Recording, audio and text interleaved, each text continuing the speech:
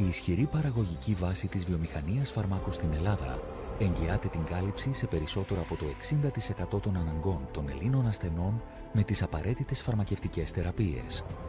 Με 26% μερίδιο αγοράς σε όγκο και συμμετοχή μόλις 13% στη φαρμακευτική δαπάνη, οι ελληνικές φαρμακοβιομηχανίες προσφέρουν το 65% της συνολικής απασχόλησης του κλάδου, το 90% των επενδύσεων και το δεύτερο εξαγώγημο προϊόν της ελληνικής παραγωγής. 50 φαρμακευτικές επιχειρήσεις με 45 εργοστάσια παραγωγής φαρμάκων διαθέτουμε τις υποδομές και δημιουργούμε προστιθέμενη αξία στην ελληνική οικονομία. Ενισχύουμε την απασχόληση με καλά αμοιβόμενες θέσεις εργασίας και με τις επενδύσεις μας συμβάλλουμε αποφασιστικά στην αύξηση του ΑΕΠ. Με παρουσία σε 147 χώρες, αυξήσαμε τις εξαγωγές μας από την έναρξη της κρίσης κατά 182%, συμβάλλοντας στη βελτίωση του σταθερά ελλειμματικού εμπορικού ισοζυγίου της χώρας. Η πανδημία ανέδειξε την ανάγκη για τον επαναπατρισμό της παραγωγής φαρμάκων στην Ευρωπαϊκή Ένωση. Πολλά ευρωπαϊκά κράτη, χωρίς εγχώρια παραγωγή, αντιμετώπισαν τεράστιες ελλείψεις. Όμως, στην Ελλάδα, η ελληνική φαρμακοβιομηχανία δεν άφησε τη χώρα χωρίς φάρμακα. Η ελληνική φαρμακοβιομηχανία έχει αναδειχθεί σε βασικό επενδυτικό κλάδο της ελληνικής οικονομίας, υλοποιώντας ένα σημαντικό πρόγραμμα επενδύσεων συνολικού ύψους άνω του 1,2 δισεκατομμυρίων ευρώ. Οι επενδύσεις των ελληνικών φαρμακευτικών επιχειρήσεων αφορούν σε ένα φάσμα δράσεων, από προγράμματα μεταφραστικής και κλινικής έρευνας έως την αναβάθμιση των υφιστάμενων υποδομών, αλλά και τη δημιουργία νέων με υπερσύγχρονο εξοπλισμό και χρήση τεχνολογίας εχμής. Οι επενδύσεις αυτές διαμορφώνουν τον χαρακτήρα και το μέλλον της σύγχρονης ελληνικής φαρμακοβιομηχανίας, συμβάλλοντας ενεργά στην εδραίωση υψηλών αναπτυξιακών ρυθμών για τον κλάδο και το σύνολο της εθνικής οικονομίας. Ταυτόχρονα, οι επενδύσεις μας θωρακίζουν το σύστημα υγείας, διαμορφώνοντας συνθήκες επάρκειας και σταθερότητας στη φαρμακευτική αγορά. Διευρύνουμε τη δυνατότητα κάλυψης των αναγκών των ασθενών με ποιοτικά ασφαλή και αποτελεσματικά φάρμακα. Επιχειρούμε με εξωστρέφεια και αυτοπεποίθηση, παραμένοντας σταθερά προσανατολισμένοι στο όραμά μας για την ανάδειξη της χώρας μας σε ευρωπαϊκό κόμβο για την έρευνα και παραγωγή φαρμάκων.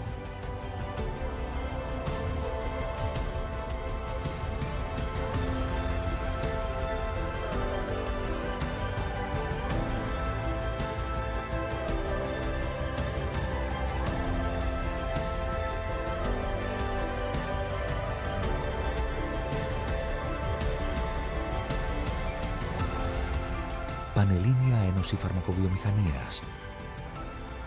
Παράγουμε Ελλάδα, στηρίζουμε Ελλάδα, αξιοποιούμε Ελλάδα, εξάγουμε Ελλάδα, μένουμε Ελλάδα.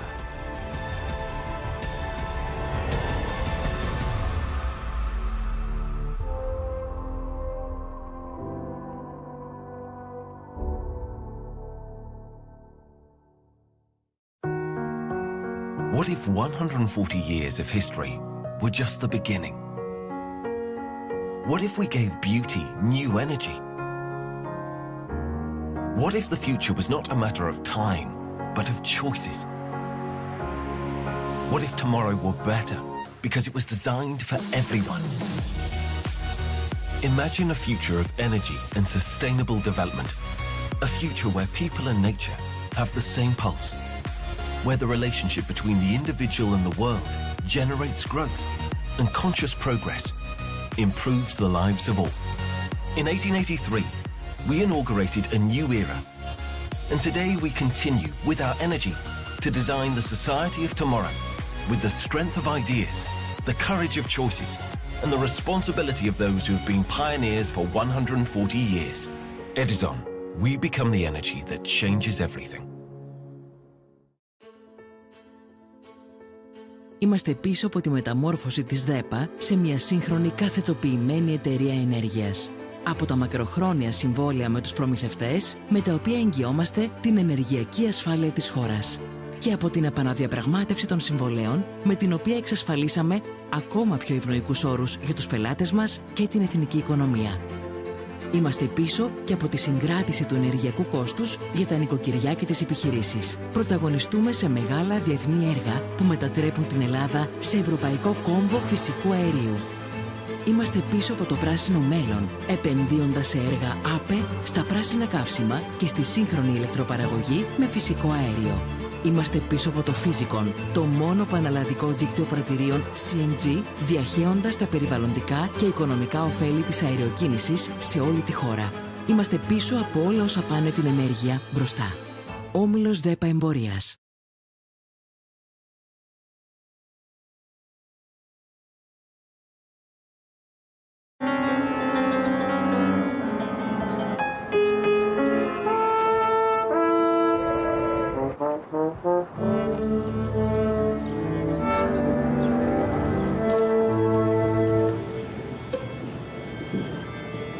Η καινοτομία απαιτεί προσπάθεια και ενέργεια κάθε στιγμή.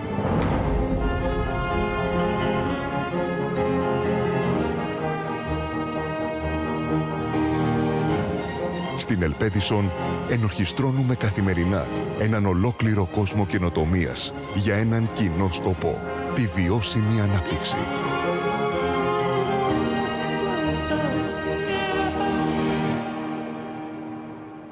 Edison, δίπλα σας, με όλη μας την ενέργεια.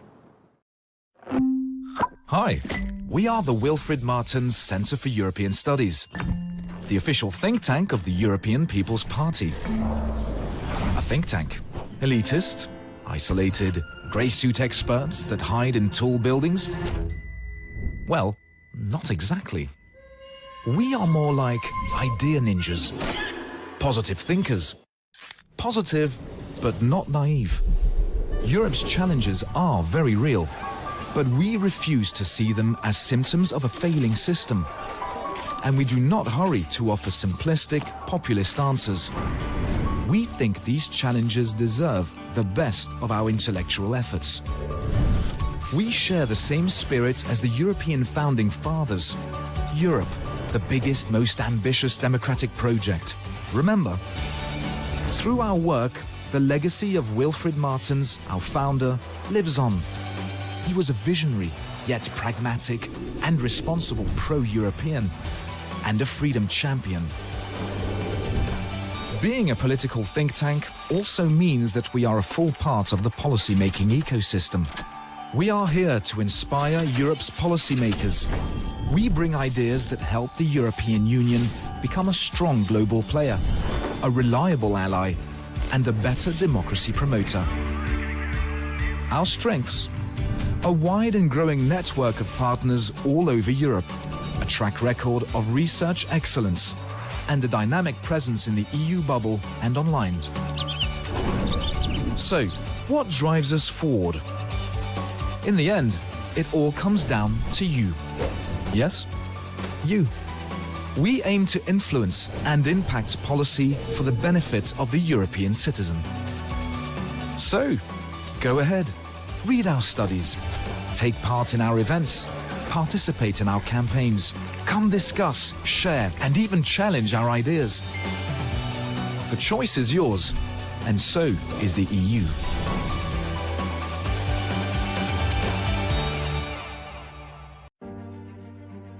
We envision the future, with people living in sustainable cities, in harmony with nature, with contemporary infrastructure, empowering quality in daily life.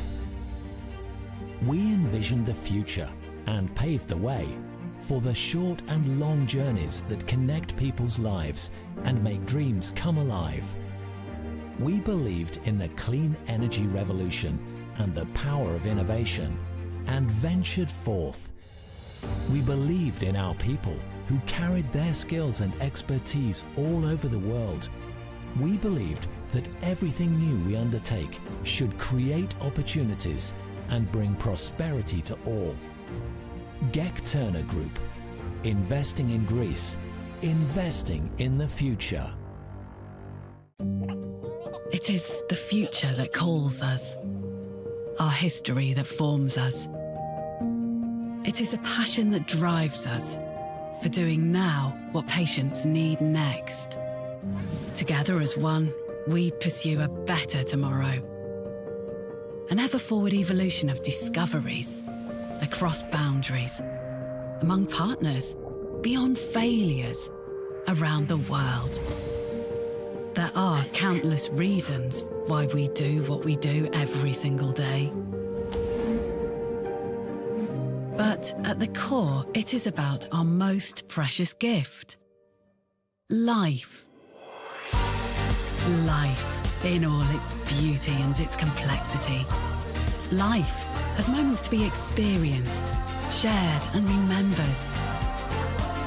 Life as possibilities beyond the horizon. Life transformed by science, from despair to hope. Together to celebrate life.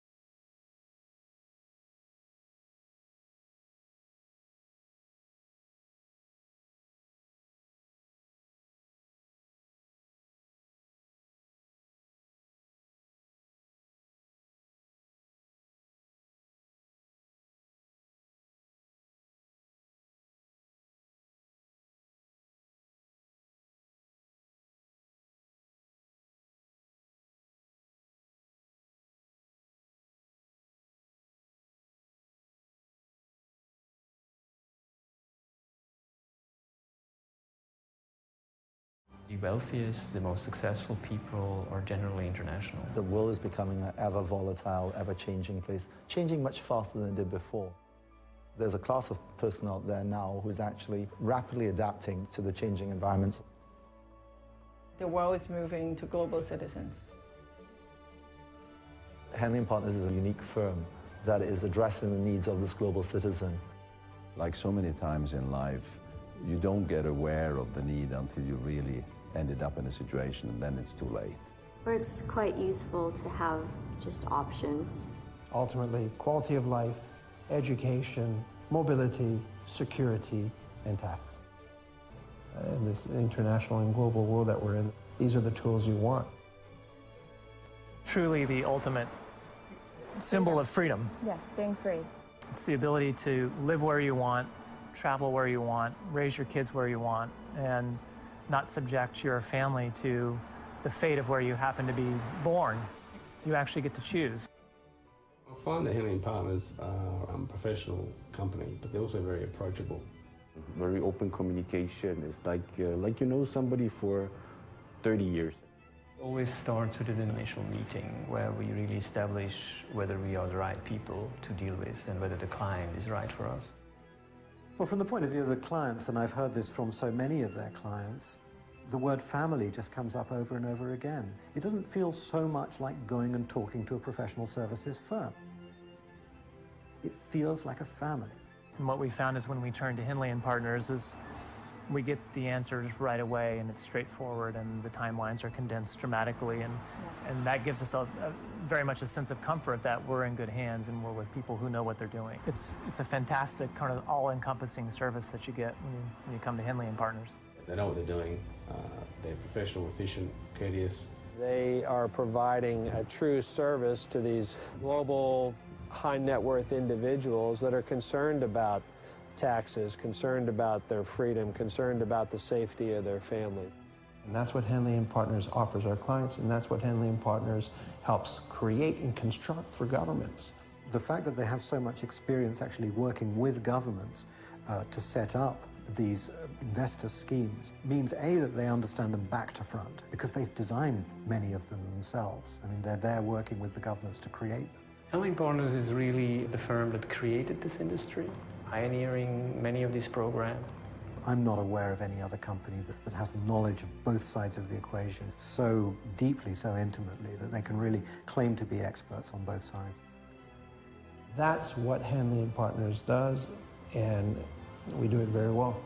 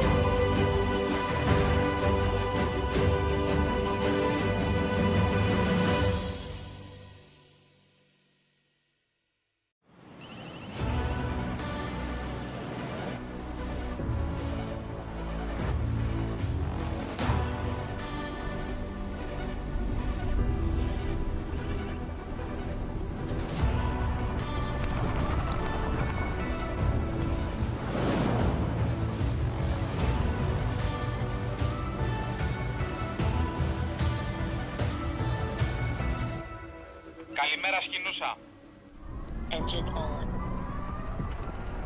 Απογείωση. Εκτιμόμενη ώρα άφηξης 10 λεπτά. Καλημέρα. Ελήφθη.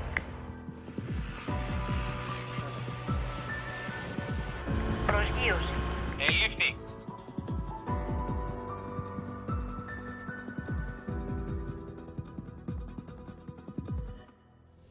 Περιοχή καθαρή. Ελεύθερη απογείωση. Our motors. Απογείωση. Ευχαριστούμε. Καλή συνέχεια. Ευχαριστούμε πολύ, Σκηνούσα. Συνέχεια διαδρομής προς Ηρακλειά Κουφονήσι.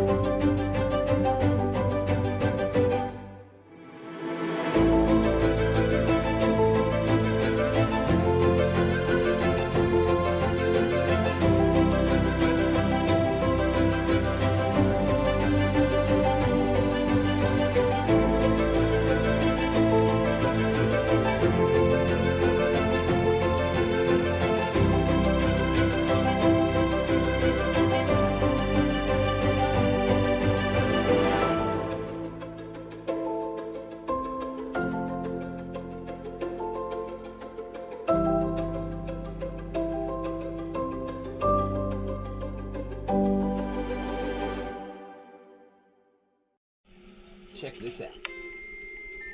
It hasn't been such a long time since people first started shopping online, and it was easy to keep up with the clicks. Little by little by little by more, the clicks added up to be more than the stores, and e-tailers worked harder than ever before because they had to keep up with the clicks. The clicks came from laptops, then tablets and phones, Monday through Sunday, office and home, 24 hours in every zone, and still they kept up with the clicks. Now shoppers ask more from the websites they're on, their language, their currency, their way, or they're gone, so you'd better keep up with the clicks. All of a sudden, there are so many must-dos if you want to keep selling, like delivery there, no there, or there. And make it tomorrow, first thing. No time for borders. Gotta stay in control, to stay in the flow and continue to grow. But we'll help you. Keep up with the clicks.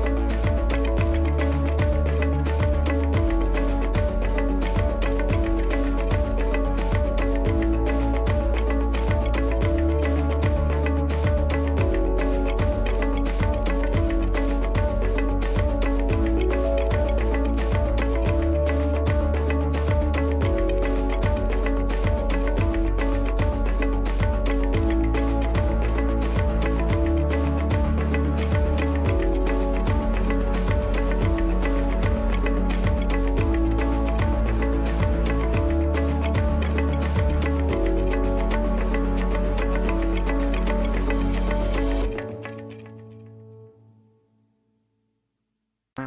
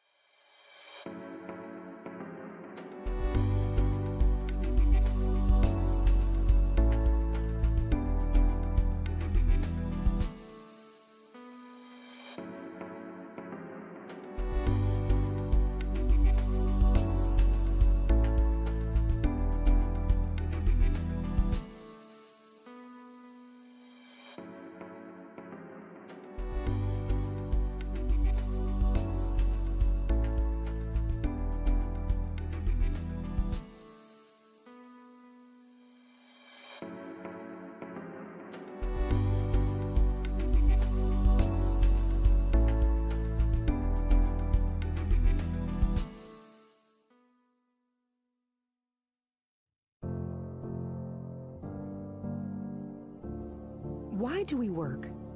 Why do we make the sacrifices we make? The late nights, the sinking with coworkers 5 time zones away. Why? Why? Why? ¿Por qué hacemos lo que hacemos? Why? Because we all want our work to mean something. We want it to have impact. And not just on the bottom line, but the people we ultimately serve. Your customers. Iron Mountain knows how to make your work mean more. After all, we've been protecting your most valuable assets for over 7 decades. Who better to help you use it to unlock new ideas and insights that will not only accelerate your business, but elevate it in so many ways. By digitizing your information, securely decommissioning your IT assets, safeguarding your brand reputation, collaborating to meet your sustainability goals, and connecting your work to the world. So let's roll up our sleeves and get to it, shall we? Let's find the gold in your mountain of data. Let's elevate. Let's elevate. Let's elevate. 大的 wisdom 让我们提升 Let's elevate. Let's elevate. Elevate the power of your work.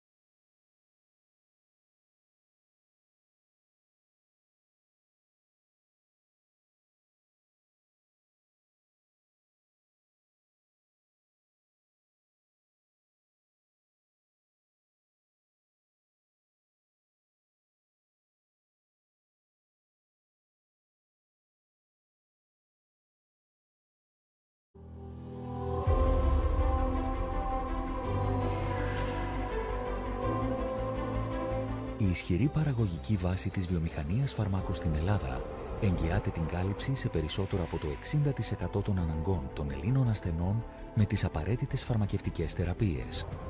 Με 26% μερίδιο αγοράς σε όγκο και συμμετοχή μόλις 13% στη φαρμακευτική δαπάνη, οι ελληνικές φαρμακοβιομηχανίες προσφέρουν το 65% της συνολικής απασχόλησης του κλάδου, το 90% των επενδύσεων και το δεύτερο εξαγώγημο προϊόν της ελληνικής παραγωγής. 50 φαρμακευτικές επιχειρήσεις με 45 εργοστάσια παραγωγής φαρμάκων. Διαθέτουμε τις υποδομές και δημιουργούμε προστιθέμενη αξία στην ελληνική οικονομία. Ενισχύουμε την απασχόληση με καλά αμοιβόμενες θέσεις εργασίας και με τις επενδύσεις μας συμβάλλουμε αποφασιστικά στην αύξηση του ΑΕΠ. Good morning and very warm welcome to our 27th Government Roundtable here in Athens. It's always a great pleasure to be here with you. It's a particular pleasure to be actually starting on time here, and I think that's a testament to your keenness to learn about a very troubled world that we live in at the moment, even braving the fog that I gather was very thick on the way from Athens to here this morning. So thank you all for coming early. We're going to have several days of really stimulating conversation, I think, about all sorts of aspects of the world which got rather more troubled as we put the program together. I'd like to just start by thanking all of our speakers for coming and all of our sponsors for supporting this event, because without the support of our sponsors, this could not happen. And we have very loyal sponsors who come year after year and support this event. Thank you to you all. Now, just by way of introduction, we're going to have a conversation with my co-chairs here, Joan Hoey, who you will be familiar with, anybody who's been to these events over the years. Joan and I are regular partners in crime here. And Joan, of course, has had an illustrious career at the EIU and, among other things, does the research and forecast on Greece. So we're going to be talking a little bit about that, but also prepares our the EIU's annual Democracy Index, which is a very important piece of work. And Alistair Ross, also an illustrious career at the EIU, and most recently he's been working on the World Ahead, our annual look at the year ahead. He's the country's editor for that, so he's been any country in the world. Alistair is right up to speed with what's going on and what's about to happen. So, without further ado, Joan, let's come to you first, and I think we have to start with geopolitics. The world's been shaken not just by the war in Ukraine, which I guess we were expecting to come here to talk about, but also now, of course, the crisis in the Middle East. So how is this affecting the outlook for the region and the way that we have to think about the world economy as well?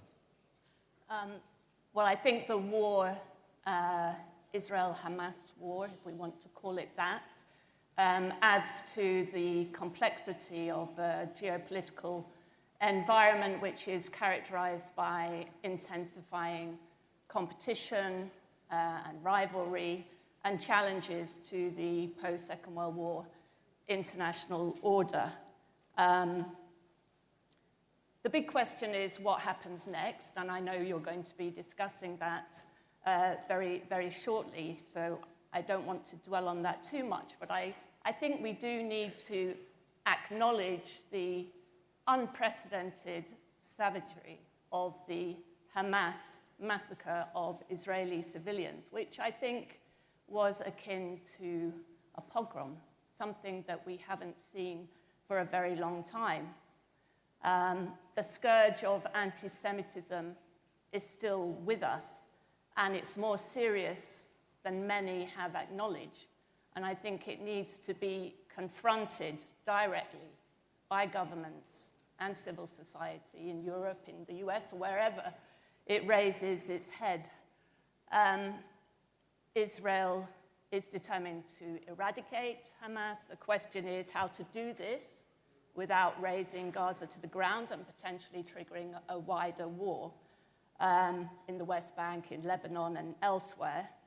A ground invasion has yet to start, and there's many complicating factors, not least the hostages.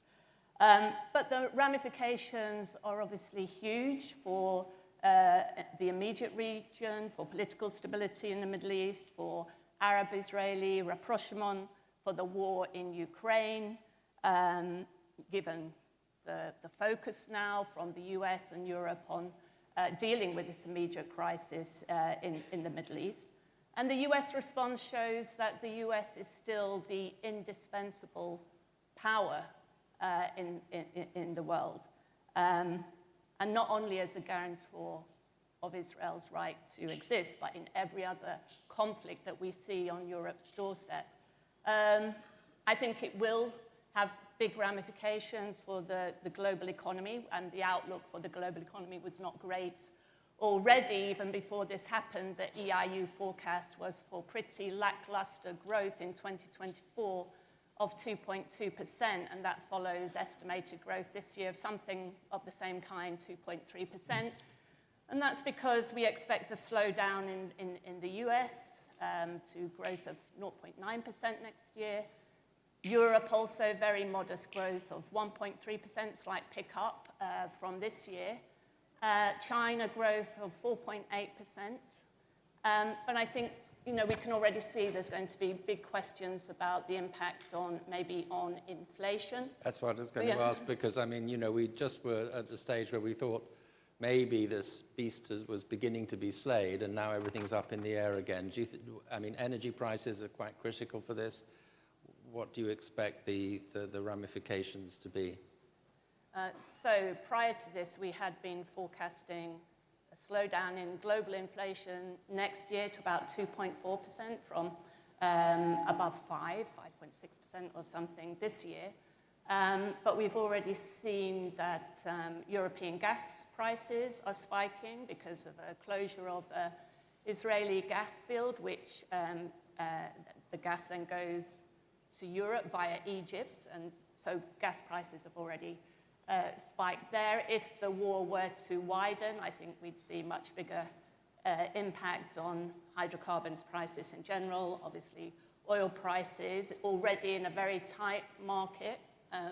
The impact of a wider war would be quite considerable, I think, pushing up prices, hydrocarbons prices, and inflation, and then I think raising very big questions about the management of monetary policy. And the big risk, obviously, is that monetary policy tightening could persist through 2024. It had looked like there would be a pause now from the Fed and the ECB, but I don't think we can rule out further rate increases if this worst kind of scenario. With potential impacts on all sorts of things, not least American politics going into an election year. But let's not go there for the moment, because we've got enough to talk about. It's interesting to me that we're sitting here, and you talked about, I think you mentioned it once, but the war in Ukraine. If we had not had what's happening now in Israel, we would have been talking a lot about Russia and Ukraine. How do you see that scenario over the next year or so, and how does this play into the conflict in Ukraine? I think we'll still talk a lot about the war in Ukraine, and it's still the seminal issue of our times, in my opinion. Putin is in for the long haul, for a long war. That's his calculation, to hold out as long as possible in the hope that support for Ukraine in the West, in the US, in Europe will start to wane. So I think what that means, the Ukrainians are going to fight whatever happens. That's very clear. The question is whether they will have the means to do so effectively. So I think it's absolutely critical, no matter what is going on in the rest of the world or in the domestic political arena, we've got European Parliament elections too next year, and many other national elections in Europe. What's critical is that the focus stays on Ukraine and that politicians continue to make the case for putting support for Ukraine front and center and maintaining that. So I think we have to be prepared to stick with this as long as possible. Before I turn to Alistair, don't want to lose sight of Greece and the fact that you look at Greece and do the EIU's forecast for Greece. It's always helpful here to sort of set the scene for you to give a few numbers of how the EIU is predicting the Greek economy will look over the coming year or so. How are things? Post-election, obviously, but in a troubled region now. I think we can still be very optimistic about Greece, and certainly we have been and continue to be. We're forecast, so Greece is bucking the trend in many ways, and there's very good reasons for that. We're forecasting growth of 2.8% next year in Greece. Just to put that in the European context, how does that compare? Around 1% recession we're forecasting in Germany, and very sluggish growth in many other places. So that's our forecast over the medium term, that Greece will outpace growth in the Eurozone over the next 5 years, and certainly next year. So this is following growth about 2.4% this year. And I think there's several reasons why that is. Tourism is continuing to perform very strongly. Greece is the recipient of unprecedented flows of EU funds from the RRF, and I think that means that fixed investment growth is going to be strong. Household consumption, despite the cost of living crisis, has actually been quite resilient. And the way I look at it is that after this very protracted crisis in Greece after 2010 through to more or less 2019, 2020, there's considerable scope for catch-up growth as long as we have political stability, we have confidence of foreign investors. New Democracy has just been re-elected for a second term, which has boosted confidence. It's got a very packed reform agenda. So there is a lot to do still in Greece, but I think the outlook is rather better than for many other countries. That's very encouraging. Just one more sort of follow-up on that. I think you monitor business environment, business sentiment, all sorts of measures of Greece. Seems to me, and we come here every year, we sort of see the change at intervals. There has been a change in the way Greece is perceived in the outside world, hasn't there? From a sort of, well, frankly, a source of crisis to a source of potential, really, now, and that's quite palpable. How fragile or solid is that, do you think?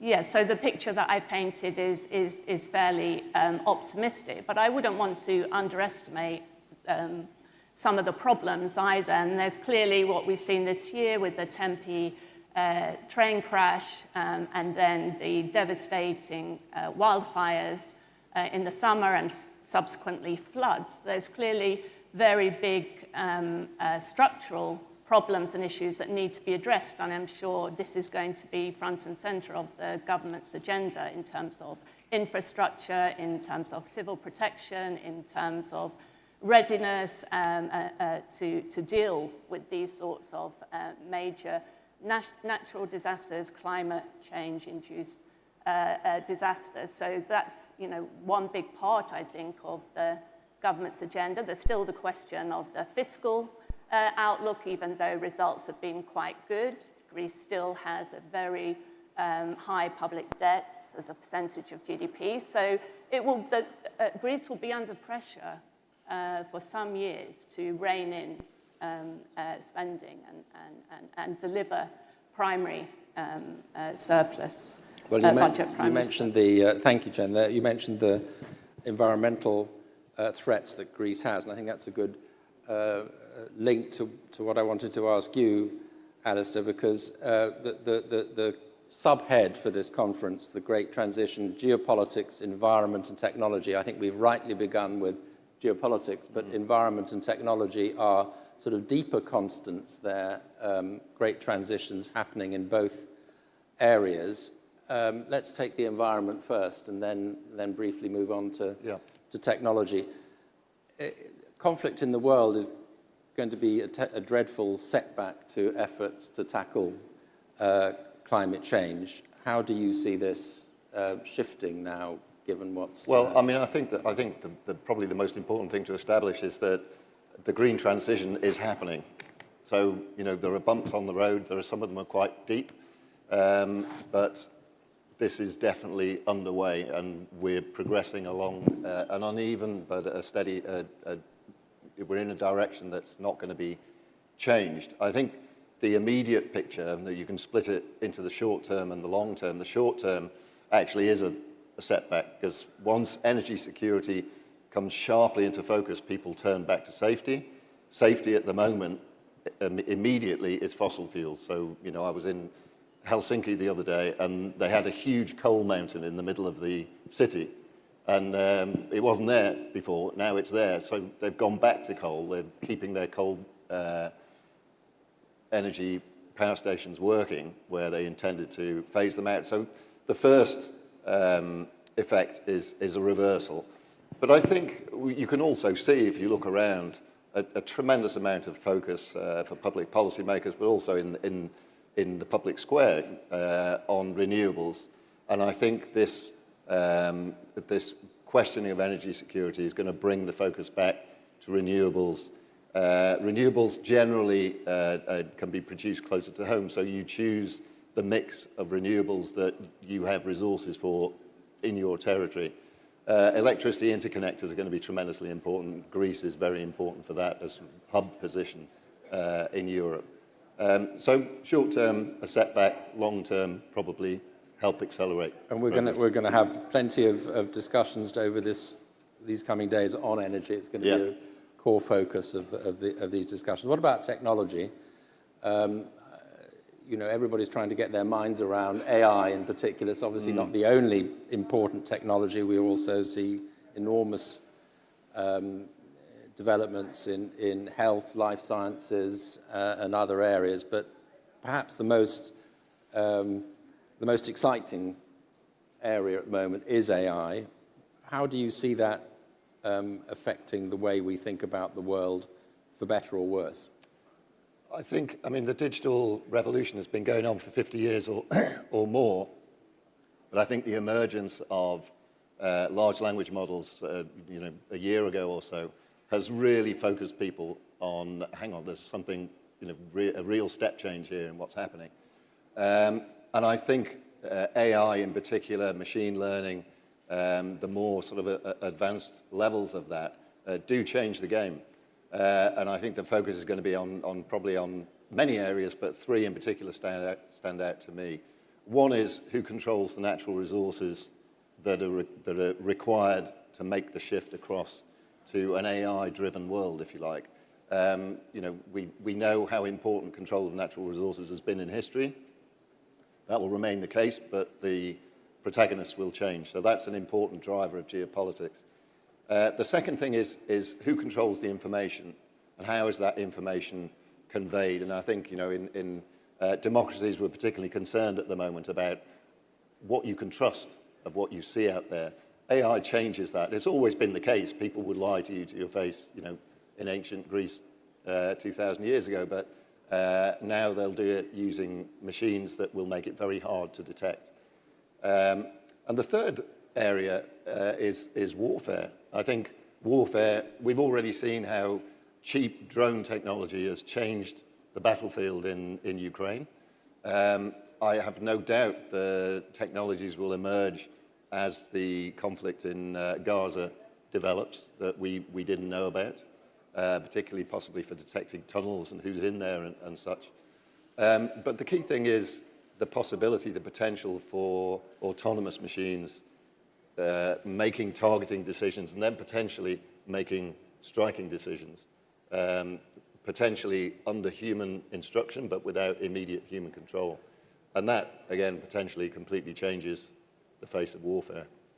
Good. Well, listen, I think we need to press on, but that, I think, sets us up very well for the discussions of the entire conference. Thank you both very much. I can assure you from what Alistair said that we are real here. We're not some AI. Yes, yeah, exactly. Yeah. And as to trust, I think that's the whole purpose of this event, is to try to get really trustworthy information in front of you that can help you navigate a very difficult world. So thank you both, and we'll move on to the next session.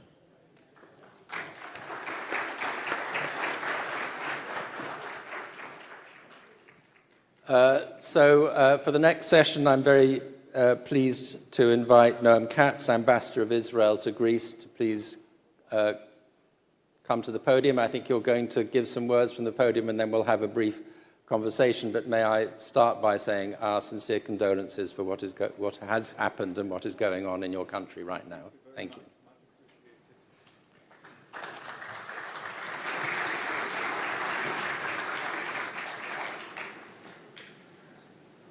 Ladies and gentlemen, first I want to thank you for the opportunity to speak here at the opening of the important Economist Government Roundtable. It's an important forum of people that has a lot of influence. Unfortunately, it is happening during a dark time for Israel. On October 7th, on the day of the ending of Israeli high holidays, the Hamas terror army launched an unprovoked all-out war against Israel with a mass assault against our southern communities. The terrorists had a clear order to massacre and capture Israelis, while the attack was carried out under the cover of thousands of rockets launched against our cities.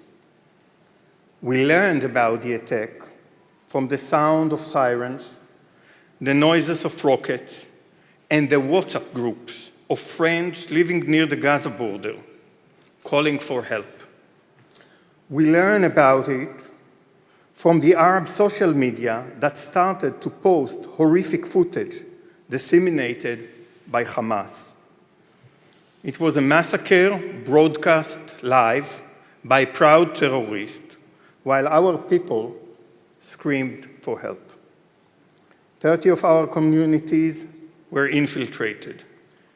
Innocent Israelis were butchered in atrocities that defy even the sickest imagination. Infants were decapitated. Pregnant mothers were disemboweled. Young children and their parents were burned alive. People were executed in cold blood in front of their families. Youth at the prime of their life were gunned down or blown to pieces in a music festival. Women were raped and utterly humiliated. Friends of ours were there. Friends of ours were kidnapped. A total of 1,400 people, and we're still counting, Israelis have lost their lives. More than 5,000 have been injured, many in critical condition.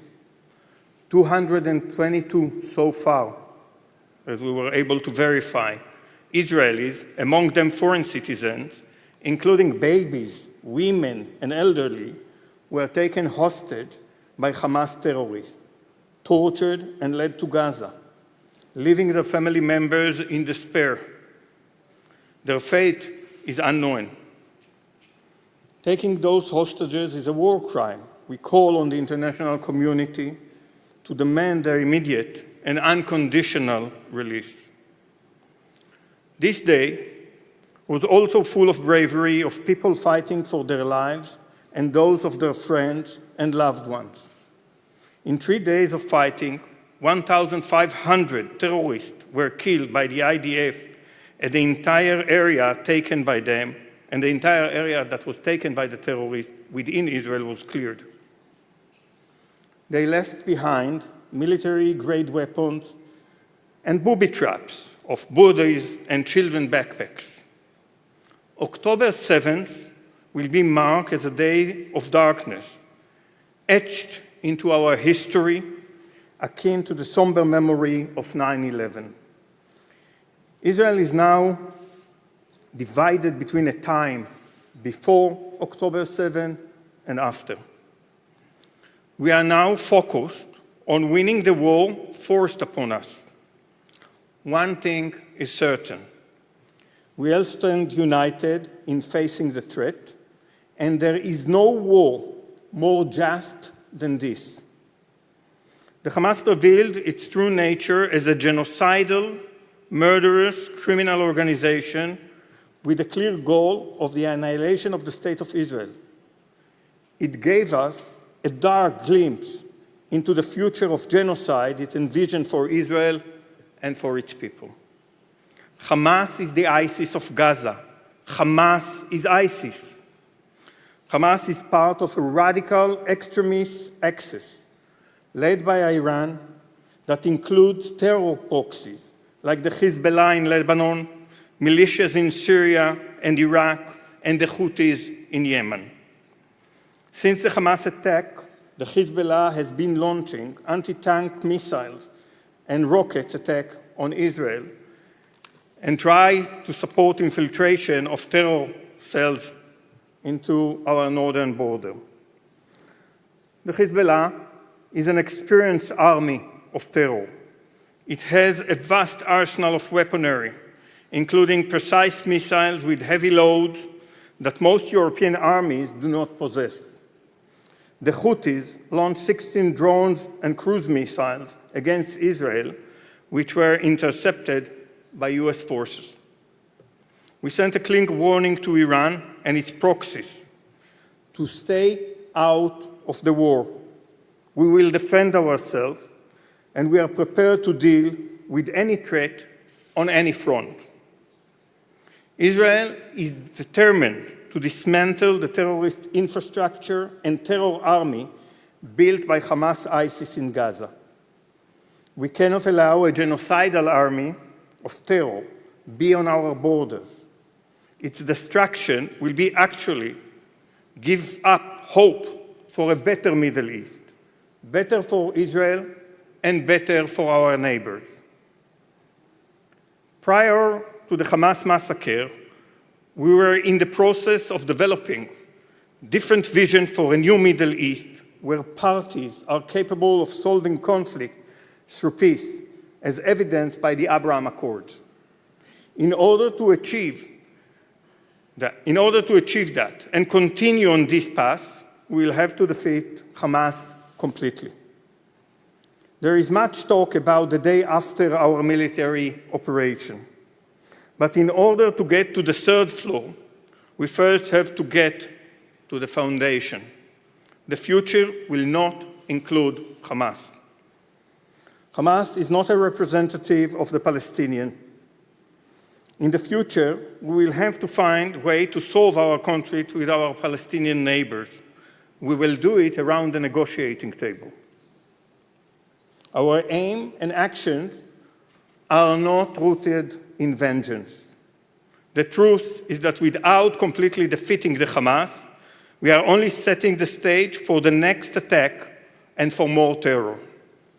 Don't be mistaken. Israel will do what it needs to do to uproot Hamas wherever and whenever necessary. Our battle against Hamas will not be short and will be carried out according to the pace dictated by us. We are not engaged in a battle against the Palestinian people, but against Hamas. It has brought nothing but pain, suffering, calamity, impoverishment of the people of Gaza. They are victims of the Hamas terror reign that occupied Gaza in a bloody coup against the Palestinian Authority in 2007. Under Gaza, there is an underground city with hundreds of kilometers of tunnels, not being used to protect civilians, but as a position for the terrorist activities of Hamas. We will have to dismantle this threat. We are acting to protect civilians in accordance with the international laws of war. We have called on the people of Gaza to move through safe passages, to safe areas in the north part of the Gaza Strip. So far, more than 700,000 have left northern Gaza, and we still call on the people to leave. We also allow the entry of humanitarian aid, food, water, and medical supplies. All this while Hamas is continuing to use Palestinian civilians as human shields. While the war on terror is continuing, it is important for the media to act professionally and responsibly, cross-checking facts, not believing the statements issued by Hamas, which is a cynical ISIS-like terror organization. The media have a role to play in not inflaming emotions The aim of Hamas, ISIS, and Hezbollah is to fan the flames of anti-Semitism worldwide, threatening the fabric of free societies as seen by the recent terror attacks in other capitals in Europe. We appreciate the support of the world, and in particular the US and European leaders. US President Joe Biden's decision to send battle groups to the region sent a strong message to Iran and its allied proxies to stay out of the war, while sending message to US allies in the region of its commitment to their security. I want to thank Greece for its support for Israel's unreserved right to self-defense, its condemnation of Hamas, and its calls for the unconditional release of hostages. I want to especially thank Greek Prime Minister Kyriakos Mitsotakis, who visited Israel yesterday and met with the Prime Minister Benjamin Netanyahu in a demonstration of solidarity which emphasized our strategic friendship. Mr. Mitsotakis also met with relatives of hostages, and I also want to thank members of the Greek public who expressed their solidarity to us. The war against Hamas will continue in the same manner and with the same determination with which the Islamic State was defeated. All leaders of Hamas and its terrorists should be held accountable. And we hope that after Hamas is defeated, the architecture of peace and cooperation will continue to grow.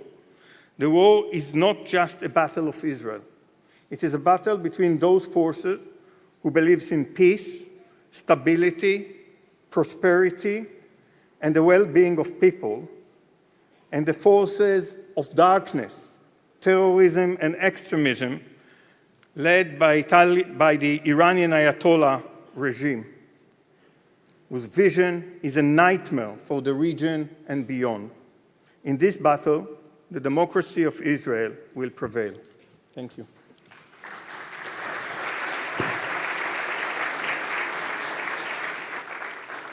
Thank you very much, Ambassador. I'm aware that we're going over time, but if you forgive me, I think it's of interest to everybody that we take a few minutes for a further conversation about this.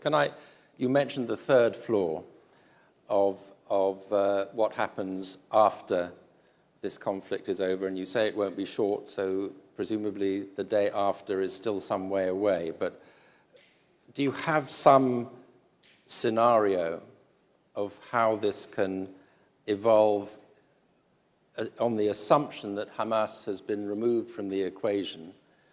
Who is the interlocutor? Who could govern Gaza? How do you live in peace with your neighbor?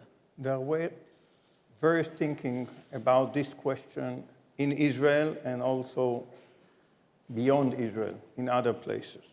Because when a democracy is going to war, it has and must think about that. I don't want to go into details.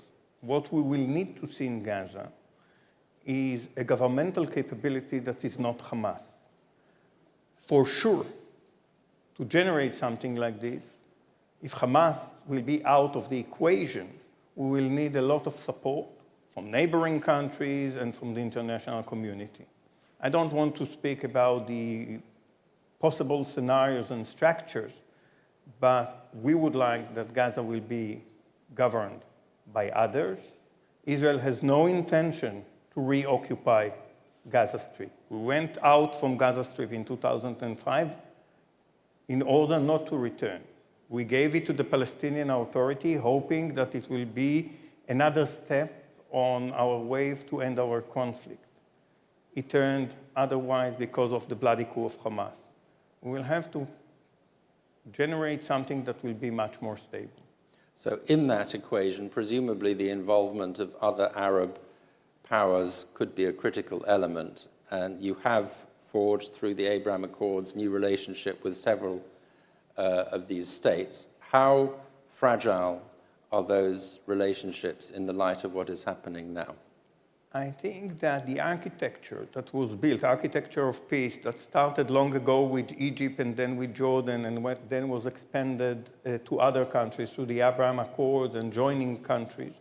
Also the talks that we had with the Saudis not long ago are reflecting a deep interest in the region to build that kind of architecture. And I think that the deep interests are there, and therefore I believe that in the future we will be back on track. I think that the relations are solid, are strong. We understand that this war is creating also a shock wave there. We are sure that they are looking on the way that Israel is capable of dealing with the threat, because part of the deep interest rely on the strength of Israel, and I'm sure that we will prevail.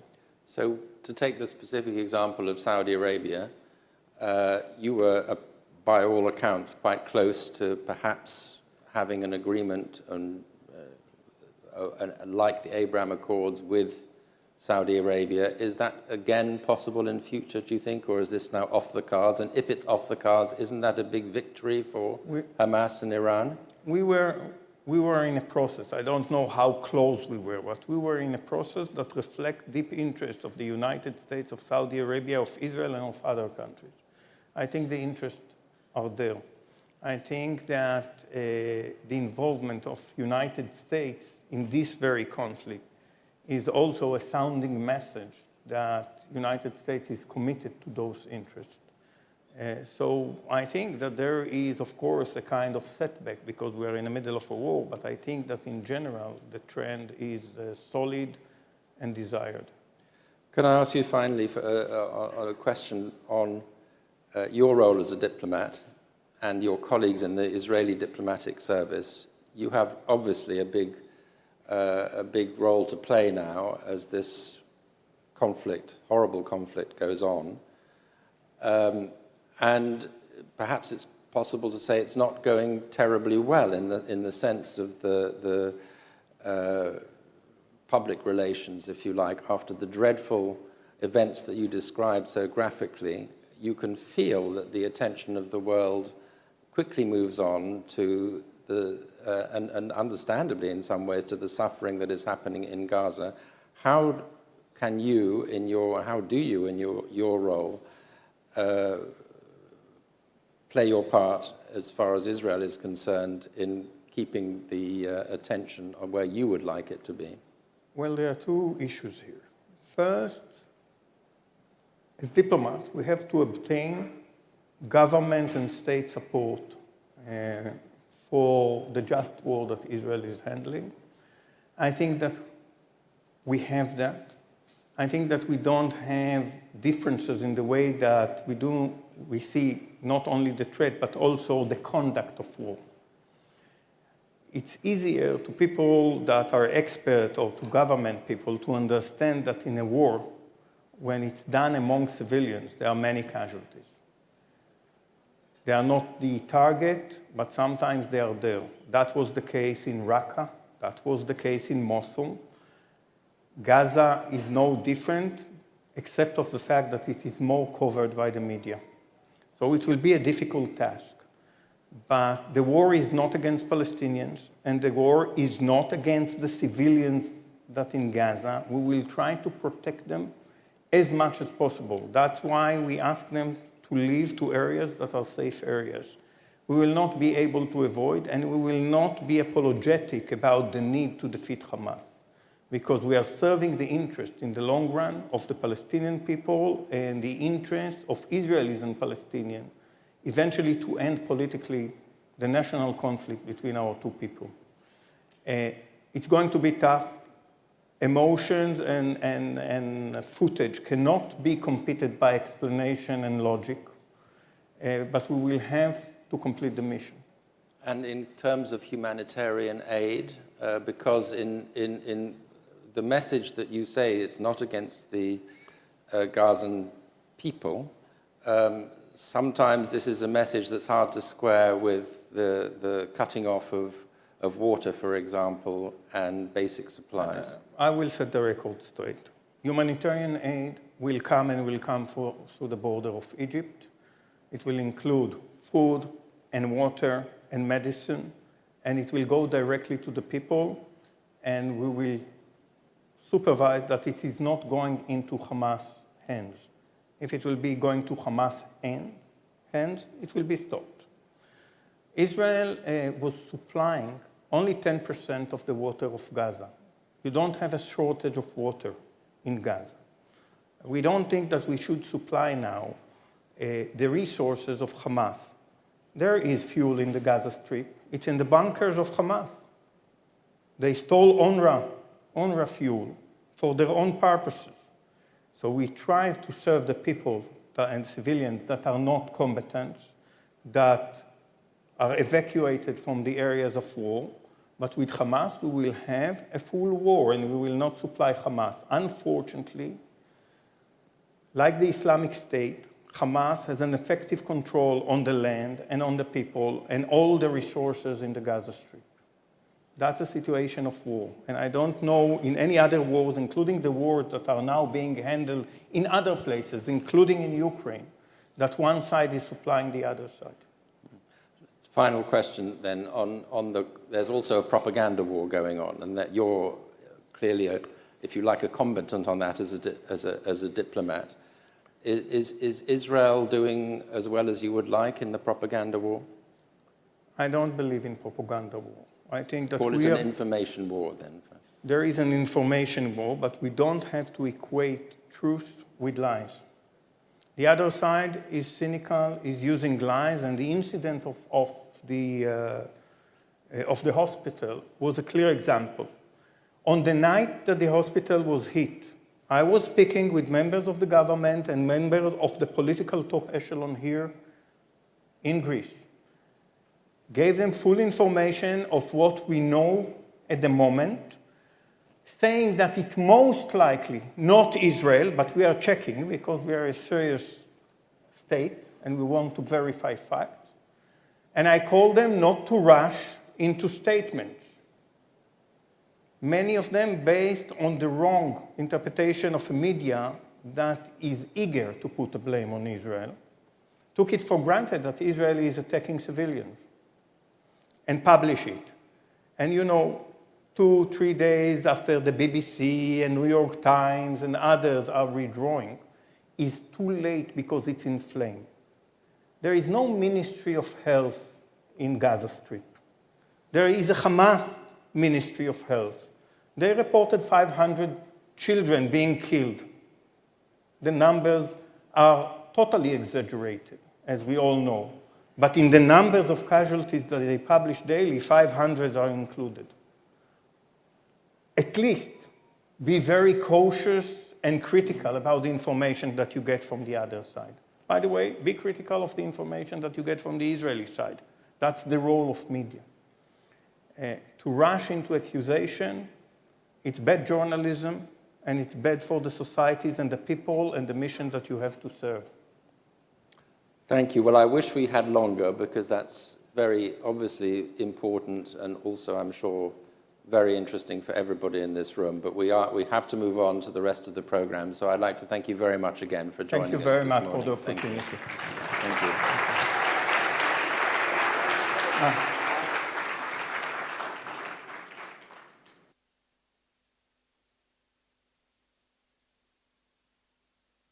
Thank you very much.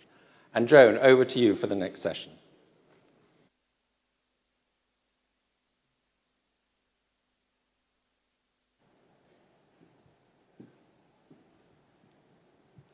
Thank you, Daniel. The next session, the focus of the next session is on solidarity and Europe, and how Europe can meet the security challenges that are multiplying all around. We have a video message in a moment, but first of all, I would like to call to the stage all our speakers before we hear that message. So if you can come and join me, Albin Kurti, Prime Minister of Kosovo, welcome. Yulia Tymoshenko, MP and former Prime Minister of Ukraine. Zoran Zaev, welcome. Former Prime Minister of North Macedonia, welcome.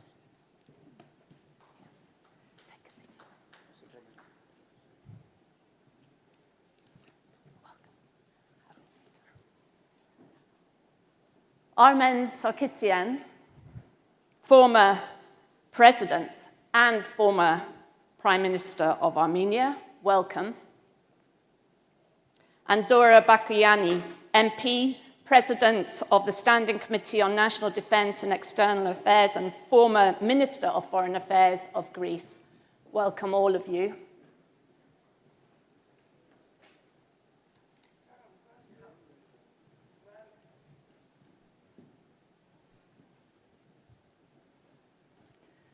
Lovely to see you, Dora. Thanks. Okay, we're going to hear a video message now from Nancy Pelosi, Speaker Emerita, United States House of Representatives. Good morning. As Speaker Emerita of the United States House of Representatives, it is my privilege to open the 27th Annual Economist Government Roundtable. Each year, this important forum convenes many respected champions of freedom and human rights, coming together to discuss the most pressing issues facing the world amid the Great Transition. How fitting it is that this forum is held in Athens, Greece, the birthplace of democracy. It was my privilege to welcome Prime Minister Kyriakos Mitsotakis to the capital of the United States last year to celebrate 200 years of democracy in the Hellenic Republic. When the history books are written, the central story of our time will be the battle between democracy and autocracy. Across the world, we see dictators on the rise, renewed attacks on free speech and religious liberty, attempts to subvert and dismantle democracy. As we speak, the heroes of Ukraine are on the front lines waging a ferocious fight, not only for their own freedom, but for freedom in the world. Their extraordinary stand against Russia's cruel crusade continues to inspire us all. In the United States, we take great pride in the magnificent leadership of our President, Joe Biden, who is rallying the free world to stand with Ukraine. And we must continue to strongly support Ukraine's fight for democracy until victory is won. At the same time, we must work together to combat the global climate crisis, the most pressing challenge of our times. As we all know, the climate crisis is a public health issue, clean air, clean water for our children, an economic issue, creating good-paying green jobs and forging progress toward a clean energy future, a global security issue to prevent conflicts springing from competition for resources and habitat following disasters, and a moral issue, because we all share a sacred responsibility to ensure strong, healthy, resilient communities for generations to come. There is no more urgent task than saving our planet. As this year's discussions begin, let us renew our pledge to carry our fight to defeat the climate crisis. And as new technologies emerge around the globe, including artificial intelligence, we must be values-based as we proceed. And we must listen to the voices of all communities as we work to ensure a future that advances safety, security, jobs, and justice. I salute each of you for your leadership, ensuring that these important issues, freedom, climate, and technology, are all at the top of the global agenda. Working together, we stand ready to confront the threats of today and prepare for the challenges of tomorrow. Thank you for inviting me to participate today, and best wishes for a productive and meaningful dialogue.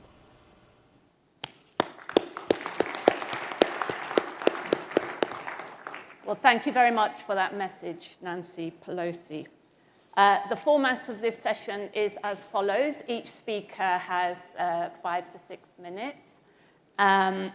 If we stick with that, we're going to have some time for questions and answers, which we always like to have here. So to follow up. So without further ado, Albin Kurti, please take the floor. Ladies and gentlemen, I'm delighted to be here with you today, and I want to express my gratitude for the opportunity to address this gathering. As we find ourselves in the final quarter of the year that has been marked by significant events, it is only fitting that we gather to reflect on the challenges that confront us. Our world's interconnectedness is not only about sharing in each other's success, but also understanding the ripple effects of crisis on a global scale. Take, for instance, the conflict Israel-Hamas after the terrorist attack of Hamas 2.5 weeks ago. It's a stark reminder that problems do not respect boundaries, they transcend nations and continents. Today, authoritarian powers seek to leverage this interconnectedness to further their influence. There are active forces working to destabilize the security and safety of the countries in their vicinity, and not only. I believe that the current moment demands unwavering support for democracy and its defenders. We must unite as the force that counters the destabilizing elements posing a significant threat to democracy.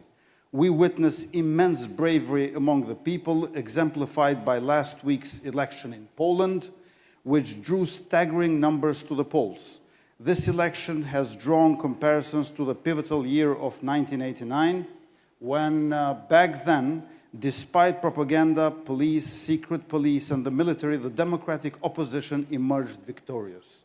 However, this same courage and unwavering stance must also be mirrored by our highest institutions. Democracy is not an elusive or unattainable goal. It can take many forms, but those forms are well within our reach. I know that every time a head of a government brags about their own country, people think that they are bragging about themselves. But I must express my genuine pride in the progress that Kosovo, my country, has made. Although there is still much work to be done, our accomplishments are noteworthy, whether it's in terms of economic growth, press freedom, investment in sustainable energy, or transformative reforms in social welfare. Renowned international organizations are mirroring this progress. From Freedom House report to Transparency International Corruption Index to Reporters Without Borders. What makes our success even more remarkable is that we've pursued the path of democracy without taking shortcuts. We did not prioritize economic growth over democracy or seek investment at the cost of our principles. We did not court investments from countries that sought to fill demands that were not met by the European Union. Instead, we strengthened economic development by combating corruption and fostering partnerships with European and American companies, as well as those of other Western allies. The same applies to our security needs. Democracy is concrete reality for us, yet so are the threats posed by autocracies, primarily Serbia, significantly aided by its alliance with Putin. Serbia's regression from democracy and aggression to Kosovo are marked by actions as state capture at home and media suppression that then after escalated into threats to my country. As is typical of illiberal countries, they shirk accountability for its recent dark past, including acts of genocide, choosing instead to glorify it. Beyond historical issues, the northern region of Kosovo has been exploited as a hub for drug trafficking, arms smuggling, and cryptocurrency mining. These activities directly conflict with the rule of law and democratic values that Kosovo represents. The relationship between Kosovo and Serbia can be best characterized as a country, Kosovo, working to build itself for the first time, striving for genuine democratic success, while an illiberal country attempts to stifle this progress, employing tactics often employed by figures like Putin. On the 24th of September, 1 month ago, the aggression that we have seen culminated when armed paramilitary groups that had been trained in official military bases in Serbia entered my country and opened fire on the police force, killing one of our police officers. Simultaneously, Serbia engaged in what the US described as unprecedented military build-up along our border. In the days that followed, a substantial amount of evidence pointed to the involvement and planning of a larger invasion by the state itself. This fact was self-evident, as no group of civilians could amass such weaponry and transport it across borders without at least the tacit support of the government. The aggression ceased not out of a desire to withdraw, but because it was strategically outmaneuvered. Since then, we have been left wondering about the potential sequels to this attack. The threat posed by authoritarian countries to Europe is not merely ideological, and we must address it as such. Our northern neighbor continues its military build-up, even receiving supplies from new sources, including a recent shipment from China. The current time is not one to sit back. To ensure Europe's security in the future, it is imperative for European institutions to close the gaps that enable authoritarians to foster acts of aggression and wage war against European democracies and their values. Any vulnerabilities that remain open are certain to be exploited to undermine the proper functioning of our democratic system. Notably, there are gaps in the Western Balkans that have been further widened by protracted and ambiguous process related to EU integration.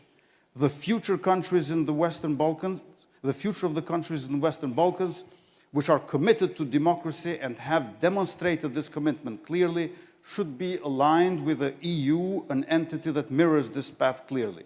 Moreover, there should be mechanisms in place to check and address any anti-democratic behavior exhibited by those on this path. Given the events of the past year, it must be explicitly stated that positioning oneself between Brussels and Moscow effectively equates to siding with Moscow, while misusing European generosity and aid to further the agenda of state capture. This serves as a prime example of the gap that we must actively combat. Thank you very much for your attention. Thank you very much, Prime Minister. I should say that the panel, feel free, if you like, to stay in your seats to give your remarks. And Yulia Tymoshenko, we're delighted to have a representative of Ukraine here with us. So over to you. John, may I suggest that people will get their headphones? Yes. You should find headphones on your desk, on the table in front of you.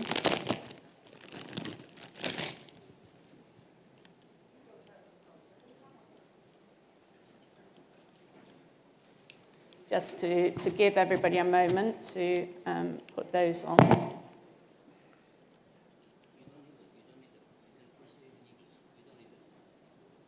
Okay. But still, so I will do it loudly. Yeah. Okay. It Don't just put might your help headphones. you to hear, that's all. Yeah. But if you put your headphones, you will hear it's better. Шановні друзі, Dear friends, я зараз маю честь представляти на цьому статусному форумі Україну. I have an honor to represent in this important forum my country, Ukraine. І почати хочу з подяки кожному з вас, вашим урядам, вашим народам за ту підтримку, яку Україна має останні 20 місяців. And I would like to start my comments with thanking to you, everyone, and the countries, your people, for the support and help you're providing to Ukraine in the course of last 20 months. Завдяки тому, що вільний світ стоїть поряд з Україною впевнено і надійно. Україна вистояла, Україна бореться, Україна стала сильнішою зберігла свою незалежність, свій суверенітет. It is because of this indispensable support Ukraine is fighting, Ukraine survived, and Ukraine became stronger. Тільки вчора більше 600 снарядів впало на територію України. Це керовані бомби, це шахеди, це артилерійські снаряди, і це все падає на мирні міста України. Only today, yesterday night, more than 600 missiles, drones, artillery rounds hit peaceful targets in Ukraine. Але українська армія, український народ стоять дуже мужньо і будуть стояти до перемоги, до повного поновлення територіальної цілісності України і до повернення на основі цього миру. But courageous Ukrainian soldiers, Ukrainian people will stand courageously till the win in this war, which means restoring territorial integrity, sovereignty and independence of Ukraine. Ми отримали більш потужну зброю. І зараз дальнобійними ракетами «Атакамс» ми можемо вражати ворога дуже жорстко, точно і знищувати по максимуму. We're entering a new stage of the war, marked by the finally obtaining the first part of the long-range missiles ATACMS that allows us to reach and to hit the storages and the military targets of the aggressor's army, Russian army, beyond their immediate contact line. За ці 20 місяців ми звільнили Чернігівську, Київську, Житомирську, Харківську, Сумську області, місто Харків, місто Херсон, який вже був внесений в Конституцію Російської Федерації як їх територія. І це говорить про те, що ми можемо разом з вами перемагати.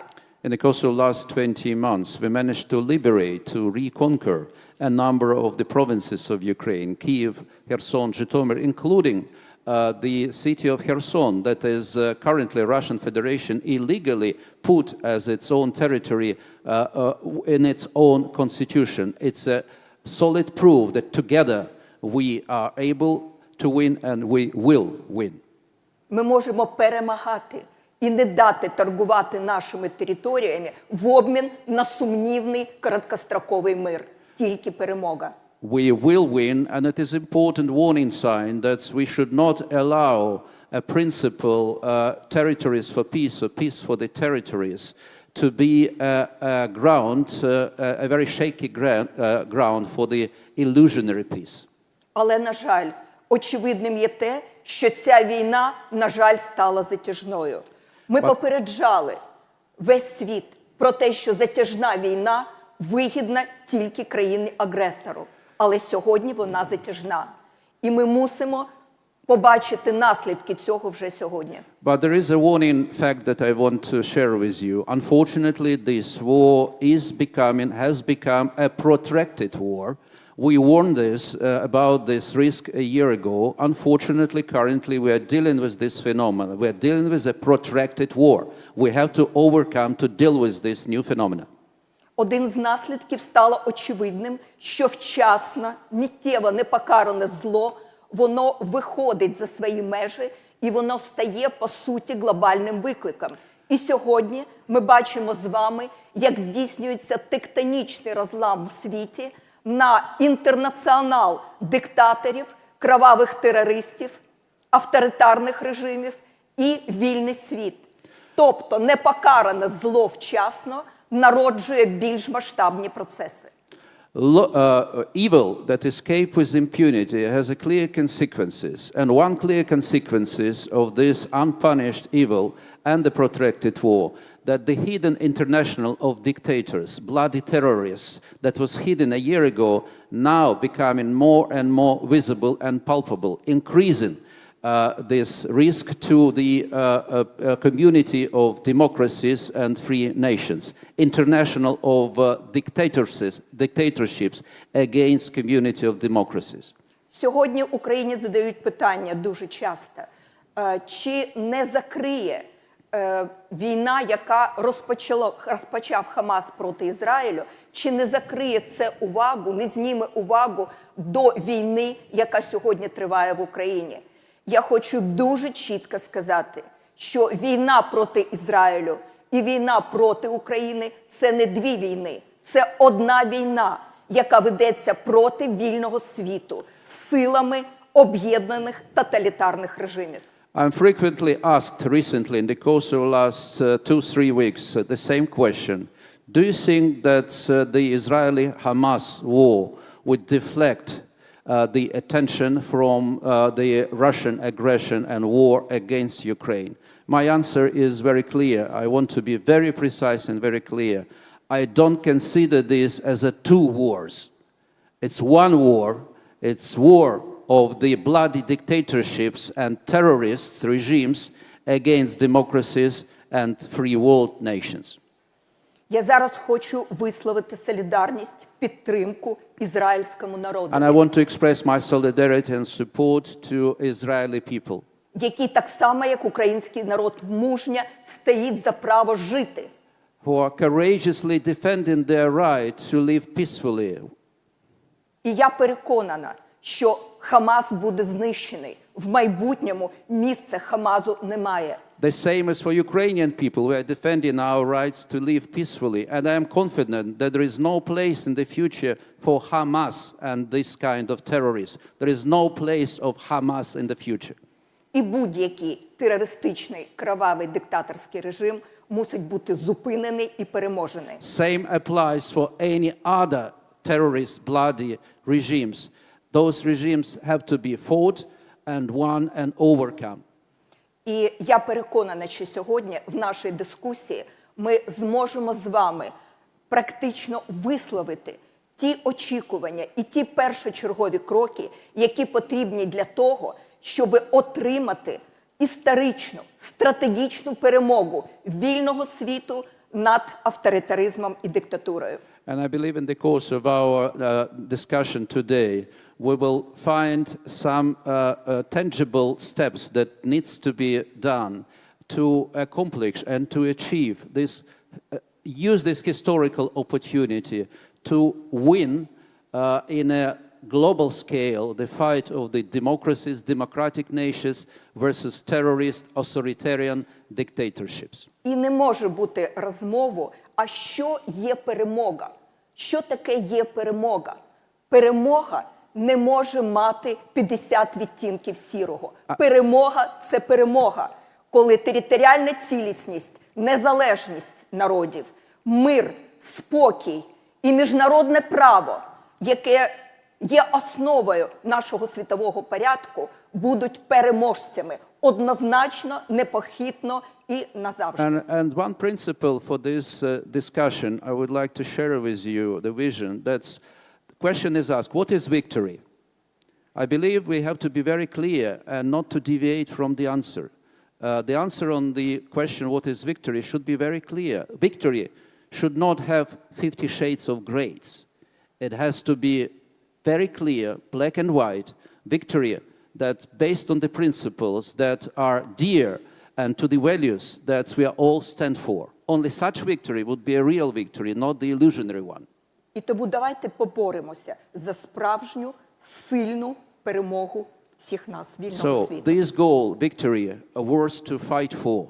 Let's fight together for the real victory for all of us.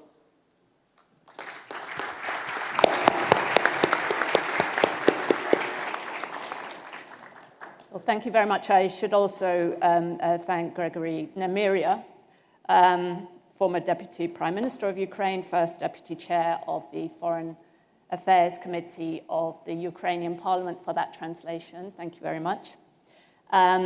Next, we have Zoran Zaev, former Prime Minister of North Macedonia. Welcome.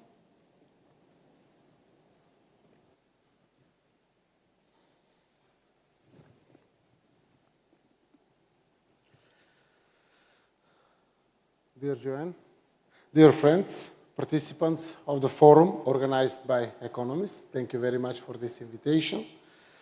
This event takes place in the shadow of threats in several war and crisis hotspots in the world. We rightly ask, as this forum also asks, are we seeing the end of the war in Ukraine? How much worse can the situation in Israel get, and how close are we to the entire Middle East going up in flames? Could there be an escalation on the situation in the north of Kosovo? The real answers to all these questions should be given by the moderate and progressive forces in the world, and it is necessary to have those solutions and answers as soon as possible in order to dominate over the radicals and extreme populists. What we have remembered and preserved as experience is that dialogue, diplomacy, acceptance of the other's arguments, and compromise remain the only means of reasonable conflict resolution. From a regional perspective, we have repeatedly convinced ourselves that the Prespa Agreement is the true example of the power of diplomacy and dialogue. It is a useful example for many other open questions. As past and present leaders of countries, we owe it to the citizens to solve problems, maintain peace, and create conditions for development and better life for all. Achieving agreements that bring peace and stability requires clear vision and faith that the problems can be solved. But endurance and persistence are also needed.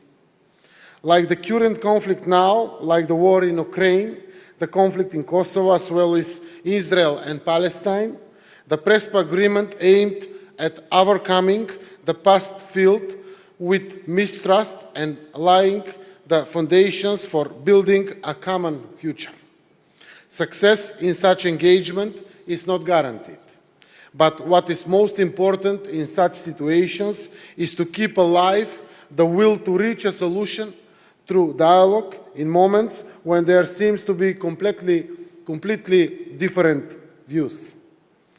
This is how I and Alexis Tsipras acted at that time. We have accepted that we will not avoid them, but will face the difficult questions and find solutions. And so it was. The solution was found through dialogue, mutual understanding, and willingness to compromise of both sides. North Macedonia became a member of NATO, and the Prespa Agreement brought us one step closer to the European Union, and membership negotiations are ongoing. Greece is not only not blocking us, but also helping our accelerated integration into the European Union as the strongest partner. In the name of that friendship, I would also like to take this opportunity to thank Prime Minister Mitsotakis, who accepts the Prespa Agreement is deal done, and who, with his and Greece leadership, represent an exceptional factor of stability in the region. Very quickly, the Prespa Agreement was recognized as a model for resolving complex misunderstandings and conflicts. Peace and all other agreements reached through dialogue are catalyzer for change. Inspired by this approach, in 2019, the President of Serbia, the Prime Minister of Albania, and I, that as the Prime Minister of North Macedonia, initiate the Open Balkan Initiative. We have a sincere intention to transform the region from a zone of conflict to a zone of friendship and cooperation. Regional connection has opened up new perspectives and opportunities for economic development, for a common future for our peoples. Albania, Serbia, and North Macedonia have signed several multilateral and bilateral agreements for the realization of the basic rights for the free movement of people, product, service, and capital as part of the planned benefits for greater regional cooperation and the promotion of connectivity between the countries of the Western Balkans. With togetherness and with inventive solution in times of global crisis, we can transform the Balkans into a zone of peace and stability. I remain completely dedicated to encourage the process of cooperation in the Balkan, also to other countries of the Western Balkan, like Kosovo, like Bosnia and Herzegovina and Montenegro. Before I finish, let me address a few sentences that influence of third malicious parties in the region. I'm thinking about all of the influence of Russia. Russia, even before the military aggression in Ukraine, is leading another special hybrid war for influence in some regions. The Western Balkan is one of those regions of special interest to Moscow. But despite all the attempts that are supported by strong financial and other means, our region shows continuous resistance to these influences. Of course, this is also possible due to the enormous support of NATO, the European Union, and the United States, with whom we share the same democratic values.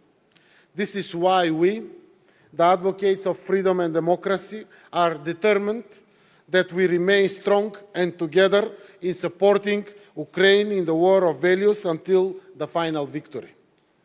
What connects us is the resistance to the totalitarian matrix. The unity of democratic or modern forces must have prevailed. That is why the coalitions and cooperations of progressive forces is imperative for us. Yes, we are facing a new era of uncertainty, but that should not discourage us. On the contrary, it should encourage us to be ready for a battle for a friendly and a fair balance in the world. Thank you. Thank you very much. Now it's an honor to have on the platform Armen Sarkisyan, former President and Prime Minister of Armenia. Thank you very much for joining us after your country has been through such a difficult time of late.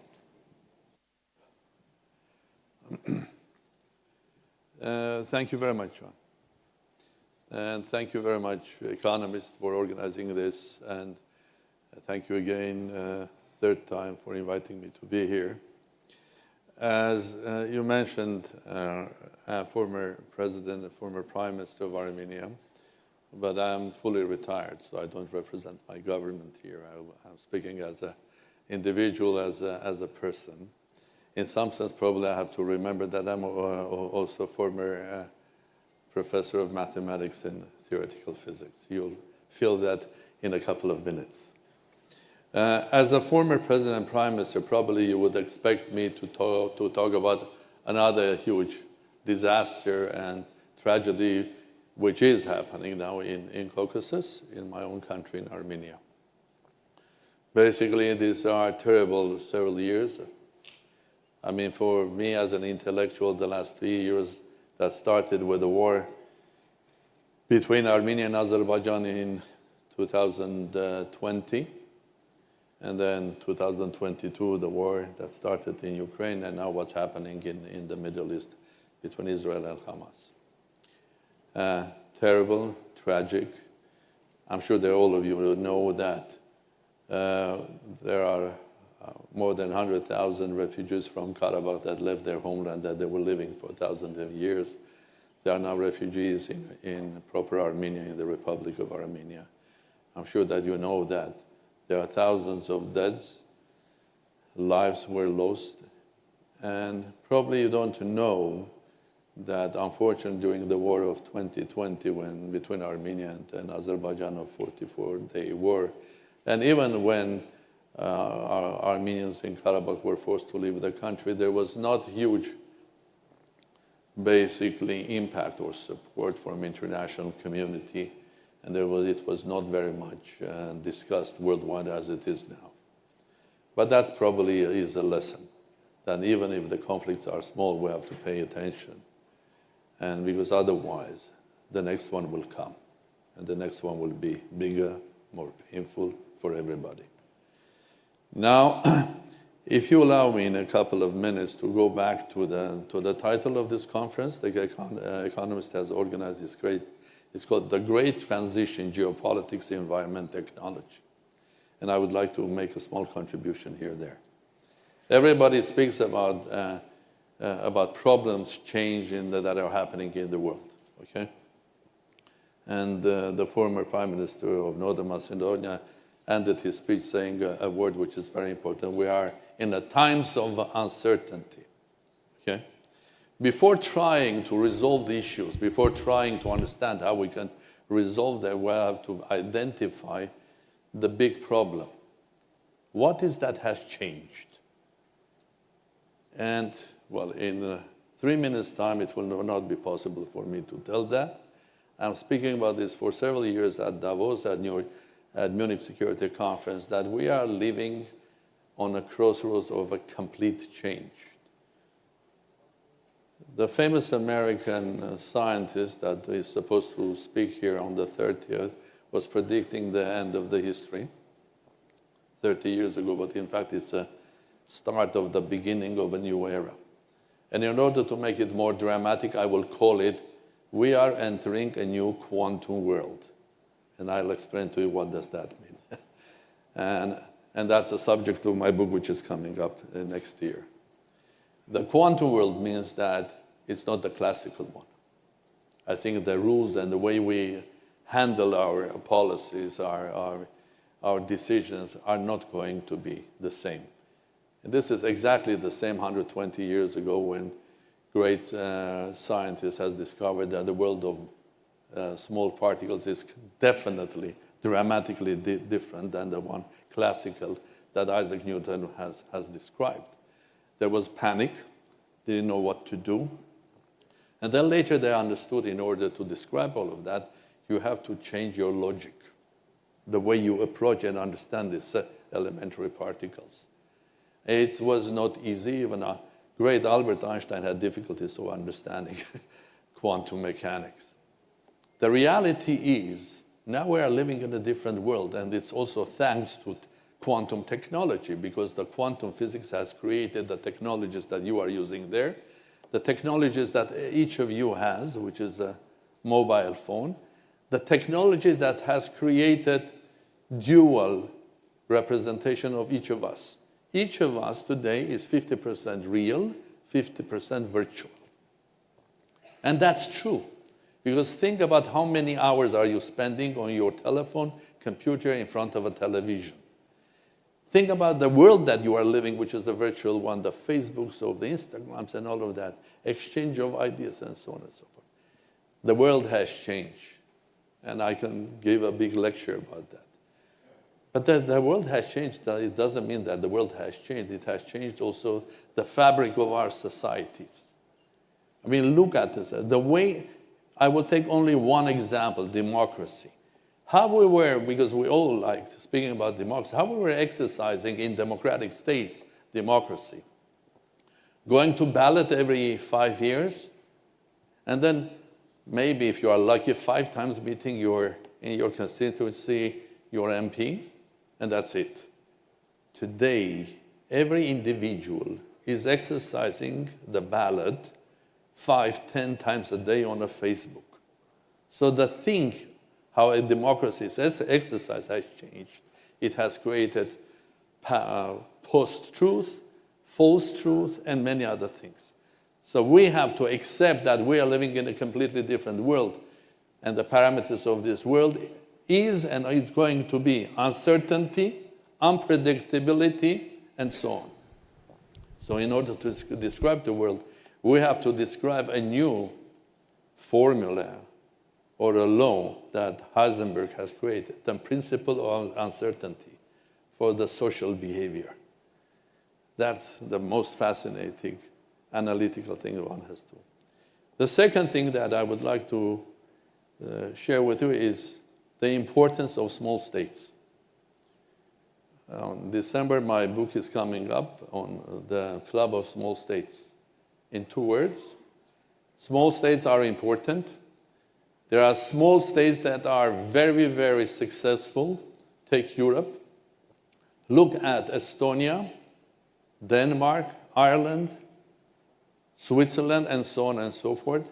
In many cases, in many parameters, having the better digitalization, the better organization, more optimized government, and so on, they're ahead of the big states. So the small states matter. And the book was about exercising, thinking about what are the ingredients of a successful small state. And I'm so sad that one of the states, one of the chapters of my book is about Israel. It's about Singapore, it's about Estonia, it's about Qatar, it's about the United Arab Emirates, but it's also about Israel. And I learned a lot, not only by visiting, but also reading about Israel, about the success of its story, because as the president, prime minister, I am interested why Armenia, that had a lot of ingredients, was not so successful as the other ones. So, I'm so sorry that a country that is also represented where I was basically analyzing the success story of Israel is facing very, very tragic times. And I am all creating dialogue between small states, and the book is called The Small States Club. And with an aim that these small states that have huge impact on global geopolitics and economy, hopefully one day can come together and create something which will be called S20, the Club of the Small States, that will represent them at G20, G7, and worldwide. And take this as a small contribution to your title, Geopolitics, Environment, and Technology. Thank you very much. I'm sorry about that. Well, thank you very much, and I'm sure we'll have you back to talk about the new quantum world or the Small States Club at some point in a big lecture. Last but not least, I'm delighted to have Dora Bakoyan here with us, a long-standing and cherished friend of The Economist and a fount of wisdom about foreign affairs and particularly in this region. Thank you very much, John. I will not read my speech. I will try to sum up a little bit what we heard as the last, but the only Greek on the panel. First of all, I would like to thank you all for coming here to Athens and thank The Economist for bringing you here. You are absolutely right. We are living in very interesting times, as the Chinese say. But as we all know, it's a wish or a curse. Probably now it's closer to a curse. Because time is changing, the times are changing, everything is changing. And unfortunately, I will try to stick still to the issue, in Europe, are reacting in a very, very slow way. Europe felt for years that she was absolutely secure for more than 30 years due to the American protection. And she was absolutely sure that economically we will make it very well due to the energy supplies from Russia. So things were quiet. And then we, the people who have to do with diplomacy and the diplomats, invented also a wonderful word which was called the frozen conflicts. So the frozen conflicts, one was Nagorno-Karabakh. We tried not very hard to intervene. The other frozen conflict was, of course, Kosovo. The other frozen conflict was Ukraine, the Minsk agreements, and what we wanted to achieve. And, of course, the biggest of all frozen conflict, the Middle East, and the situation in the Middle East.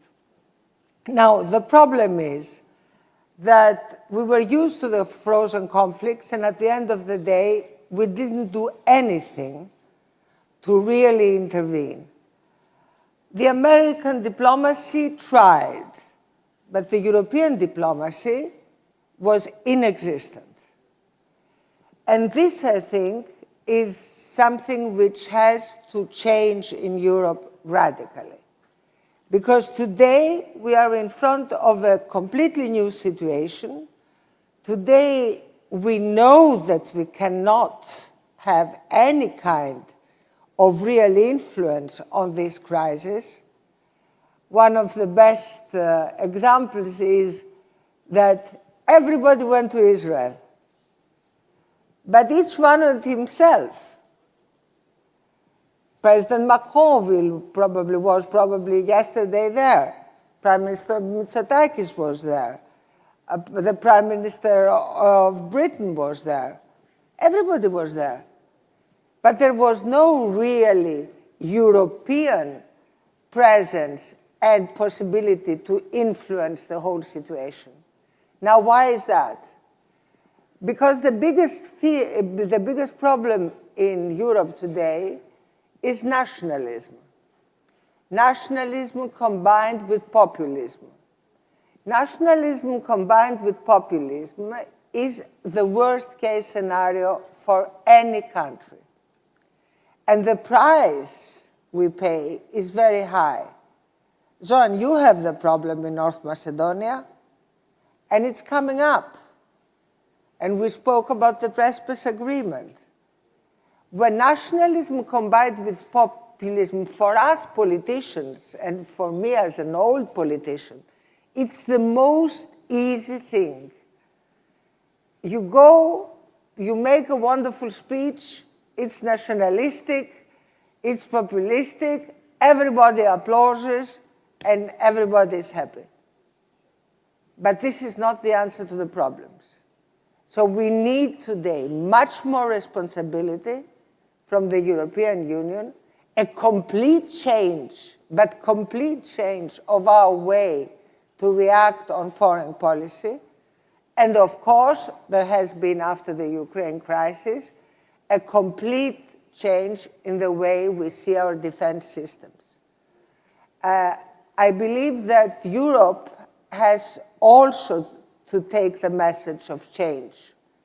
Because if the world is changing and we stay with our slow and long procedures of decision making, then we will be very, very quickly completely irrelevant.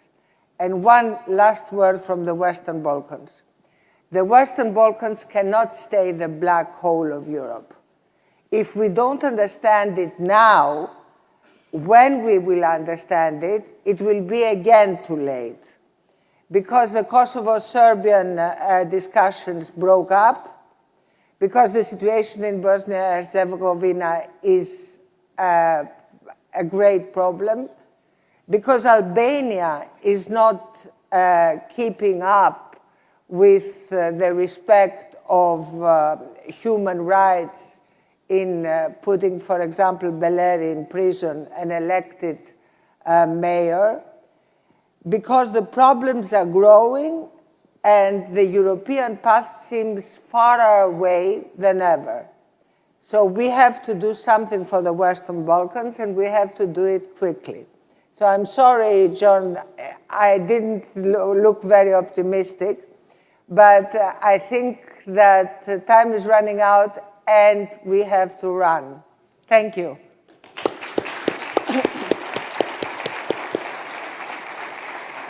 Well, thank you, Dora. You may not have been optimistic, but I do think that you probably raised the most important question that hangs over all these conflicts and over this session, which is how should Europe respond? Does Europe have the capacity to deal with these security challenges, or will it always be dependent on the US to step in and deal with the problem? So I think this is something maybe we can all our panelists can come back to. What is actually the problem here? Is it just a problem that the EU is still a club of nation states with their own national interests, which finds a difficulty in coming together with one voice on these issues? Or is there something else here? So that's, I think you raised definitely a very important question. But we've got quite a lot of ground to cover in terms of the different issues in affecting people on this panel. So if I may, I'd like to put a question to each of you. And if we have time, I know we started late. I'm guessing that I have to try and finish by 1:30. We started 20 minutes late, and I will try and have 15 minutes extra, if that's okay. Thank you. So, Mr. Kurti, first of all, you talked in your opening remarks about the terrible Banska incident. At the recent summit in Tirana, the Berlin Process Summit, the EU is insisting on a resumption of the dialogue between Kosovo and Serbia. And I know that you've been very critical, that at one point you said the dialogue is dead, that you do not respect the sequencing of the Ohrid agreement with the, first of all, that requires your government to establish the community of Serbian municipalities and then Serbia to normalize relations and recognize Kosovo in some way. So what's the way forward? Are we in a deadlock? How do you see the way forward now in this, trying to deal with this very long-standing and difficult problem? Thank you very much. I think that the countries of Western Balkan 6 who want to join EU, they should be helped to join as soon as possible. Second, it is important to understand that internal reform of EU and external enlargement can go only hand in hand. And I dare say that EU cannot reform without the perspective of enlargement, and likewise, it cannot enlarge without the perspective of internal reform. Third point is that we need to strengthen transatlantic bridge. And President Biden has been working hard on this. I think that EU and US need each other more than ever. And in this sense, I was never fond of anti-American Europeans and anti-European Americans. We need transatlantic bridge. We need to create a strong coalition of democratic states against autocracies, and here in European continent, first and foremost against Russian Federation and Kremlin. In the case of my country, when my Minister of Interior called me on 24th of September between 3:30 and 4 a.m., he told me that one of our policemen has been killed in an ambush after two trucks were blocking the road. And apparently we have been outgunned. There are dozens of paramilitaries, and 7 Kosovar policemen were exchanging fire over 1 hour with these paramilitary terrorists until special units arrived. We have 381 kilometers of long border with Serbia, which is longer than the border with 3 other neighbors combined: North Macedonia, Albania, and Montenegro. So we need security for Kosovo. We need joint patrols of NATO and our police along the border with Serbia. But at the same time, we need to implement the agreement that we have made. I offered to sign it on 27th of February in Brussels. Then I offered to sign it again in Ohrid on 18th of March. But Belgrade doesn't want to sign because the content of the agreement is de facto recognition.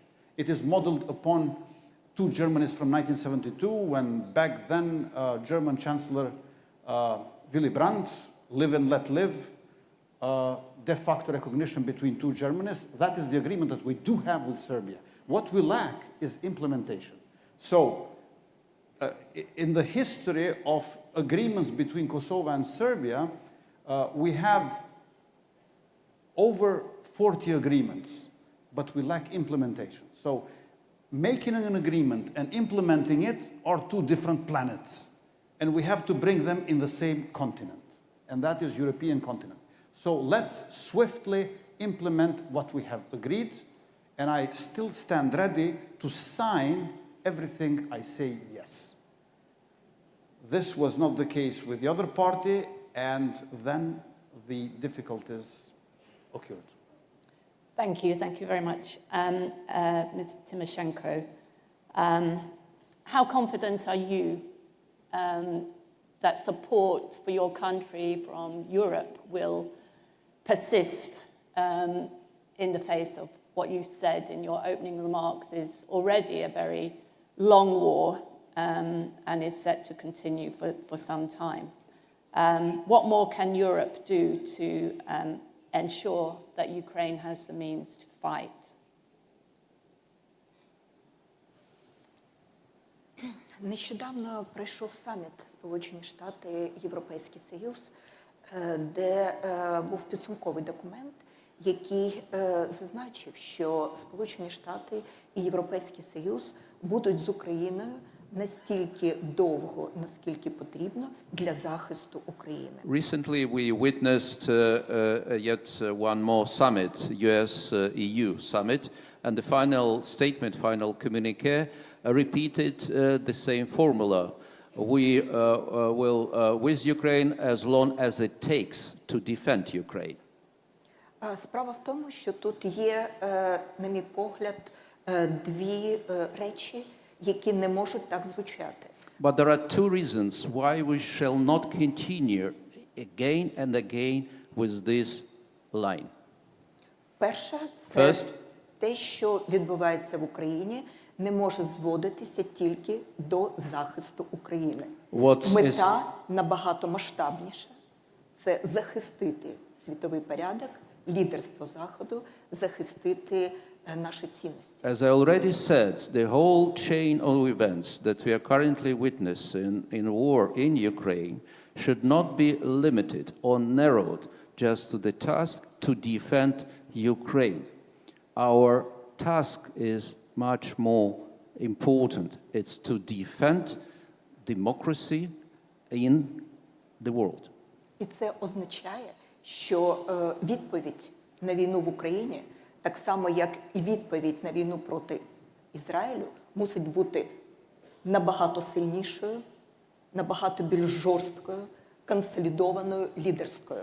So that's why my emphasis that the response to this war, as the same concerns the Israel-Hamas now situation, the response should be much more solid, much stronger, much consolidated, and much more coordinated. Ми пам'ятаємо історію про війну судного дня в Ізраїлі, і тоді була позиція Сполучених Штатів на перших етапах цієї війни така сама повільна, виважена, щоб не перетинати червону лінію. I would like to remind you one lesson from the history, the Yom Kippur War. And from the beginning, the position of the US was a bit gradualistic. Але в той час Ніксон прийняв дуже вірне рішення.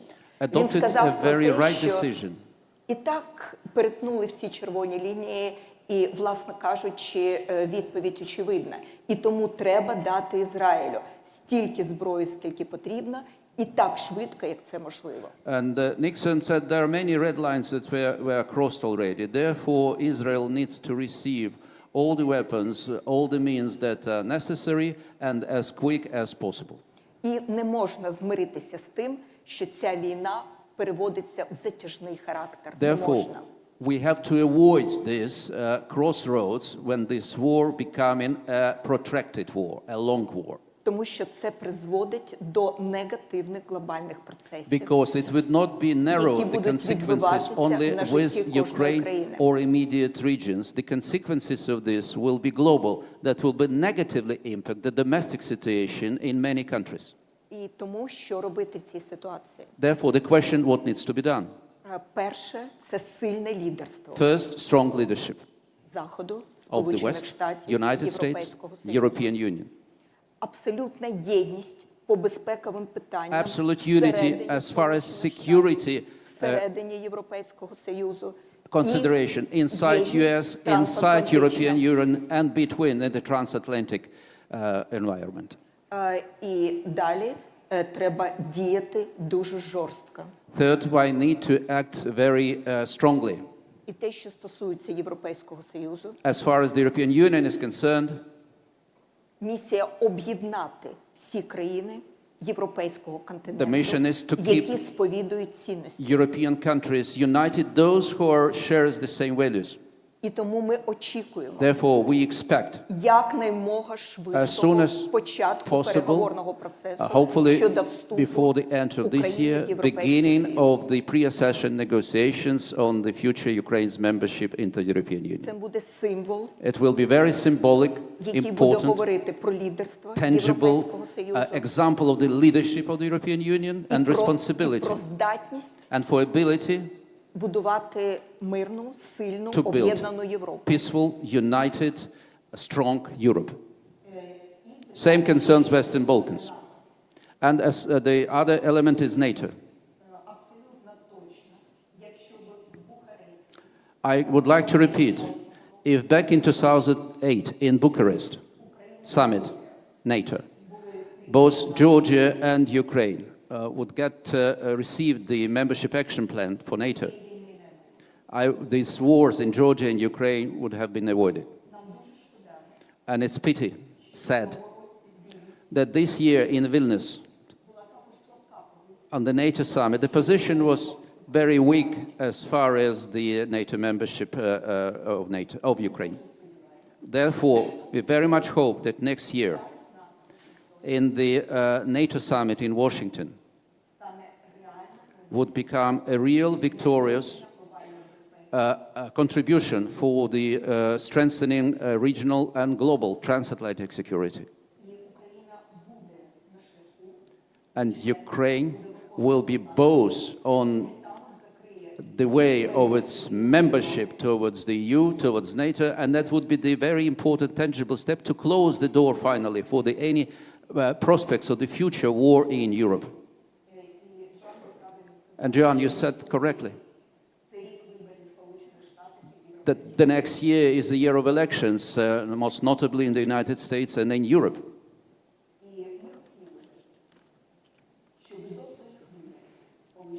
And what we would like, our desire, that before the elections in the United States, democracy would win. A real winner. When the terrorist regimes will be defeated, the terrorist attacks will be defeated, and the real peace would come, or the tangible prospects for the sustainable peace in Ukraine will be achieved. Thank you very much. Okay, I'm very conscious of time. We've still got 3 panelists to take, so we'll have to try and get through the remaining questions quite quickly. Mr. Zaev, you emphasized the importance always of dialogue in the face of conflict. And said that was always the answer. Maybe it's not always the answer in some circumstances when it's a war of self-defense, when you face an invasion, by which time it's too late for the dialogue. But I think you were quite right to emphasize the importance of politicians having the courage to address the sort of disputes that you faced, the dispute between your country and Greece on the name question. And that was resolved. Your country is now facing another dispute with an EU member state, Bulgaria, which turns upon similar issues of identity and history and so on. And it seems that the EU is not in a very powerful position to intervene in those disputes and bring about a resolution. So are you confident that the EU can, I mean, we still have disputes between EU member states and non-member states who are seeking to join the EU. What can the EU do to smooth the path to membership for countries in the Western Balkans, which are still having these unresolved either border disputes or other sorts of bilateral disputes? Thank you, Joanne. Yes, I believe that the European Union have a lot of tools to use it, but doesn't use it. Because they know, we know, there is no alternative for Western Balkan countries than European Union future. We are completely pro-Western oriented. We believe in democracy, we believe in freedom, and of course we believe all of these democratic values, and we want to have it in our countries. But it's a lack of leadership, like Madam Bakoyani mentioned it. There was not existing of diplomacy some period of time in the European Union. And we all know that the European Union and European countries are very strong. They have a lot of tools how to act. And lack of acting provoke future conflicts. For example, it was not easier to the Greek citizens and the Greek politicians that time, especially to those citizens who live in the Greek Macedonia, to understand that there is another Macedonia, North Macedonia, or for us to change constitution, to change because of changing the name of the country, but that brings friendship and prevent future conflicts. Now, between North Macedonia and Greece, is a stronger partnership ever. For us, it's the second strategic partner. Economy increased 80% since that time, for example. The biggest investment comes from Greece. And nobody can even dream about some future conflict. That means prevention. Diplomacy must do harder. The ex-president, prime minister of Armenia mentioned it. It's a new time. So really, in democratic way, there is a lot of tools how to use it. Even the solution now we find with Bulgaria, it's a solution on the table. We need to have more dialogue inside of the country because opposition block the parliament decision for our continuing path to European Union. But dialogue, diplomacy, in third decade, in 21st century, it's minimum what our people deserve. And successful diplomacy and dialogue. Because it's a really barbarian what we see in Ukraine, what we see really in Israel and Gaza. All we react about that. And at the end of the day, the people pay politicians. They choose them in elections. They nominate them really to act in a way of prevention and also to have successful acting to avoid losing lives of the people. Thank you. Thank you. Thank you very much. Mr. Sargsyan, I know you're speaking as a citizen of your country, and you're not involved in the current politics in the country. So my question to you is, where does Armenia turn now? Russia proved itself to be an unreliable partner for Armenia. But what happens to countries such as Armenia that are, in a way, the left-outs of the left-outs, which are occupying a kind of geopolitical no man's land to some degree? Armenia is not going to be part of this process, not for the foreseeable future anyway, of enlargement. Do you have an answer in your book, The Small States Club? Where should you turn? What should you do? Do you have an interest to buy it, or shall I give it to you with a signature? All right. I heard the question. I'll transfer this question to the government of the Republic of Armenia, because now it's their task to decide where to go from this crossroad, and it's a very difficult one. And I think blaming one or two sides that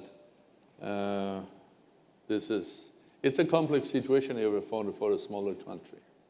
Of course, if you go back 20, 30 years, when the world was classical, Armenia had the classical solution after independence.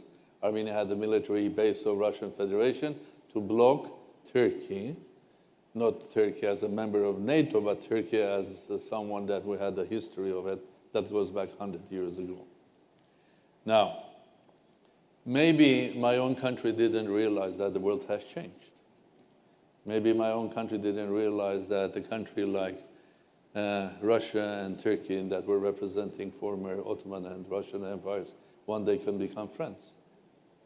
Maybe we didn't work very hard to get closer to European Union on time. Maybe we were not smart enough to get the right balance. There is only one thing that I'm certain there is always a solution, but you have to find that. And that solution cannot be classical, that before. So Armenia has to find a new solution. Maybe that solution will be a quantum one. And in order to find a solution, I think the role of European Union is very important, although we are far. And the role of NATO is very important because I think with the whole respect to NATO, because I was Armenia's first ambassador to NATO, but when there is a war between Armenia, Azerbaijan, and NATO member actively is a part of that war, and there is no answer from the leadership of NATO, how on earth NATO member is fighting Armenia, which is not an enemy to NATO, there is no answer. I think that takes me back to just two simple questions that has to be addressed. One that you raised. I think it's very important that Europe should have one clear, strong voice. I mean, it's not the first time that we have a conflict here and the European leaders are going one by one there. The same was happening at the beginning of before the Ukrainian crisis. European leaders one by one were going to Moscow talking to Putin. There was no one really going and representing the strong voice of. And the second thing, it's very important, I think, that all of the countries that are a bit far even from Europe get a clear message that the principles of European Union are important. I think you speak about democracy, and democracy is not about only democratic elections in a country in Central Asia. It's about checks and balances, balance of power, many other things. So principles and the messages that are your biggest tool of Europe should be not pretend, but should be actually working, and you have to take it where you go. Thank you. Thank you very much. Dora, back to you. Greece has traditionally been a very strong supporter of enlargement, a very strong advocate for the Western Balkans and other now aspirant states, including Ukraine and Moldova. The Prime Minister recently hosted a meeting in Athens. What can Greece contribute, given its history, location, relations with the region, that other European countries cannot? So is there some unique role for Greece to play here? Well, I believe that. And I believe that not only for the Western Balkans, but you might be surprised, for the Middle East crisis. Greece is a country with a lot of particularities. One of our particularities is that we lived 400 years under the Ottoman Empire. This means that we know very well the Muslim world. And I will just tell you one very small story. When the first caricatures of Mohammed came into Europe, which they started then at the time in Denmark, this was spread through Europe. And in all countries, there were very big reactions from the Muslim communities. And of course, the Arab world reacted. Now, we in Greece, we have a press which prints practically everything, as you probably well know. And if it can make our life difficult, they print it with a lot of joy. But it was the only country where these caricatures were not printed. And it left me, at the time as a foreign minister, trying to make the bridge between the European countries who had to explain to the Arab world that this is a way of democratic expression and blah, blah, blah, and the rest of the Arabs. What I mean Greece is an honest broker in the region. And as we don't have any kind of geostrategic and geopolitical aspirations, we really are an honest broker with very good relations to both sides, to the Israelis, of course, they are strategic partners for Greece, but also to the Arab world. So the same thing our last problem was when I was in Bucharest and I stopped North Macedonia was becoming a member of NATO with the rest of our partners at the time. But the result is the best possible result. For the moment, I had some, I still have some open questions, but Mr. Zaev is right, diplomacy prevailed. And I'm a strong believer of diplomacy, but diplomacy when it is time, not when it is too late. And whenever the diplomacy does not prevail, at the end of the day, the result is the worst possible result, and then you have to act, but to act after a lot of blood has been shed and a war has taken place. Well, thank you, and thank you all our panelists for this session. Thank you for your illuminating contributions. There's a lot of food for thought here for ensuing sessions. We're going to break in a moment for coffee, which will be still half an hour or 20 minutes. Come back with your coffee for the next session, but please join me in thanking all our speakers.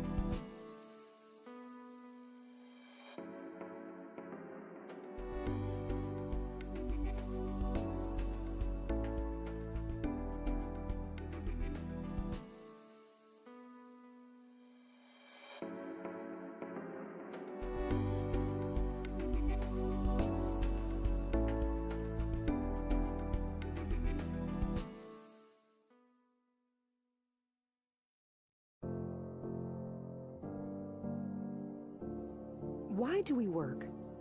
Why do we make the sacrifices we make? The late nights, the sinking with coworkers 5 time zones away. Why? Why? ¿Por qué hacemos lo que hacemos? Why? Because we all want our work to mean something. We want it to have impact. And not just on the bottom line, but the people we ultimately serve. Your customers. Iron Mountain knows how to make your work mean more. After all, we've been protecting your most valuable assets for over 7 decades. Who better to help you use it to unlock new ideas and insights that will not only accelerate your business, but elevate it in so many ways. By digitizing your information, securely decommissioning your IT assets, safeguarding your brand reputation, collaborating to meet your sustainability goals, and connecting your work to the world. So let's roll up our sleeves and get to it, shall we? Let's find the gold in your mountain of data. Let's elevate.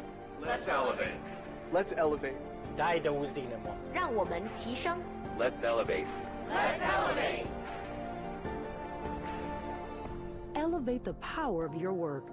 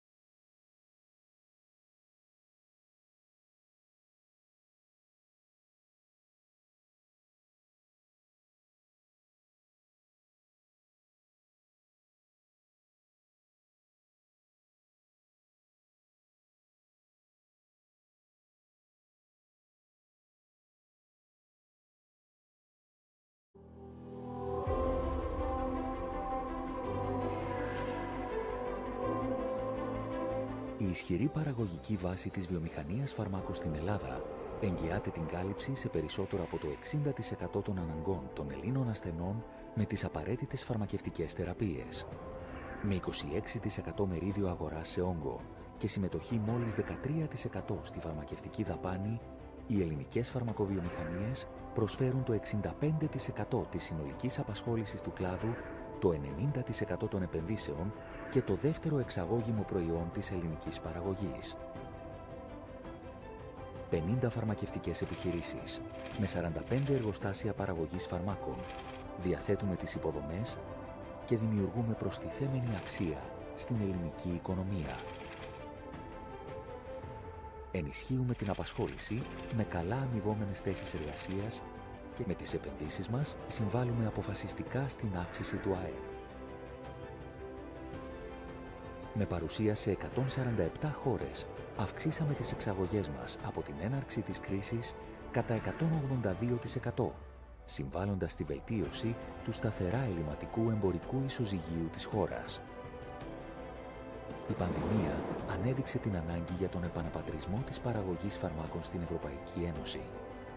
Πολλά ευρωπαϊκά κράτη, χωρίς εγχώρια παραγωγή, αντιμετώπισαν τεράστιες ελλείψεις. Όμως, στην Ελλάδα, η ελληνική φαρμακοβιομηχανία δεν άφησε τη χώρα χωρίς φάρμακα. Η ελληνική φαρμακοβιομηχανία έχει αναδειχθεί σε βασικό επενδυτικό κλάδο της ελληνικής οικονομίας, υλοποιώντας ένα σημαντικό πρόγραμμα επενδύσεων συνολικού ύψους άνω του 1,2 δισεκατομμυρίων ευρώ. Οι επενδύσεις των ελληνικών φαρμακευτικών επιχειρήσεων αφορούν σε ένα φάσμα δράσεων, από προγράμματα μεταφραστικής και κλινικής έρευνας έως την αναβάθμιση των υφιστάμενων υποδομών, αλλά και τη δημιουργία νέων με υπερσύγχρονο εξοπλισμό και χρήση τεχνολογίας εχμής. Οι επενδύσεις αυτές διαμορφώνουν τον χαρακτήρα και το μέλλον της σύγχρονης ελληνικής φαρμακοβιομηχανίας, συμβάλλοντας ενεργά στην εδραίωση υψηλών αναπτυξιακών ρυθμών για τον κλάδο και το σύνολο της εθνικής οικονομίας. Ταυτόχρονα, οι επενδύσεις μας θωρακίζουν το σύστημα υγείας, διαμορφώνοντας συνθήκες επάρκειας και σταθερότητας στη φαρμακευτική αγορά. Διευρύνουμε τη δυνατότητα κάλυψης των αναγκών των ασθενών με ποιοτικά ασφαλή και αποτελεσματικά φάρμακα. Επιχειρούμε με εξωστρέφεια και αυτοπεποίθηση, παραμένοντας σταθερά προσανατολισμένοι στο όραμά μας για την ανάδειξη της χώρας μας σε ευρωπαϊκό κόμβο για την έρευνα και παραγωγή φαρμάκων.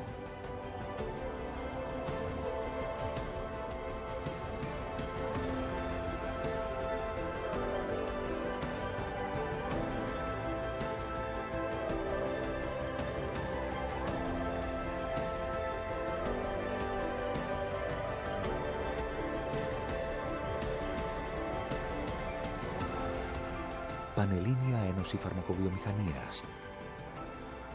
Παράγουμε Ελλάδα, στηρίζουμε Ελλάδα, αξιοποιούμε Ελλάδα, εξάγουμε Ελλάδα, μένουμε Ελλάδα.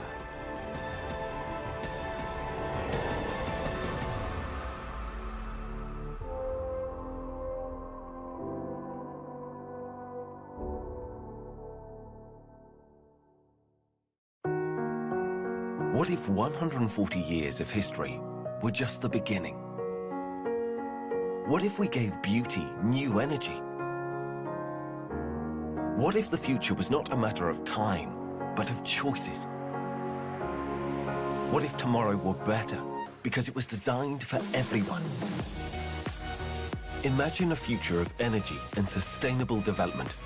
A future where people and nature have the same pulse. Where the relationship between the individual and the world generates growth, and conscious progress improves the lives of all. In 1883, we inaugurated a new era, and today we continue with our energy to design the society of tomorrow with the strength of ideas, the courage of choices, and the responsibility of those who have been pioneers for 140 years. Edison, we become the energy that changes everything. Είμαστε πίσω από τη μεταμόρφωση της ΔΕΠΑ σε μια σύγχρονη καθετοποιημένη εταιρεία ενέργειας. Από τα μακροχρόνια συμβόλαια με τους προμηθευτές, με τα οποία εγγυόμαστε την ενεργειακή ασφάλεια της χώρας. Και από την επαναδιαπραγμάτευση των συμβολέων, με την οποία εξασφαλίσαμε ακόμα πιο ευνοϊκούς όρους για τους πελάτες μας και την εθνική οικονομία. Είμαστε πίσω και από τη συγκράτηση του ενεργειακού κόστους για τα νοικοκυριά και τις επιχειρήσεις. Πρωταγωνιστούμε σε μεγάλα διεθνή έργα που μετατρέπουν την Ελλάδα σε ευρωπαϊκό κόμβο φυσικού αερίου. Είμαστε πίσω από το πράσινο μέλλον, επενδύοντας σε έργα ΑΠΕ, στα πράσινα καύσιμα και στη σύγχρονη ηλεκτροπαραγωγή με φυσικό αέριο. Είμαστε πίσω από το Φύσικον, το μόνο πανελλαδικό δίκτυο πρατηρίων CNG, διαχέοντας τα περιβαλλοντικά και οικονομικά ωφέλη της αεροκίνησης σε όλη τη χώρα. Είμαστε πίσω από όλα όσα πάνε την ενέργεια μπροστά. Όμιλος ΔΕΠΑ Εμπορίας.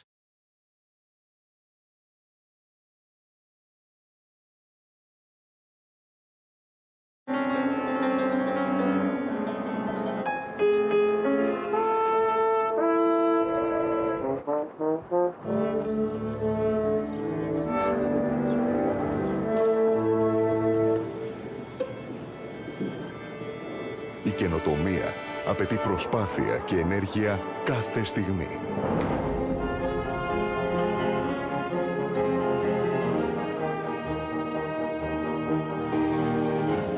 Στην Edison ενορχιστρώνουμε καθημερινά έναν ολόκληρο κόσμο καινοτομίας για έναν κοινό σκοπό, τη βιώσιμη ανάπτυξη.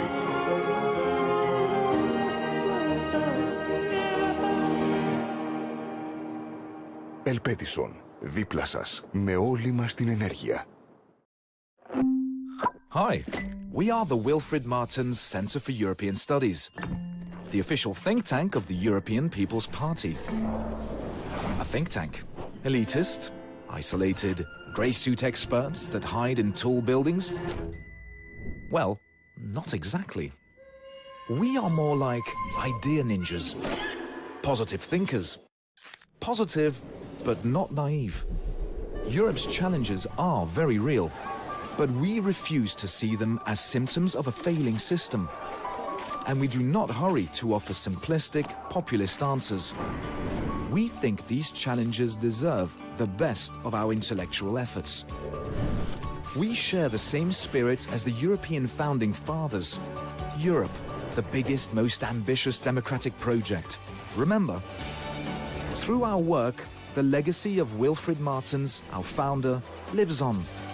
He was a visionary, yet pragmatic and responsible pro-European, and a freedom champion. Being a political think tank also means that we are a full part of the policy-making ecosystem. We are here to inspire Europe's policymakers. We bring ideas that help the European Union become a strong global player, a reliable ally, and a better democracy promoter. Our strengths: a wide and growing network of partners all over Europe, a track record of research excellence, and a dynamic presence in the EU bubble and online. So, what drives us forward? In the end, it all comes down to you. Yes? You. We aim to influence and impact policy for the benefit of the European citizen. So, go ahead, read our studies, take part in our events, participate in our campaigns, come discuss, share, and even challenge our ideas. The choice is yours, and so is the EU.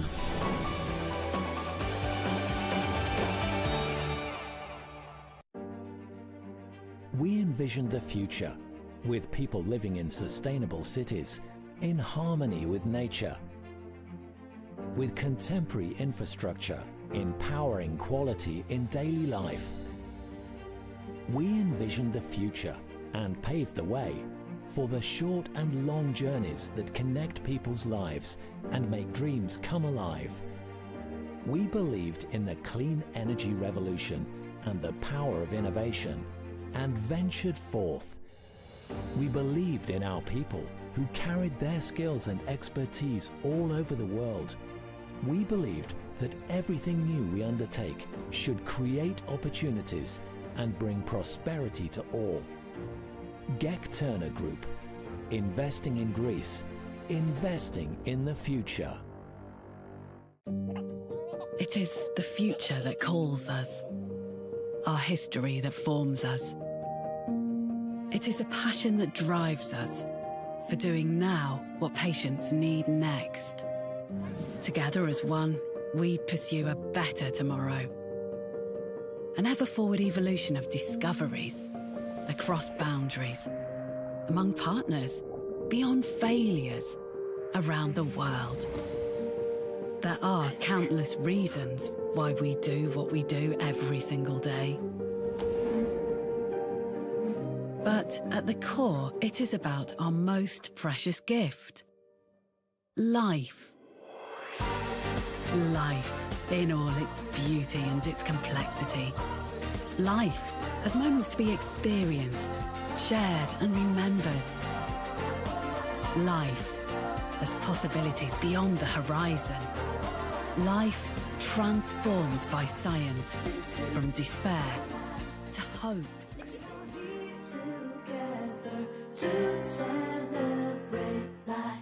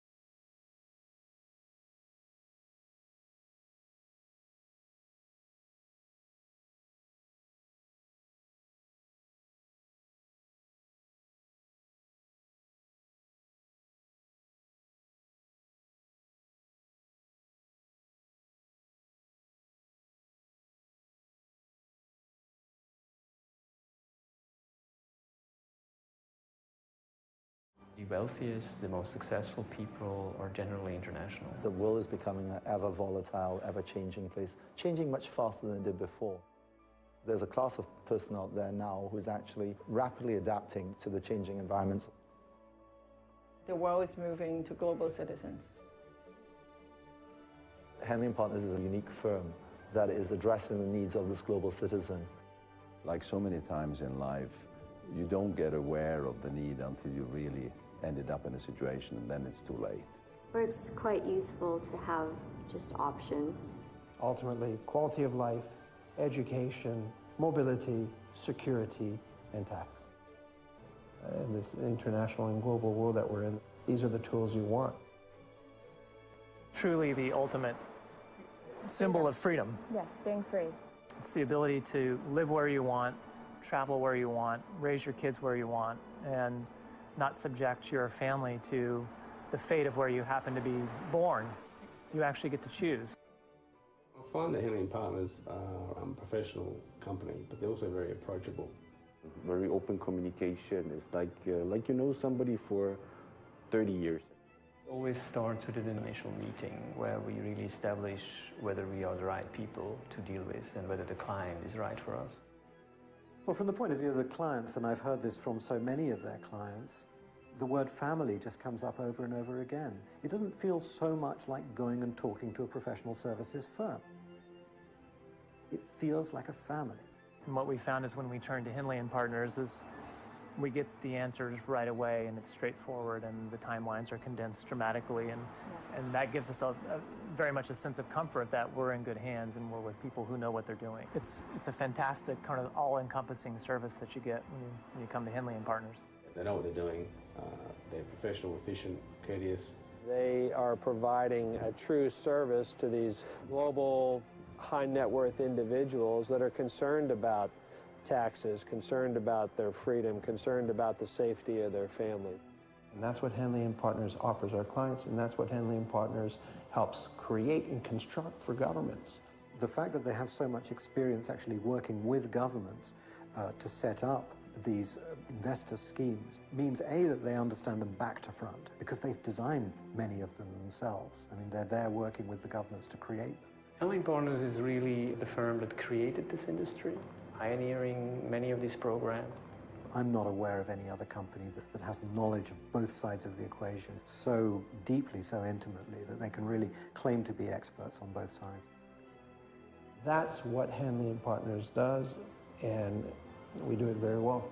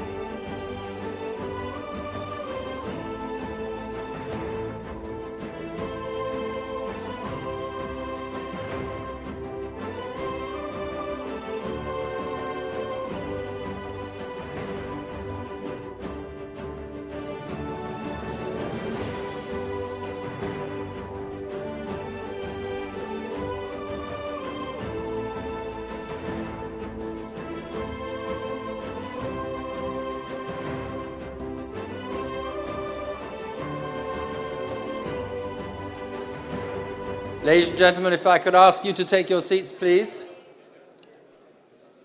If I could ask you to take your seats, please.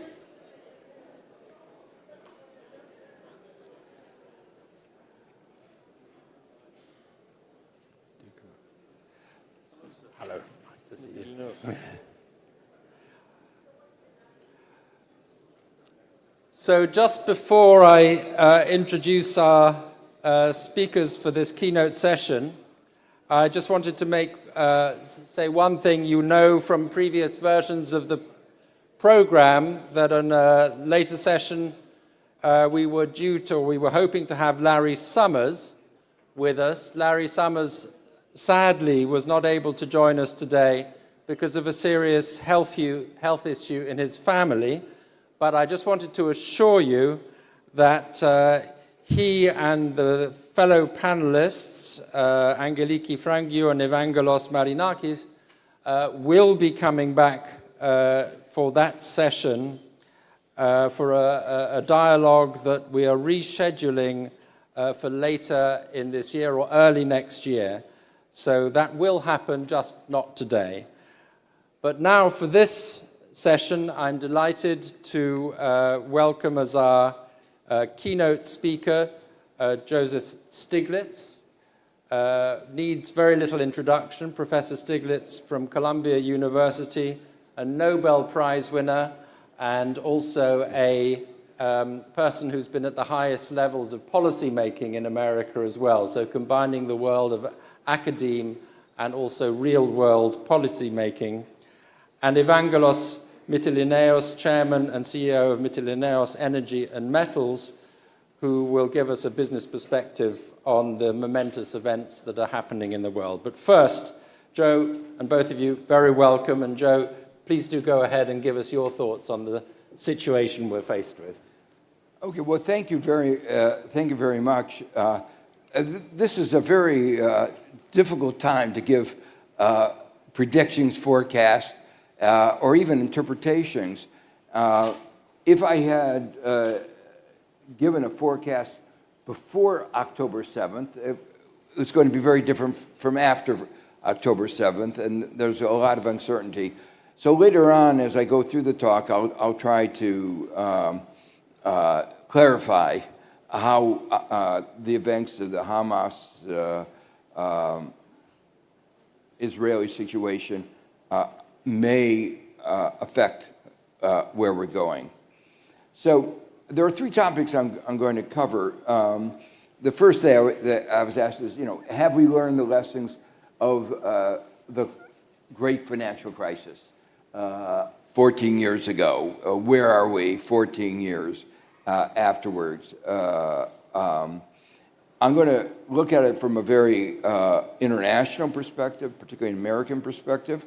And then the second topic, I'm going to look more narrowly on Greece.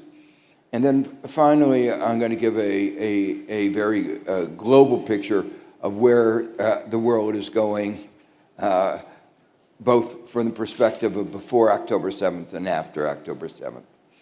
So first, have we absorbed the lessons of 2008, the Euro crisis, which was the most traumatic economic crisis in 75 years? And I guess I'd say a little bit. There have been changes, but not enough. And some of the things that have happened in the last year or two bolster my perspective that we haven't done enough. One way of looking, every moment in history is related to previous moments, and so there is sort of a web that goes throughout, so you can't divide what happened. But it's hard to remember that in the years before the 2008 financial crisis, there was discussion of what was called the Great Moderation. The Great Moderation was the claim under Greenspan, who was the chairman of the Federal Reserve Board, that we had solved the problem of the business cycle. it was over. And there were economists like Bob Lucas at the University of Chicago who famously said in a speech 4 years before the financial crisis, we have, as an economics profession, solved the problem of crises, and that we know how to avoid them. That's history. Well, it wasn't history. And from my perspective, the interesting thing was that we were at that very moment sowing the seeds of what came to be the 2008 financial crisis through financial sector deregulation and liberalization. And we allowed the banks basically to take enormous risks. The background for that goes back further in history because we had the Great Depression. And after the Great Depression, we imposed very strong financial regulations, and we had more than 50 years of almost no crises anywhere in the world. But then we thought because we hadn't had any crises, we didn't need financial regulations. And so they took them away, and lo and behold, you started having crisis after crisis, more than 100 around the world. Well, afterwards, we passed in the United States the Dodd-Frank bill, and then began a process of undoing this. I remember being at a dinner right before Trump came in office, and one of his chief advisors was saying they were going to strip away the regulations. And I said, don't you remember that we had a financial crisis just a few years earlier? And that was already ancient history. So under the current chairman, Jerome Powell, they took away many of the regulations. And what we saw once again is the problem that we had before. Short-termism and bad risk management led us to some more financial crises. Not financial crises, but Silicon Valley Bank, Signature Bank went bankrupt. These were big bankruptcies, costing American taxpayers in tens of billions of dollars. So it's not these weren't small events. They didn't, because we had imposed stronger capital requirements, they didn't lead to a systemic crisis. So that's the glass half full. We had done something, but we clearly hadn't addressed the fundamental problem. And Silicon Valley Bank is not a minor bank for the U.S. and global economy. Half of all the startups, all those tech companies that have been so important for the U.S. economy and the global economy had banked at Silicon Valley Bank. And so it was a big thing. Let me go on fairly quickly to the other topics because I see my time is running out. Let me come down to Greece. Before I came here, I spent a couple of days in Athens, and you could feel the energy,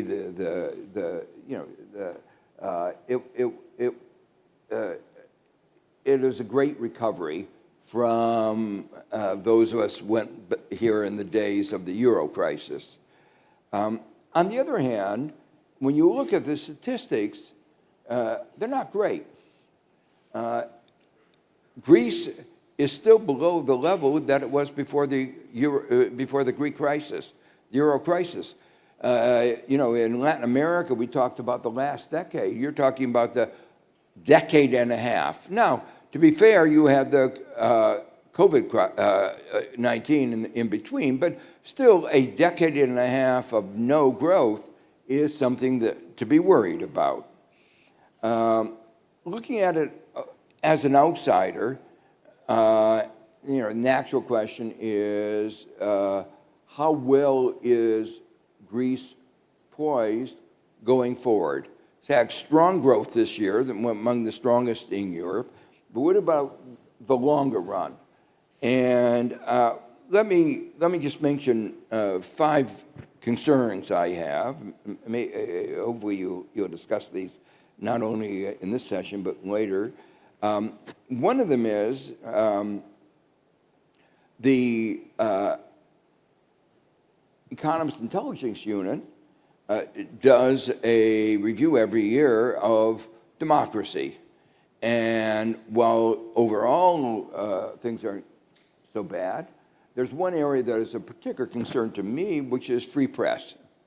And you can't have a vibrant democracy without a vibrant media.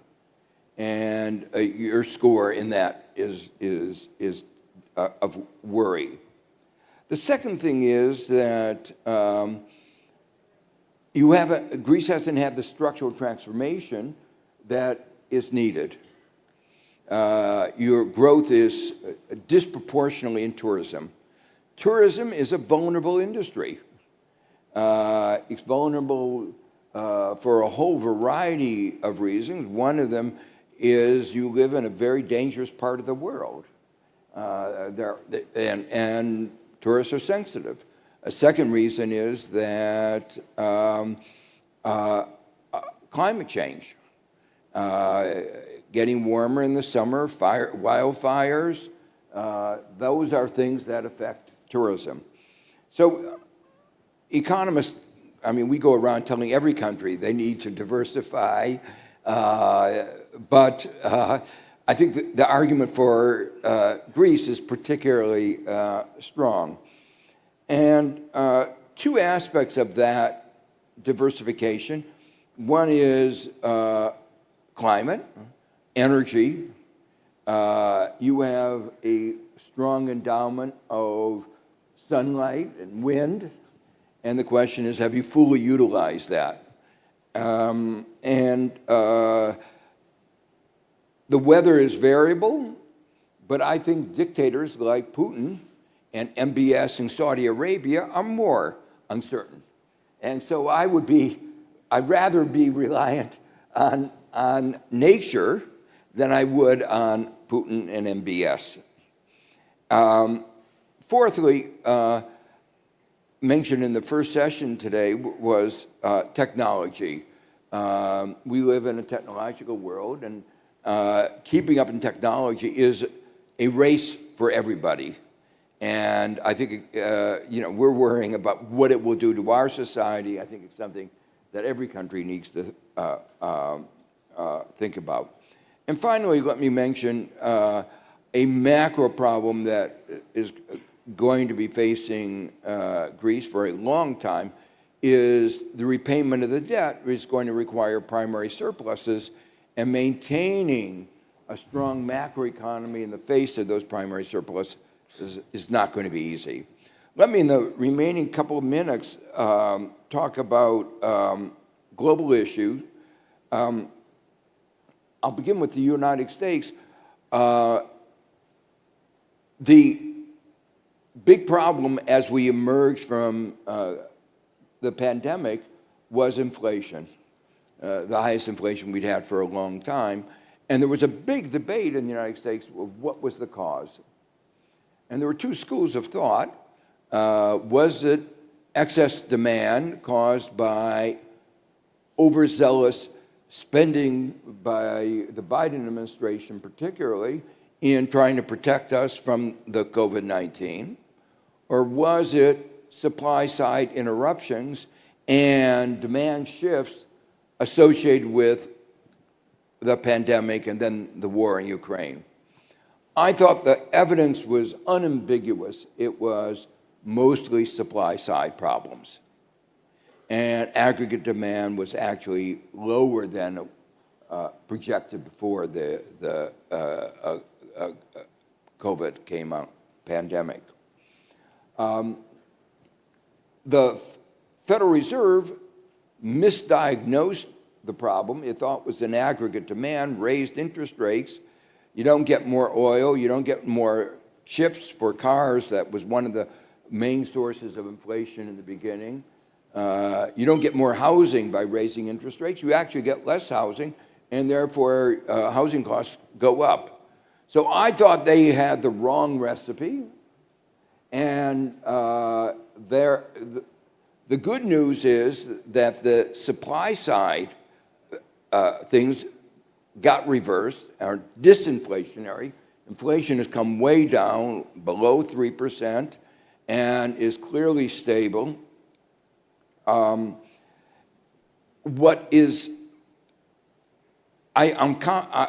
hopeful, and was hopeful before at least October 7th, that we would have a soft landing.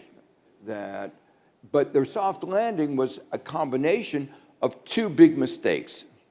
One, the Fed raised interest rates too much, but at the same time, we had a very strong fiscal policy, stronger than anybody intended. And this is really important in the global perspective. U.S. finally adopted industrial policy for climate change. We thought it was a bill of around $300 and some billion, but it was an open-ended tax credit that looks like now well over $1 trillion. Some people estimate $1.5 trillion. So that is going to counter the contractionary. So there are two risks here.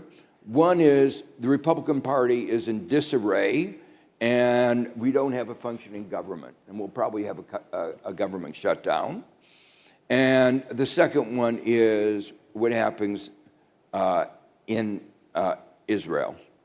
And let me come to that in just a minute. First, talk just a minute about where Europe is. Europe is obviously in a slowdown. It doesn't have a number of the advantages that the U.S. has. It doesn't have the advantage of cheap energy. It doesn't have the advantage of a very expansive fiscal policy. But the ECB, to keep up with the U.S., and worried about inflation, and with the same misdiagnosis, has raised interest rates. And that's going to dampen the European economy. The final thing about the European economy is it's very dependent on China. China, remember, was what got us out of the 2008 crisis. It accounted for a very large part of the global growth after 2008, and after the Euro crisis. It's not there now. Growth is down 5%. Some people think it's even lower than that. China has a whole set of economic problems I can't go into right now, but the European dependence on China, particularly Germany, is a problem. Now, I don't have time to talk about the tension between the U.S. and China and where Europe fits into that. Let me just conclude in what my view of the worry is. The worry is that the conflagration in the Middle East will, partly because of the Arab Street, force Saudi Arabia, Iran, Iraq, all to do what happened in the 1970s, which is reduce the supply of oil. It's the one weapon they have, the economic weapon. And it's an interesting economic weapon because as they reduce their supply of oil, the price of oil goes up and they're actually better off because the demand elasticity is very low. So it's a way that they collude together, in effect, raising the price, but that spike in price is going to reignite inflation, and that reigniting inflation may have very big implications for politics in both Europe and in the United States. The election in the United States, the polls show, is going to be close. This could be something that could tip the balance, and it's very likely that Trump will win the primaries. If it tips the balance and he wins in the final election, it will have very big repercussions for the world, with weakening of support in the war against Ukraine, weakening of the international rule of law, a whole set of consequences that are almost unfathomable. So, thank you. Well, lots to think about there, and we'll certainly pick up the question of the US politics in a minute. Can I just come back to your fundamental analysis on the Fed, in essence, got it wrong, which is a sort of accusation number one. You, Jerome Powell, got this wrong. If you were chairman of the Fed, you would not have, or at least not raise rates to anything like the extent that he did.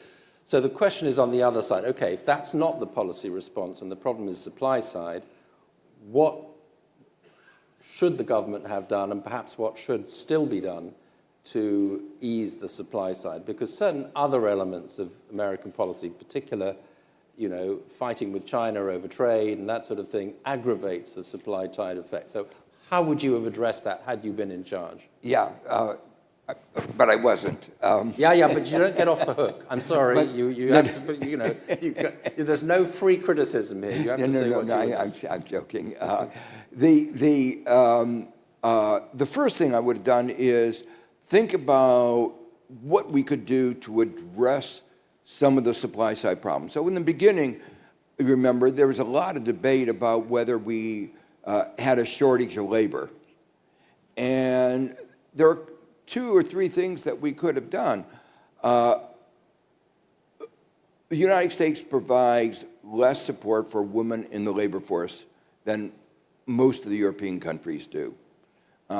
We could have provided more child support. We do not have any requirement for a family leave policy. And we have no requirement for sick leave policy. And we could have changed those policies, and that would have gotten a lot of people back to work earlier. In terms of energy, we could have provided a guarantee for the next 5 years in energy prices, and that would have elicited a large supply response. And one of the remarkable things is the price was so high, there was very little supply response. And that was because a lot of people say, we don't know how long the war is going to last, and the prices will come down, and why should we make those investments for a short period of time? If they had said, we'll give you a 5-year guarantee, you would have had I think most estimates, a very strong energy supply. Talking about housing, we could have elicited a lot more investment in housing. Raising the interest rates discourages the investment in housing. So those are the supply side things that I would have done. We also continued to talk about, in terms of our tensions with China, we continue to have a WTO illegal tariff of about 25% on a whole range of goods from China. And that would have brought down the price of those goods. So there actually were a lot of policies. And then finally, let me mention one of the things that was very big was market power. Prices relative to cost went up in many industries, including in energy. Some of this was because of monopoly. We had, just as one example, very dramatic, we had a shortage of baby formula. And this was, sort of amazing in a rich country. You couldn't get baby formula. And the reason was that one company accounted for 50% of the baby formula. It's not a complex product, but one company had 50% of market share. And then they discovered that one company forgot about the importance of keeping things clean for babies. And so it was shut down. And of course, that led to a massive shortage. Eventually worked out, but it was terrible. But the other thing we didn't do, and a few countries have done well, is we didn't have a windfall profits tax on the excess profits, and we could have used that revenues from that to dampen the effects on prices, and that would have helped absorb the inflationary shock. Okay, well, just one more question to you, and then I want to come on to the commentary. The power of the strength of the U.S. economy, thank goodness, has been awesome and has kept, you said it was China that took us out of the crisis 14 years ago, but it's been the U.S. economy that's been powering the world substantially in recent times. Despite predictions that there would be a recession when interest rates went so high, it hasn't happened yet. Do you think there'll be a U.S. recession now? Could the crisis in the Middle East throw it over the edge? No, I'm still optimistic. I mean, going back to this massive fiscal policy for a good purpose, poorly designed, but it is having a big effect from what everybody says. That stimulus will carry the U.S. through. And the stimulus will carry us through, even though the higher interest rates is dampening us down. Obviously, the big uncertainty is how high will energy prices go if things blow up in the Middle East, and if they do blow up and oil and gas prices spike, then it becomes much harder to predict, because it depends on how high they go and what policy responses we have. For the U.S., now is very largely energy independent. And that means when the price of oil goes up, it's mainly a redistribution from users, whether they're firms or consumers, to the oil companies. So if you manage it right and you take that extra profit that the oil companies get and you redistribute it to the consumers and the users who do it, then we'll be able to manage our way through whatever the price hike is. Europe is in a different position on that. I tried to get the Biden administration to have that kind of windfall profits tax, and there were many other people who were trying. We didn't succeed. It's a big debate in my country as well, of course, in the UK. Yeah, and you did more than we did on that windfall profits tax. Yeah, not as much as the opposition, for example, was asking for. Yeah. But if we do that, then we can protect ourselves. Europe can't, but for us, that will enable us to maintain our growth. If we don't, it'll be a big negative. Yeah.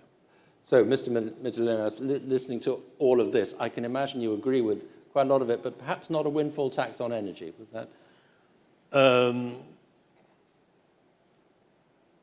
It is difficult to argue with Professor Stiglitz. My problem with this conversation is that I agree in most things with the professor. So not much to argue about. Even with a windfall tax on energy companies? Well, as a matter of fact, last year, in a small economy like Greece, the windfall tax that we energy companies had to pay was north of the 1 billion euros. So that's a lot of money for Greece. Where did this money go? This money go to subsidize the low-income consumers. And therefore, in a social sense of the meaning, it worked. How long can that last, and how things are going to play out going forward, it remains to be seen. I heard the professor very carefully. I want to say a couple of things about Greece. I will not spend as much time. The professor deserves much more time in the conversation, with all respect. So Greece, since 2008, has faced a multiple crises. However, we have to say, it has managed to respond effectively, become resilient, and successfully overcome challenges, and serve the as an international example. There's no doubt about it. Today, Greece is experiencing growth, earning investment-grade ratings. Last week, as you know, that made us very happy and become an attractive investment destination. Yesterday evening, I was present at the initiation of the new investment of Fairfax of Canada in south of Athens, in the 300 million tourist project, which was an example of what can happen in Greece going forward. But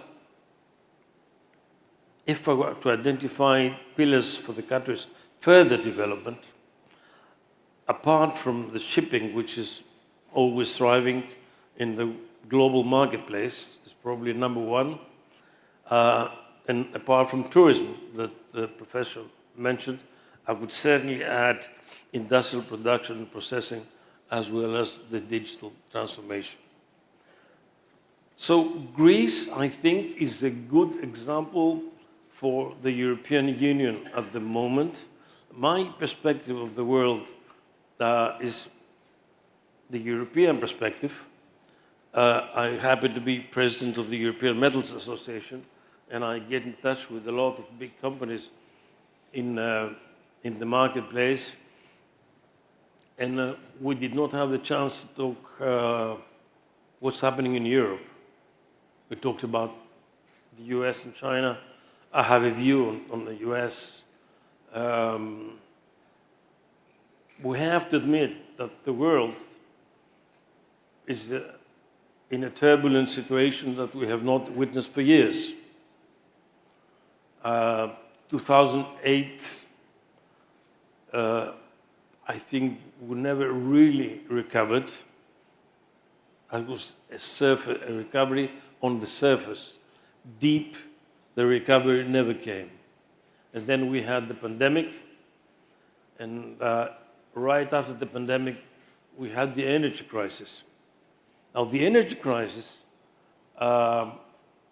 was much worse in this part of the world, in Europe, rather than in the US, in Asia, or other places. In the US, because of shale, and in Asia, because of coal. As you know, they use as much coal as they can, but if we use coal in Europe, we get very heavy penalties. For all these kind of reasons, Europe at the moment is being left behind on the financial side, but I'm afraid also on the political side. As we can witness now from the crisis in Israel, Europe has hardly any decisive say in the world. Different leaders visit Israel at different times.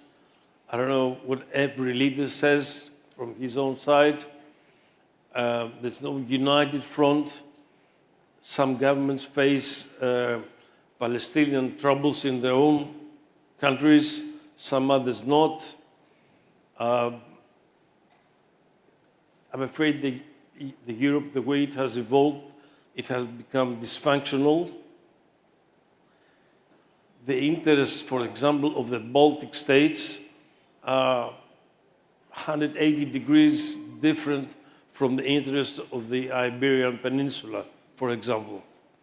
So how can you mix all this without a fiscal and political union?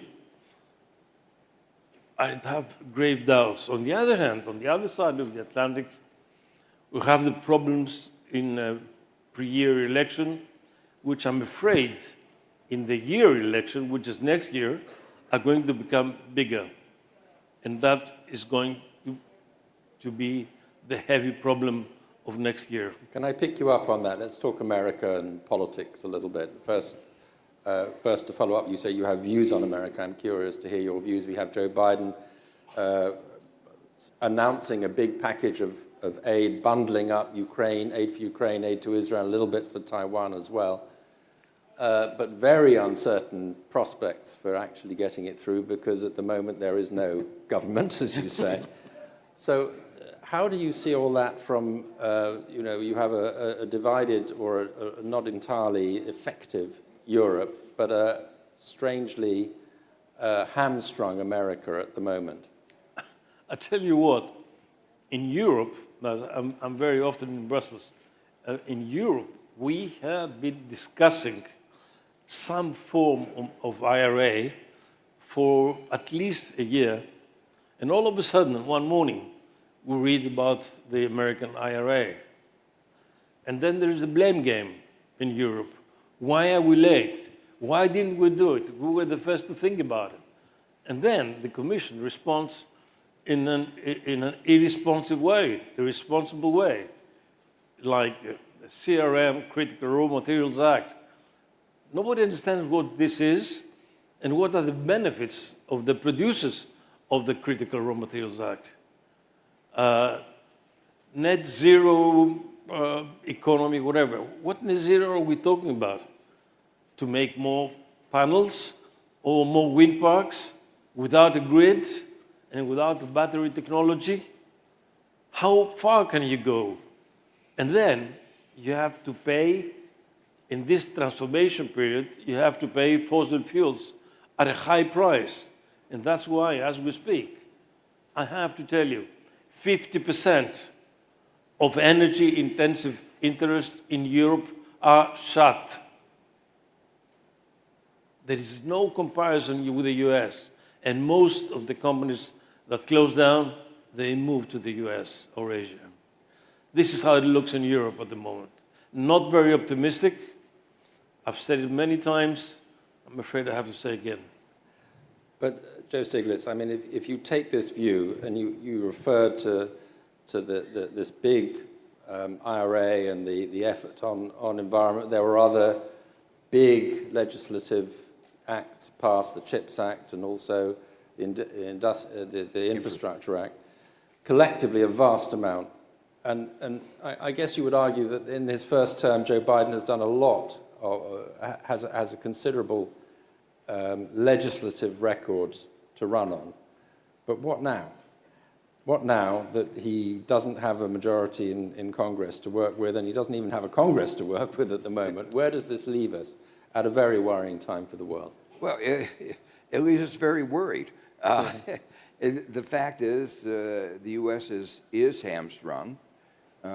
Europe is in a difficult position at a time when clearly decisive action is needed. If I were talking about, what should Europe do, one of the things is you can't rely on the United States in defense. That you saw with the election of Trump that he was not reliable. It could happen again. And I think winning the war of the Russian invasion of Ukraine is very important for democracy, for the rule of law. And Europe will have to enhance its defense spending and I think create a European defense force. Meanwhile, U.S. is going to have, no matter what the outcome of the election in 2024, the way things are going, it won't be very nice.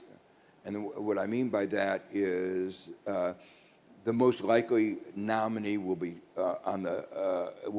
nominees in the two parties will be Trump and Biden.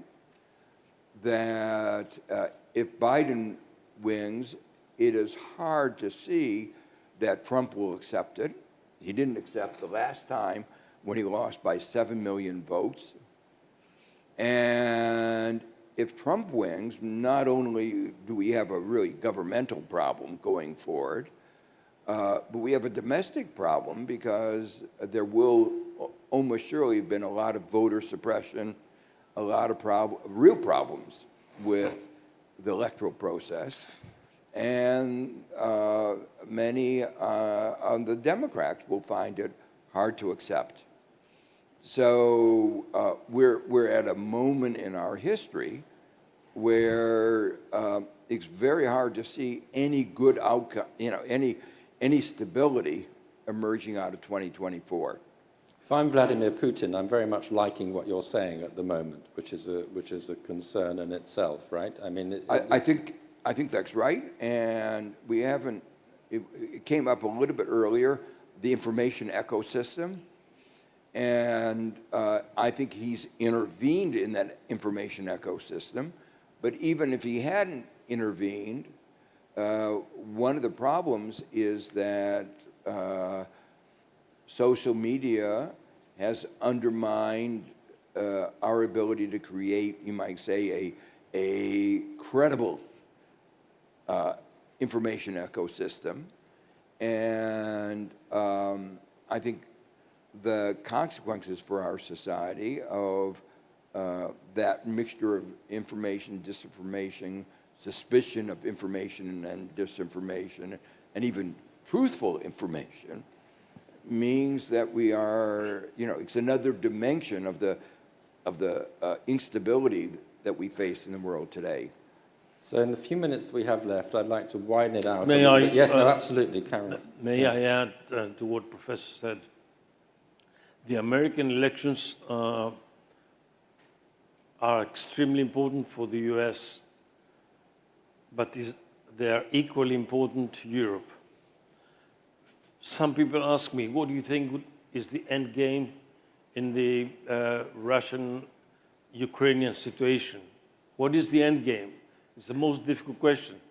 And I say, I will tell you after I know the outcome of the American election. What happens in Ukraine will be decided across the Atlantic. That's number one. And number two, the biggest threat at the moment in the world is not the Russian-Ukrainian war, Russian invasion and Ukrainian resistance. The biggest problem by a long way is the situation in the Middle East. Because this may be not decided by the governments, it may be decided by the people in the street. Many governments, I include Saudi Arabia, I'm sure they would like to go ahead with the Israeli agreement. But can MBS do it? Can he? What's going to happen if Israel invades Gaza in the end? And there are every day on the screens all over the world what we all detest to see. What is the reaction in the Arab world is going to be? And what is the outcome? And what is Iran role going to play? What is Turkey going to do?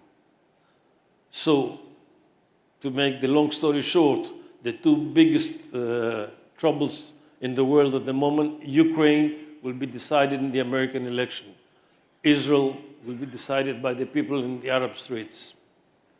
So this is sobering view from both of you. I want to ask you in these last few minutes to scrape around for some sense of where we should find some hope in all this. Perhaps start with you. Should we be entirely gloomy? Are you leaving us entirely gloomy, or are there any bright spots in all this? My hope, I believe in this great American nation. I think at the moment is divided. Things have turned out to be very nasty and unpleasant for those of us who visit often the United States and the South and the North and everywhere. It's unpleasant, but I believe this great nation will find its way one way or another. And once America is stabilized, the whole world will be stabilized. I agree. The only qualification I would say is, I wouldn't say one way or another. I think there's only one way in which... You're not at all partisan. No. Well, I think the Republican Party has collapsed into a disorganized, it would be nice if it reconstituted itself, and that would be, you might say. And I think for a healthy democracy, you need two functioning parties. So it is absolutely essential. But right now, it's hard to see that happening in the Republican Party. So, yeah, to give a partisan view, I think enough Americans will see that the dysfunction that is occurring can only be addressed in one way. Biden has done a lot, as you were mentioning that, and there were other things that he's done. One of the striking things is he's managed to, he's 80, he's 80, can't run everything, but good judgment of people to run things is actually the really important thing that the president does. And he's managed to appoint very good people in a lot of different positions. And the young people, if I say, what is the hope? The hope is really, you might say, with the young people who are worried about climate change, who want to change in direction. They recognize the direction that we have been going is not a positive one. And the spirit of my students, the spirit that you see, is the source of hope. And since it's their country, you might say, they will be inheriting the fact that if we can get over this hump, when they get control, I'm actually optimistic. Well, I just perhaps to press you a little bit about that, I wanted to ask you about a subject which I know you've been thinking a lot about, which is freedom, and indeed, a book with around that subject is in the works. Are you optimistic about freedom? Well, again, it's a question of if we can get over this hump.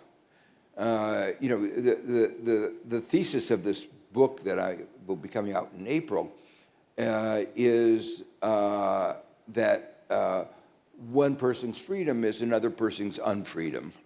Or to put it, it was something that was brought out very, very vividly during the pandemic. If you didn't get vaccinated, you exposed, or wear a mask, you exposed others. So your freedom not to wear a mask or to social distance or not to get vaccinated represented a threat to the risk of life of somebody else.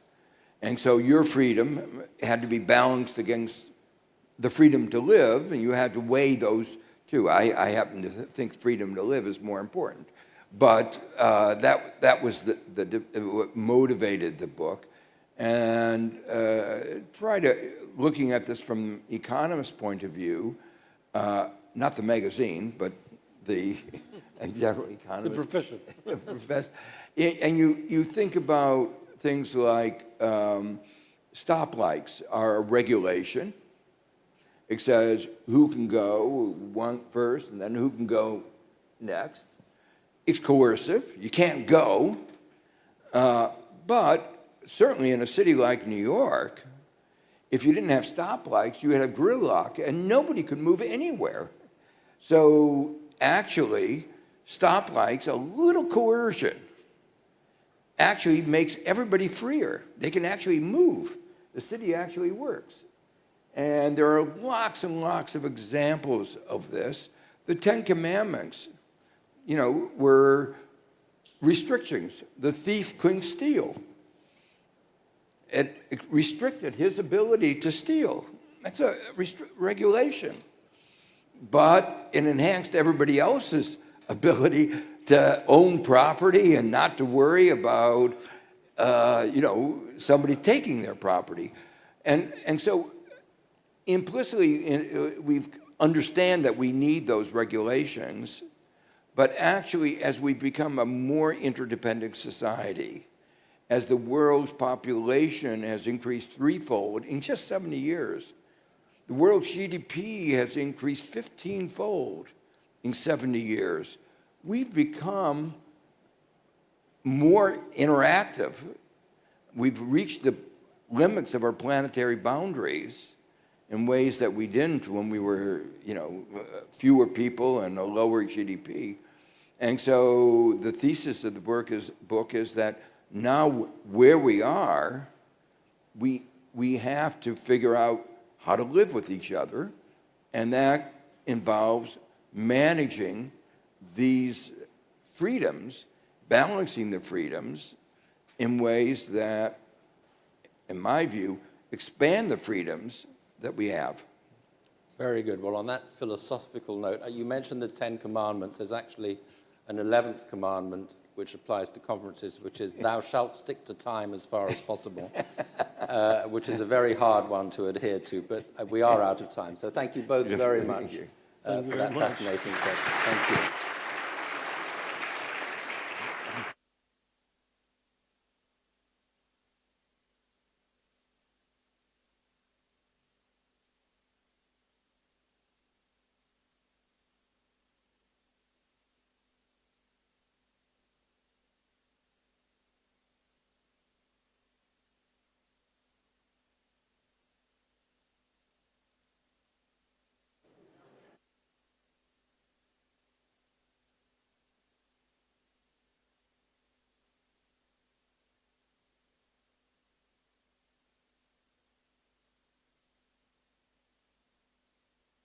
Much.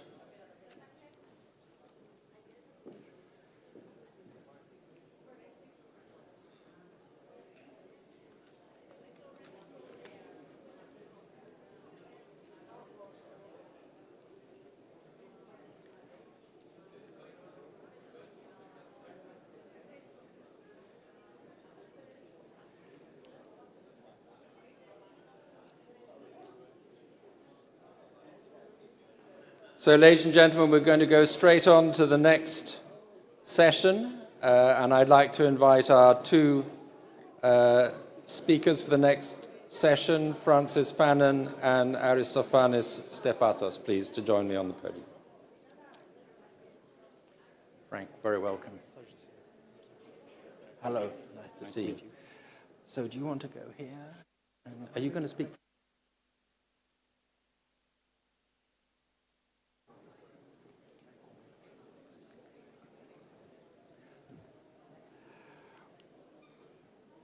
Well, ladies and gentlemen, we're going to go straight ahead. Our focus on the next session is on the great transition in energy, with a firm focus on the future, what lies ahead. We'll look at both the issues that obviously have just grown sharper with what's happening in the Middle East, but also great opportunities, the situation in Europe, and how the geopolitical turmoil might affect things. So, to kick us off on that, it's my great pleasure to welcome Francis Fanon, former U.S. Assistant Secretary of Energy, who's going to open this discussion. Thank you. Thank you. It's a real joy to be with you all here in Athens. Over the last 2 years, the world began an historic reorientation of our energy systems. The COVID pandemic strained to the breaking point our traditional supply chains. Russia's unwarranted and illegal invasion of Ukraine broke energy-related supply chains in this region and sent reverberations around the world. And a continually more aggressive, autocratic and militaristic China ensures that many existing energy supply chains, particularly concerning clean energy, will face terminal decline. We face a great pivot point in our geopolitical energy architecture. 2 weeks ago in southern Israel, people gathered to celebrate peace on the 50th anniversary of the Yom Kippur War. The evil Hamas terrorists chose this anniversary to wage what has been referred to as a pogrom, and I've heard the ambassador speak powerfully to this issue. This is so much larger than an energy issue, of course, but it is worth noting that, unlike in 1973, oil is not being used as a weapon, but oil prices could become volatile as a result of conflict. In 1973, America was the world's largest oil importer. Today, the U.S. is the world's biggest oil and gas producer and a net oil exporter. Yet America remains part of a broader energy market and subject to geopolitical events. As dominant as the energy endowment may be in the United States, it cannot go it alone. Energy statecraft requires a shared vision and execution with like-minded partners. Such a shared vision is not obvious or predictable or should be assumed. For years, the United States warned Germany against over-reliance on Russian energy. Yet, that gas fueled much of Germany's industrial capacity and jobs, which made quitting a hard thing to do politically. After Russia's invasion of Ukraine, its second in less than a decade, we should remember, Berlin finally ended the Nord Stream 2 pipeline. Russia's actions forced changes to Europe's natural gas market. Western Europe increased domestic production, including from the Eastern Mediterranean region, redirected American LNG cargoes, and prayed for a warm winter. After averting last year's crisis and with high gas storage levels, Brussels is wrestling with its midterm path. The development of the Eastern Mediterranean gas region is a bright spot in European energy. Offshore gas discoveries were at first considered too large and too expensive for any one country to economically develop. But by connecting supply to demand centers and building the south-north pipeline delivery systems like the IGB, Greece now serves as an energy gateway to the rest of Europe. Energy markets and future pricing correlate to government policy and sentiment. As such, Brussels should strongly support Greece in the development of the Eastern Med. To do otherwise strains credibility. War has reoriented the global oil markets as well and helped to catalyze a new energy access of Russia, Iran, and China. Although Europe and the US sanction Russian oil imports, and America officially prohibits import of Iranian barrels, these pariah nations face little trouble in selling to China. Beijing is exploiting war and crises to further its broader aims, including but not limited to securing discounted energy. Increasingly, China appears to be turning Russia into a client state. Beijing has long braced against using the global standard US dollar for commodities and energy transactions. Moscow has recently called for all of their oil trade to be settled not in Russian rubles, but in Chinese yuan. Some politicians have argued that we could improve energy security by accelerating the clean energy transition away from hydrocarbons. This is simplistic thinking that, today, could make free nations less secure and increase dependency on our greatest strategic threat, China. China controls 70 to 90% of the key minerals, processing, or manufacture of clean energy systems today. The Chinese Communist Party successfully executed a years-long global and domestic industrial strategy and now effectively maintains the commanding heights of the clean energy economy. This is not to suggest that the West needs to lose, but it does require a degree of sober pragmatism that too often is overwhelmed by the cries for greater ambition. We are in the beginning stages of the clean energy transition. Governments should heed the lessons of Russian energy dependency and not increase dependency on Beijing. We should develop clean energy supply chain relationships based on trust, shared values, and a level playing field, all criteria that Beijing lacks and rejects with prejudice. Europe and America are committed to the clean energy transition to mitigate the effects of climate change. China developed its clean energy capacity to reduce its strategic vulnerability to oil imports and assert control over global supply chains that underpin the West's decarbonization goals. Whereas Washington and Brussels work to accelerate net zero plans, Beijing approves the equivalent of 2 new coal plants per week. Last year, China permitted 106 gigawatts of new coal power generation. That's more than the collective generating capacity of Germany, Poland, Czechia, Italy, the UK, Bulgaria, Romania, and Serbia. Unless Western governments take bold actions, an accelerated energy transition could embolden China to utilize an entirely new quiver of energy weapons. In 2010, Beijing banned rare earth exports over a fishing dispute with Japan. Yet in 2023 alone, China prohibited exports of gallium, germanium, graphite, and Beijing's manipulation of cobalt market pricing forced America's only cobalt development mine to suspend operations. The good news is it's not too late. The United States, European nations, and other allies can build a responsible, secure, and reliable clean energy supply chain. Some may wonder, as we heard earlier, if America is up to the task, given the apparent dysfunction in our politics. This is an appropriate question. After all, not having a Speaker of the House is abnormal. Yet both Republicans and Democrats agree that America must develop a clean energy supply chain less reliant on Beijing. The challenge before us is not a messy Washington, but an unrealistic view of the true costs of time and funding and the scale of the energy transition. This will take longer and cost more than politicians care to admit. For the energy transition to succeed, our leaders and public must come to terms with the challenges ahead.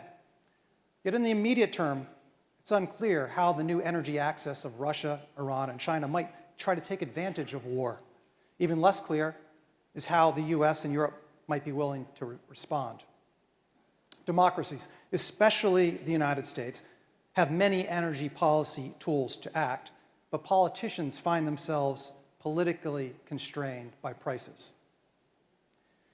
In his famous moon speech, President Kennedy asked, quote, "The Congress and the country to accept a firm commitment to a new course of action, a course which will last for many years and carry very heavy costs," unquote.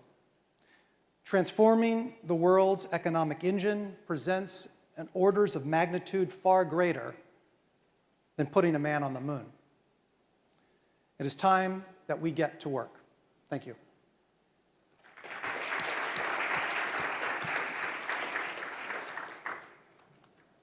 Well, Frank, can I, before we move on, can I pick you up on a couple of those things? Fascinating to me that obviously our discussion this morning has been largely focused on Israel and the Middle East, but you really focused on China, which is, of course, in the longer-term scheme of things, the great strategic challenge to the United States. And I think, again, we focused on division of Congress, but that is, as you alluded to, one area where there is a surprising degree of agreement, I would say. It stands out as the one area of surprising agreement on both sides of the political divide. So how do you think, given that agreement, how well do you think the United States is actually placed in this strategic competition with China right now? You seem to have suggested that China, as it were, stole a march through inattention, but actually there's a lot of attention right now on China. So how is the United States and the West generally doing in this strategic domain? Yeah, thank you. I do think that this is the future because, as was stated earlier, the clean energy transition is happening. This is not a question, it's a fact. The question, however, that remains is who will have that ability to influence energy systems and of course, pricing in the future. The real singular challenge with China is if they're in control, then we're beholden to them to achieve our objective, which is to mitigate the effects of climate change. This is not China's objective. So so it's imperative that we get this right in the West because we do have a set of shared values and shared mission set between the United States and Europe. How are we doing? I would say that when I was at the State Department, I created initiatives around in raising the awareness of critical minerals and its importance to the clean energy transition. In 2019, 2018, the question I would get was, why are you talking about this? Now no one's talking, that is no longer a question. Now we're focused on the remedy. What do we do about it? And so in that regard, I think we've moved a long way. I think that the US record is mixed. We face a dual challenge of wanting of speed for climate action versus security. And this tension is bearing out in terms of the guidance and the rulemaking that has yet to occur in the context of the Inflation Reduction Act, for example. But I think we have a North Star and we're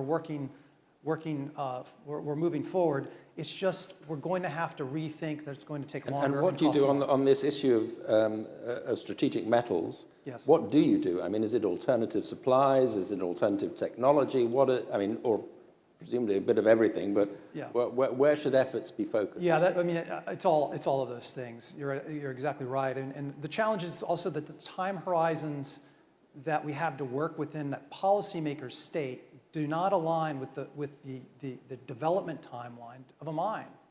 According to the International Energy Agency, it takes 15 years from initial discovery to take a mine into production. When you have to increase the volumes of these metals, we haven't even discovered the resource yet, started developing them. So the time horizon, we have to be realistic about this. In the oil business, they would always say that the great cure for high oil prices is high oil prices. It stimulates investment. But we're not seeing that investment in terms of the mining itself. Why? Because China controls such a dominant position in terms of the resources. Because what we're doing, the energy transition is opening up a new realm of what energy looks like.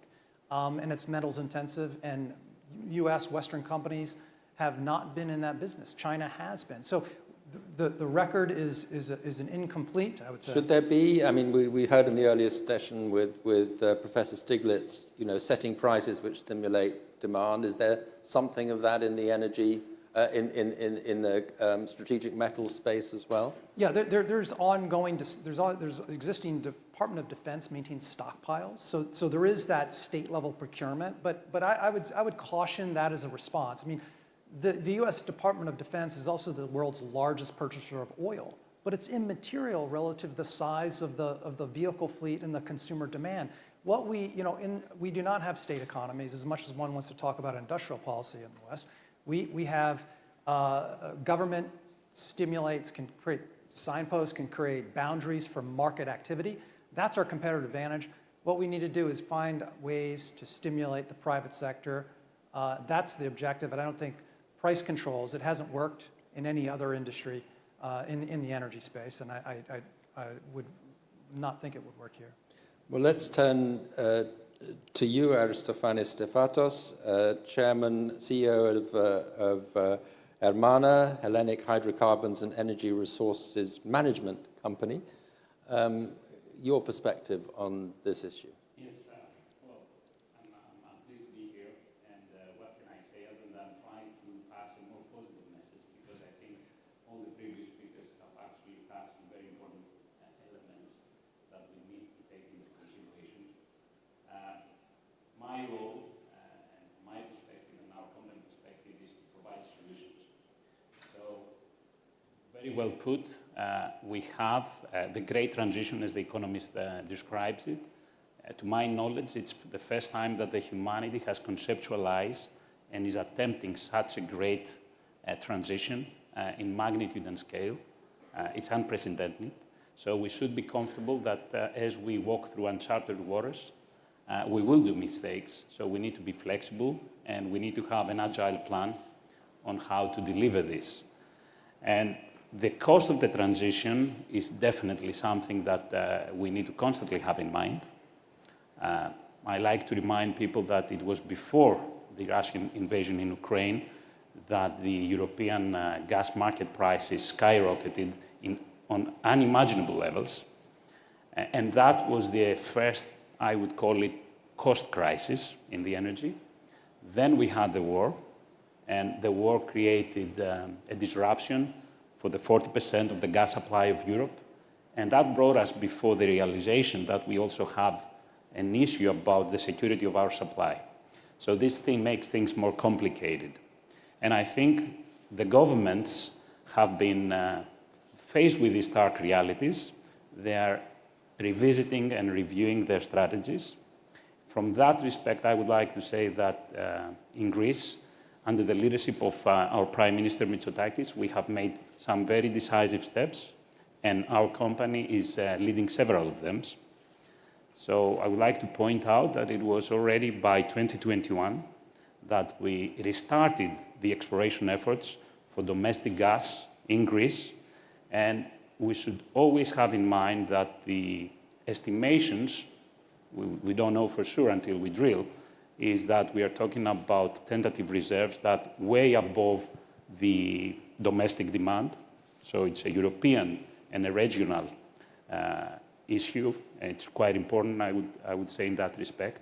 Then it was only April last year that our Prime Minister Mitsotakis announced that these projects, these exploration projects, are of strategic and national importance.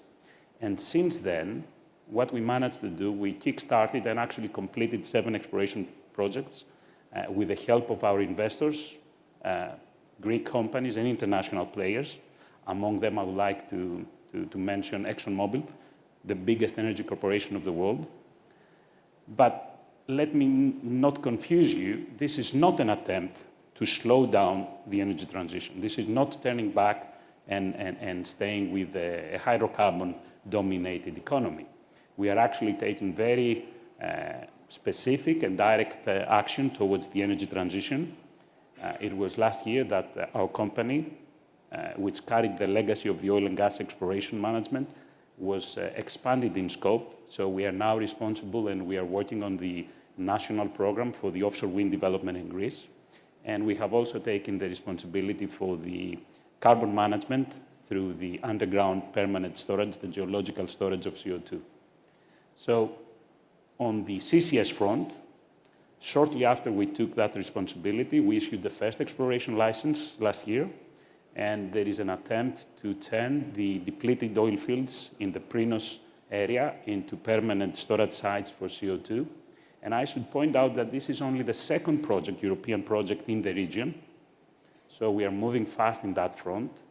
And now on the offshore wind, which is something quite important, we will announce next week on Tuesday, together with Minister Skylakakis and Deputy Minister Zdoukou, our national program, so I cannot spoil the formal announcement, but I would like to highlight the fact that Greece, besides the sunshine throughout the year, is also blessed by a very strong wind potential. And this wind potential, again, exceeds the national demand for clean energy.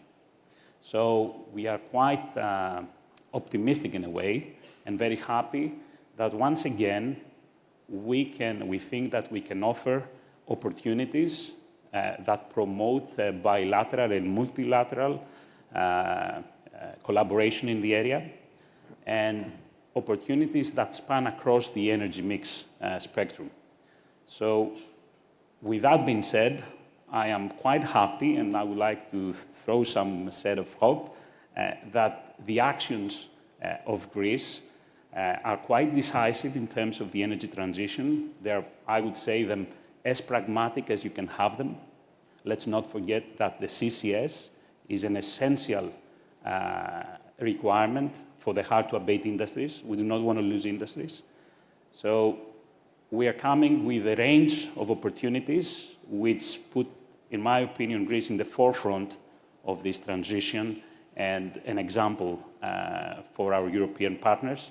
So we're really, you'll see me smiling when I reflect on these things. Thank you for this dose of optimism this morning. It's been in short supply until now, so thank you for that. I suppose my question is to do with, with all the potential that you outline. Greece is an energy exporter of gas, of wind, and wind energy, and so on. It's a bit of a perennial question for Greece, which is what's been stopping you up till now? What are the obstacles that prevent this from this potential from being realized in Greece? Because presumably this gas has always been there waiting to come out. Yes. The wind has always been blowing. For some time, wind power has been a priority in many parts of the world. Is there something in this country that protects the potential from being properly realized? Thank you very much for the question, because it's a question I receive often. And I think we need to grow above that speculation, because if we look at the facts, essentially we're exploring in ultra-deep waters, way far away from the shore. So we didn't have the technology to do that until the last decade, I would say. And that is more or less the time that Greece made its first steps in that direction. Unfortunately, we were held back by the financial crisis. So we are exploring in previously unexplored areas, and the optimism comes from the findings in the East Med. So from analog geological basins like the Cyprus or the Egyptian areas, we see that there is a lot of hope. So we follow the market, and this is what our investors as well are telling us. So it is a matter of maturity in that respect. When it comes to the offshore wind, essentially now we're talking about moving again in the offshore sector, and because of the geographical setup and the water depths in Greece, we will be looking at most likely floating projects. So the technology has only matured recently. So one could very easily say, what stopped you from going there? But the simple reality is we didn't have the technology yet. Now that the technology is maturing, now it's the time to move in that front as well. And that's what we're doing.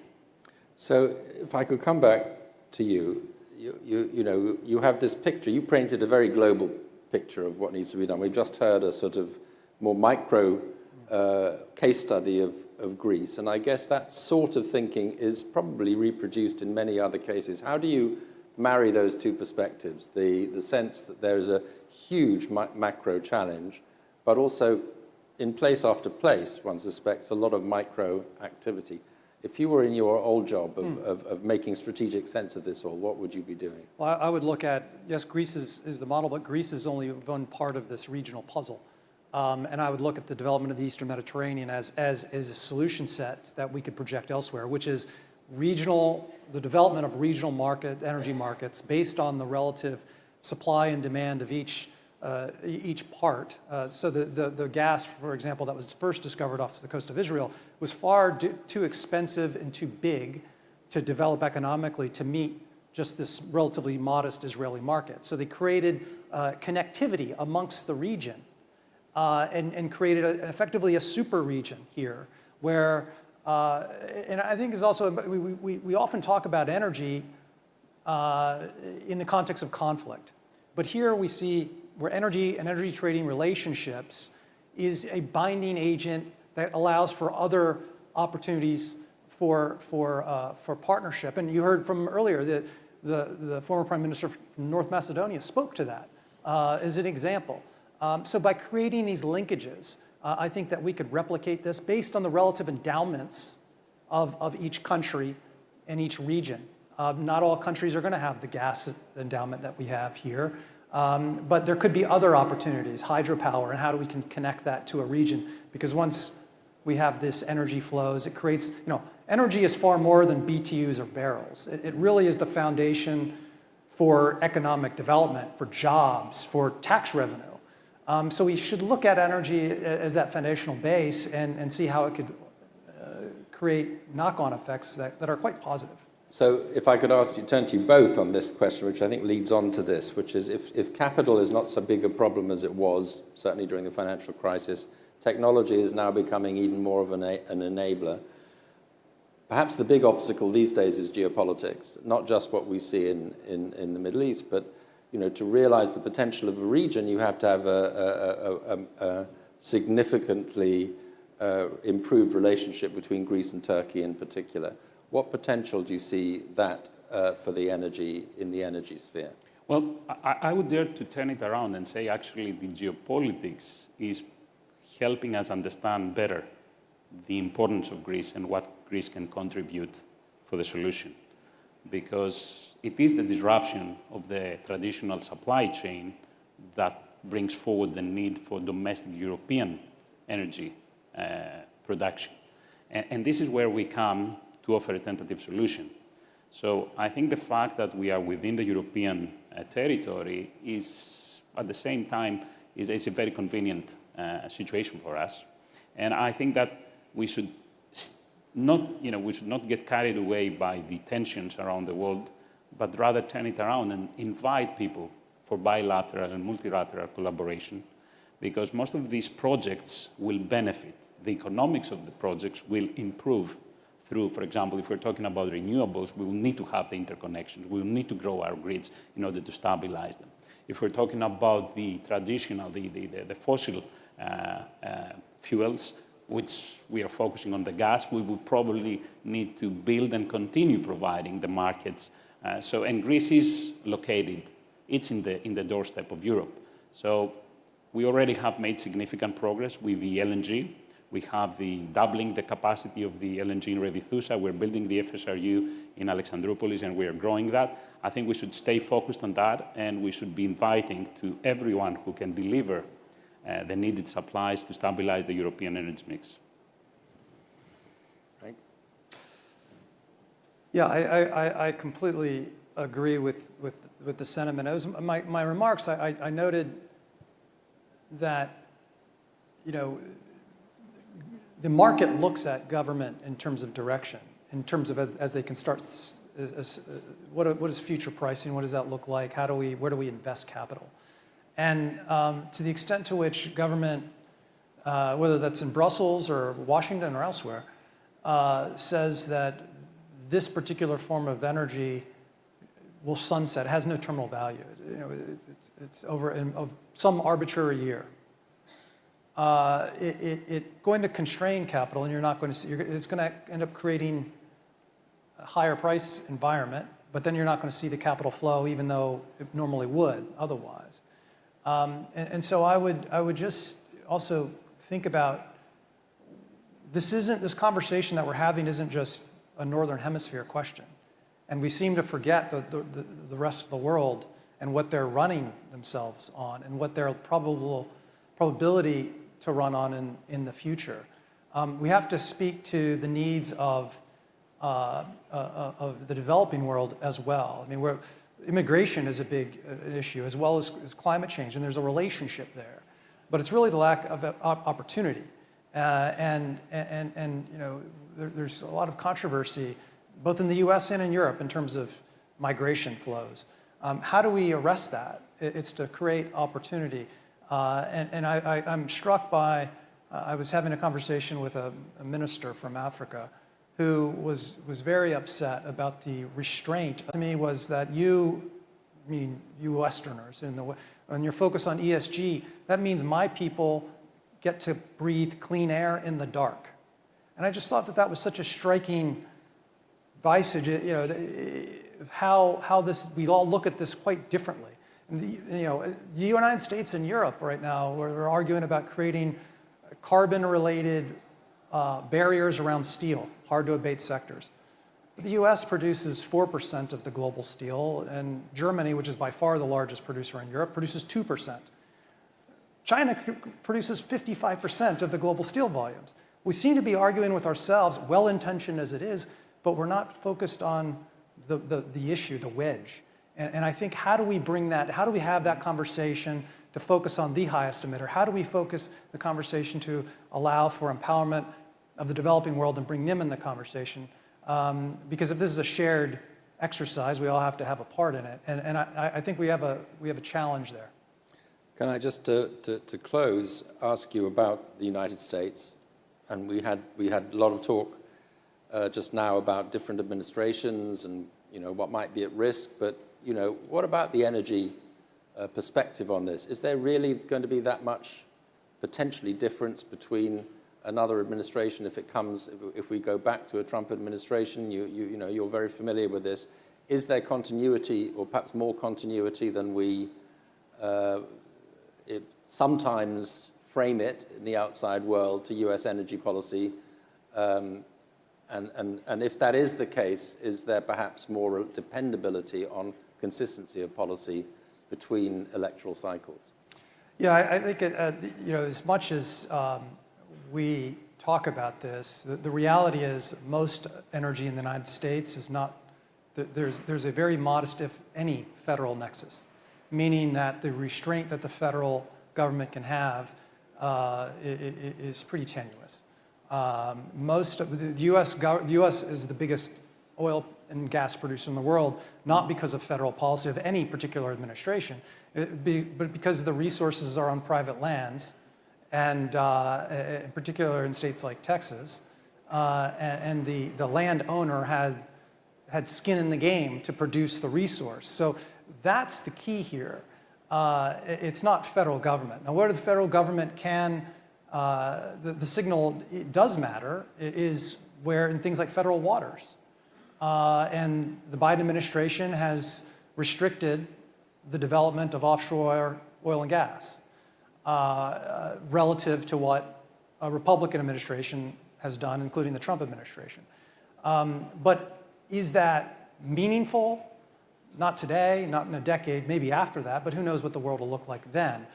The other area that government policy was talked about was in context of things like the Inflation Reduction Act, which is, there's a debate on the volume of subsidy that will be applied, but it is important. And I don't think that would have a significant modification. The House Ways and Means Committee, run by Republicans, the Tax Writing Committee in the United States, had a reform bill, which they trimmed a lot of things that were included in the Inflation Reduction Act. But importantly, they did not zero out the subsidies. A part of that is because some of these subsidies were also taking place, being executed in red states, in Republican districts. But again, back to, it's about the private enterprise. Elon Musk did not choose to move Tesla from California to Texas. That was not because of the Inflation Reduction Act. He did that far before the Inflation Reduction Act. I mean, capital flows to where it's wanted.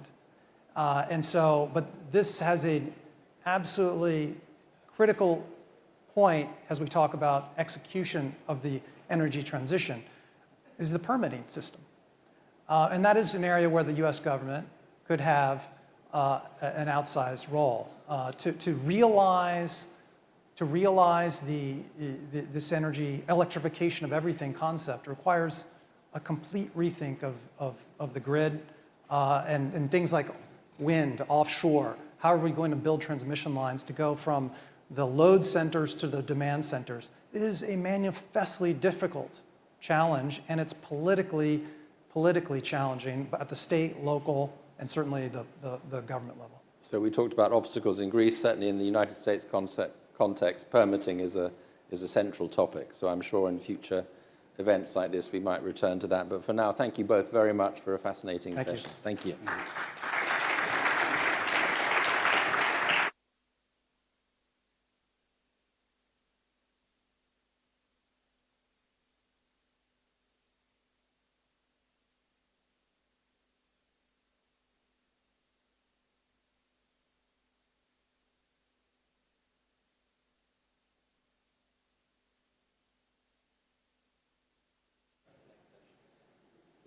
Thank you, Daniel.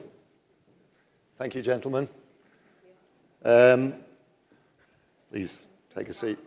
I think our previous panelist talked about the importance of energy beyond simply BTUs coming in and out of countries, and how it's a foundational resource for everything that we do. Well, we're going to move on to another foundational resource, increasingly so, and that is digital technology. And I'm delighted to be joined by Nuria Oliver, who is the Chief Scientific Advisor at the Vodafone Institute. Thanks for joining us, Nuria. First of all, before we get into the meat of this, what is the Vodafone Institute and what does a Chief Scientific Advisor do there? Thank you. Well, good afternoon. It's a great pleasure to be here. And the Vodafone Institute is Vodafone's think tank, with the focus of studying and analyzing the interplay between technology and society. And I've been the Chief Scientific Advisor for a few years now. At some point in the past, I was also the director for research at Vodafone globally in data science. So I've been collaborating also with the main company. I am formerly a computer scientist. I'm a scientist, a researcher in AI. For over 25 years, I have been building intelligent systems, computational models of human behavior, and also for over 15 years, I've been working on the topic that we call AI for social good, how we can leverage AI to instill positive societal impact, which is what largely motivates my work, and I hope it will transpire a little bit in this conversation to bring some optimism. Yeah, I hope so too. We could do with a little optimism. But before we get there, let's start with, I mean, we can't ignore the fact that AI has become incredibly salient since the launch of ChatGPT and the emergence of these large language models. Potential is a source of problems in the trustworthiness of information, which is so basic to our democracies. So I want to start with that. Where do you see that going? I mean, I'm happy for you to give answers looking both ways, or where the problems are, where the solutions are. But let's start with the problems. How big a problem is these new capabilities of large language models for this basic resource, which is information in a democracy? Yeah, so I think the fact that we are talking about AI on a sort of like political, conference reinforces what Professor Sarkisian has mentioned before in terms of the fact that we live in this world, dual world, where we have a digital world and we have a physical world, and increasingly so what happens in the digital space has an impact, on the physical space. And the role of, social media and misinformation and disinformation is a clear example of how, what is happening in the digital world is having real impact, in public opinion processes, in democratic, elections, and so forth. So when we talk about large language models, I think we have to even have like a broader perspective on what AI technologies are being used. Large language models are a type of generative AI models, particularly to generate text that is very plausible and very well articulated, and in many cases even better than what a human would write. The equivalent to large language models in the context of images and videos would be diffusion models or similar systems, which are generative AI systems to generate sort of like multimedia information, which are also having a big impact in the formation of the public opinion. But also we are using, or you can use AI algorithms to personalize the content, to target a specific groups of individuals with a specific information, fake or truthful, that could impact them the most. And you can also do what is called content moderation. All social platforms rely on machine learning algorithms to determine which content is acceptable or not, because there are billions of posts that are happening constantly. These content moderation algorithms can suppress certain content, can promote content, can shadow ban content, and so forth. So we have an array of tools that can be used to influence the perception and the image that we have of what is happening in the world. And that, of course, clearly impacts with democratic processes, because it is also the case that the vast majority of people, particularly in developed countries, access the news through digital media. So whatever we see in the digital world is what we believe that is happening in the physical world. And with these generative AI tools and these machine learning algorithms to personalize the content and to target and so forth, this is not necessarily the case, that what I see in the digital world has a correspondence in the physical world. And I think that's the biggest challenge that we are facing. And I would just like to mention that it's also a great opportunity for reputed media companies like The Economist to position yourselves as the trustworthy entities where citizens can go to access high-quality information. Because I know that you have journalists, that you have fact-checkers, that you have means to verify the credibility of the sources. So I know that whatever I read coming from certain institutions online will actually have a correspondence, with the physical world. And I do think that it is an opportunity for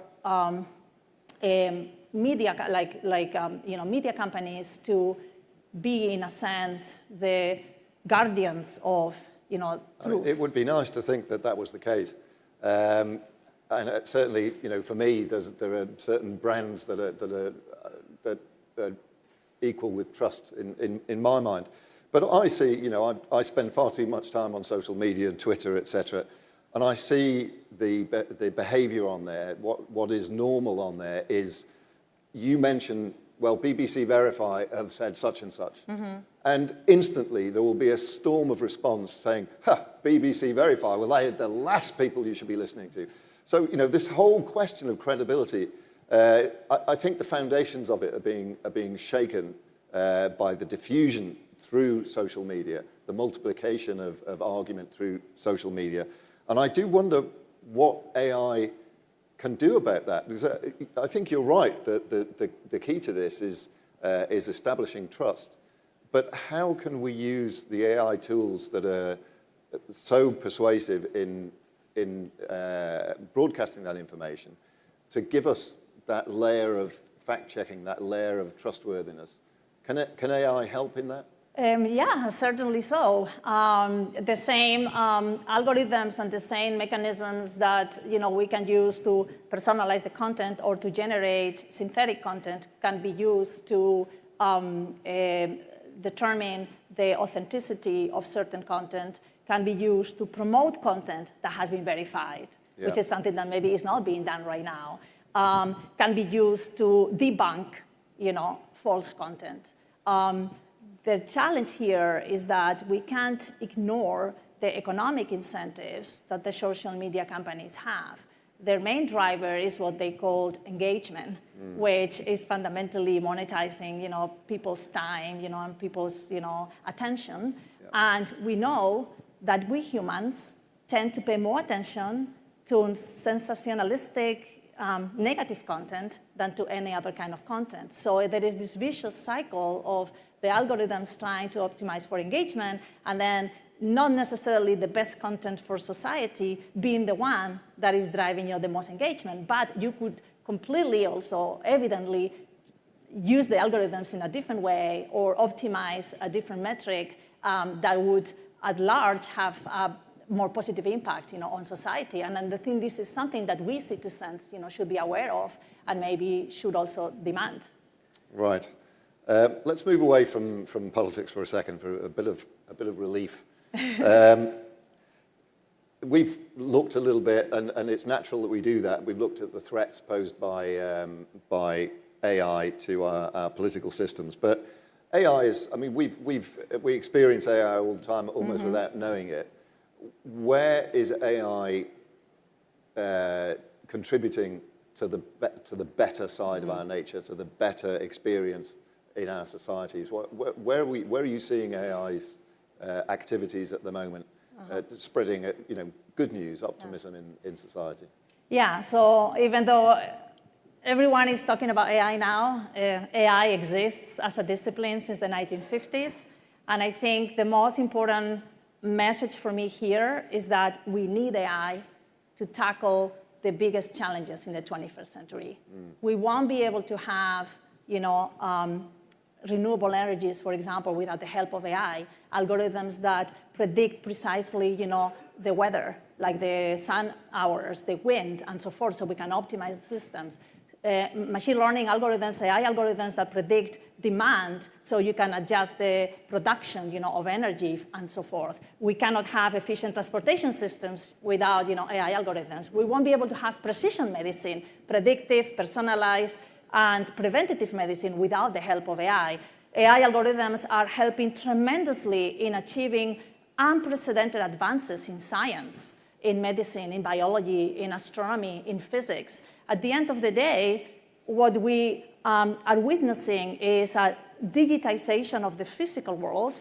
And once you convert any physical phenomenon into data, digital data, is non-structured data, which means that you can only make sense of it using AI algorithms. Yeah. So we certainly need AI. We won't be able to have a personalized education, without AI. We won't be able to have any field that you look at, we need to leverage AI. And then there is the big potential of the intersection between AI and the 17 Sustainable Development Goals. This is what is, in many cases, called AI for social good, and how we can leverage data analyzed with machine learning algorithms to help, first, better measure where we are in terms of each of the 17 Sustainable Development Goals, and second, accelerate the achievement of the goals. For example, if we look at the first one, no poverty, so how can we leverage different kinds of data, non-traditional data sources? It could be satellite data, it could be mobile network data, it could be some transactional data, to have a better assessment of the socioeconomic status of any part in the world. And then for the same goal, accelerating the achievement would be, could we have algorithms that enable us to better predict potential economic crisis or potential situations where a certain region is deteriorating, so we can do early interventions, and prevent them. So I am extremely optimistic about the potential AI as a driver for social good. But at the same time, as we all know, and we've been talking here, and there is a global conversation about this, such a potential is not a given. Yeah. Because AI also poses a lot of technological and societal challenges that we need to address. Great, thank you very much. I want to move on a little bit and actually go back to politics. I'm sorry about that. You mentioned just about every area of human life when you went through the areas where AI holds promise and where it's helping.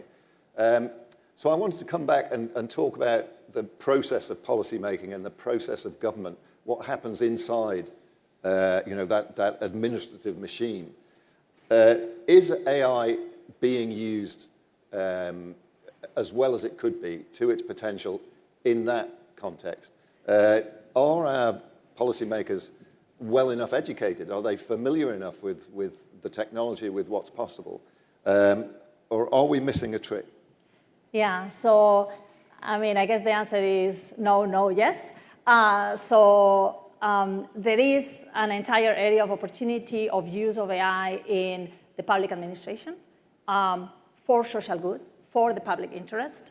One of the areas is what is called evidence-driven policymaking, where through data analyzed in many cases, using machine learning algorithms, you can actually inform and measure the impact of public policies. So you can actually be more responsive to the underlying reality, of the area, where you want to have an impact on.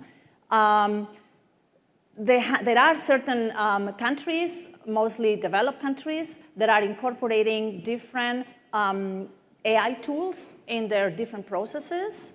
However, as we have seen from numerous media reports, AI systems and AI algorithms are not exempt from limitations. And one of them, which is probably the most notorious one, is what is called algorithmic discrimination and bias. And there are many examples of governments at the regional, local, or even federal level relying on machine learning algorithms to make certain public policy decisions related to granting, scholarships or admitting children, in schools and so forth, and then realizing that such algorithms were not only replicating underlying patterns of discrimination that were in society, but even exacerbating them. So a very important area of work, and it's actually one of the areas that we work on in the LS unit in Alicante, which is the research institute that I direct, is what is called algorithmic fairness. How can we develop machine learning algorithms, AI algorithms, that have guarantees of non-discrimination? So that's a very important element. Another very important element in the context of using AI in the public sector is algorithmic transparency. You've talked about ChatGPT, which I think is what has democratized kind of like the concept of AI, in society. So the large language model underneath the free version of ChatGPT, which is called GPT 3.5, is estimated to have 175 billion of parameters. We are talking about extremely complex networks, extremely complex models that no one understands.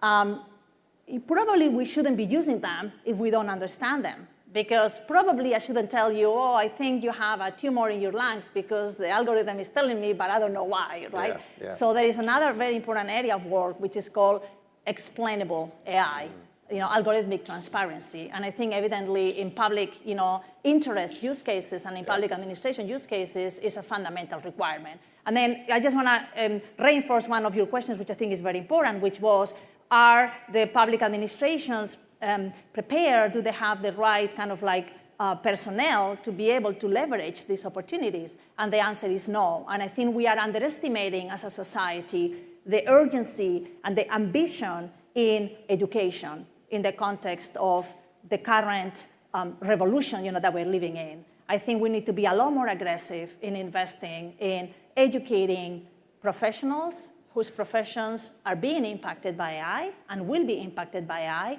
because otherwise we're going to have not only missed opportunities, but also a tremendous social challenge of what do we do with millions of people that don't have the necessary tools to continue, contributing in society. So I think that's an absolute, priority. Okay, well, we're very nearly at lunch, and I barely dare mention the word because I can feel the hunger in the room. But I do want to just finish off very briefly with one final question. And that is, you mentioned that you've been in this game for a while. Yeah. We talked about this, the impact that the release of ChatGPT had on focusing minds on this area. But of course, these things happen, they evolve continuously. Yes. It isn't just one moment. So where are we headed? Everything you've talked about so far has been possible today. These are the things that are happening now. But what about 5 years' time or 10 years' time? What's going to be possible then? Well, I did mention things that we don't have now, like precision medicine or the great advances that we are making in all the different fields. Of course, I don't know where we will be. If I knew, maybe I wouldn't be here right now. But I always like concluding with a quote by Stephen Hawking, who inspired me, even though maybe he didn't say much. He said, AI is probably going to be the best or the worst thing that happened to humanity. And my invitation to all of you is that we work together to make sure that it is the best thing that happened to us. Fabulous, Thank you. fabulous. Thank you very much. Please join me in thanking Nuria Oliver. Thanks very much. And enjoy your lunch, and we'll see you. Thank you. Thanks a lot.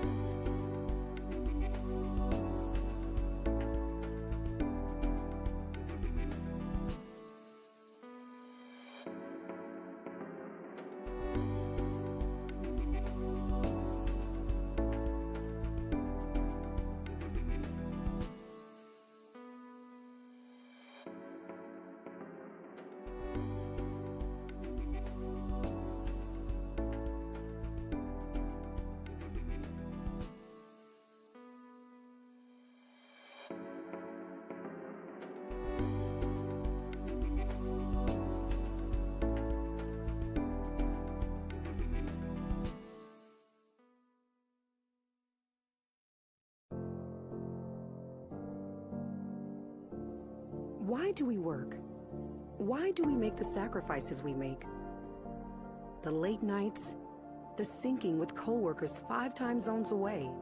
Why? Why? Why?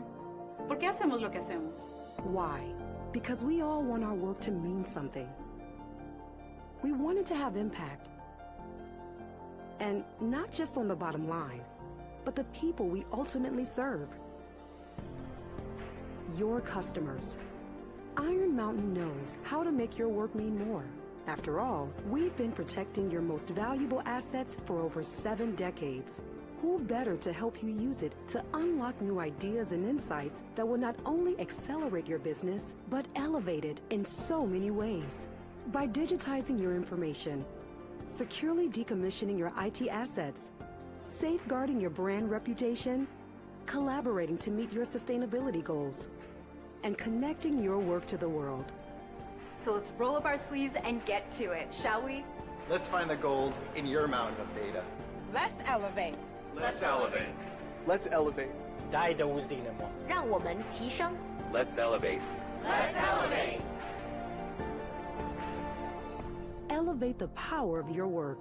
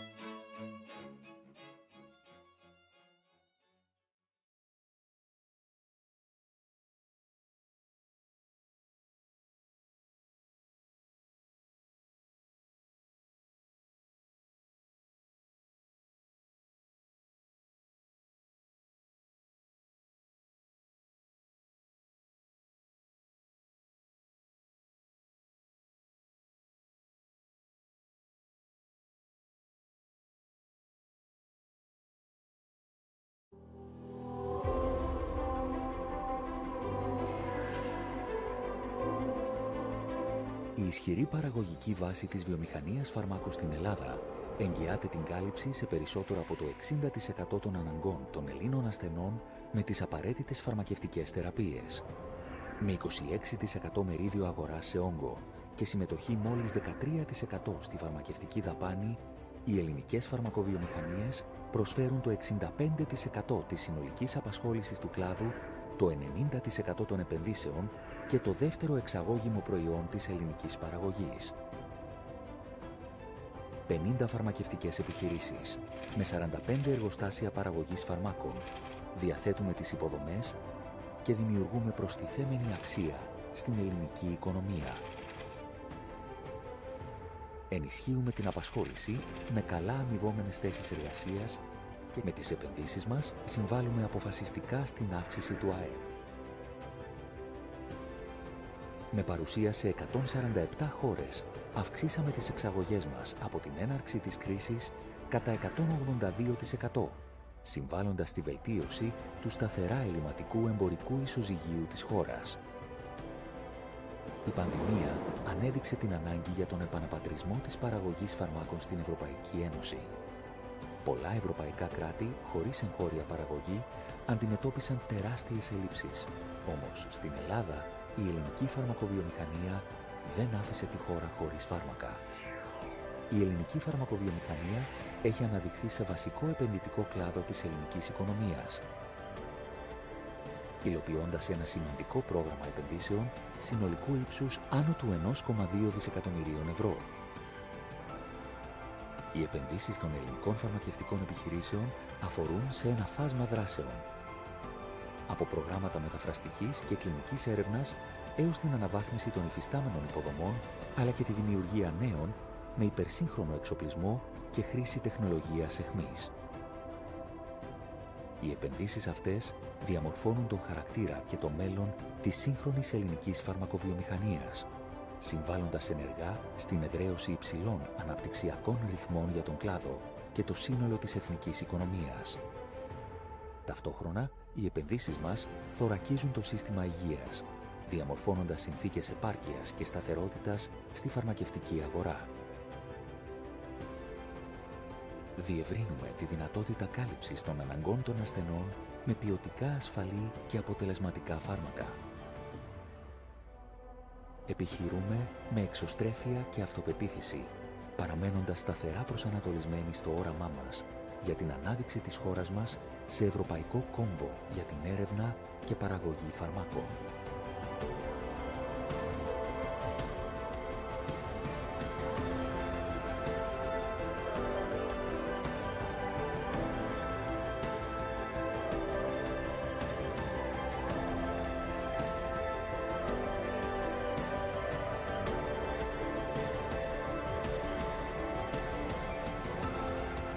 Πανελλήνια Ένωση Φαρμακοβιομηχανίας. Παράγουμε Ελλάδα, στηρίζουμε Ελλάδα, αξιοποιούμε Ελλάδα, εξάγουμε Ελλάδα, μένουμε Ελλάδα.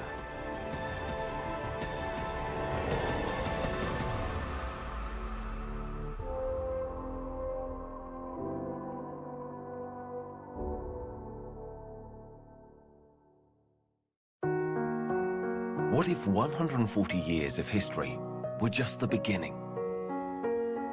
What if we gave beauty new energy? What if the future was not a matter of time, but of choices?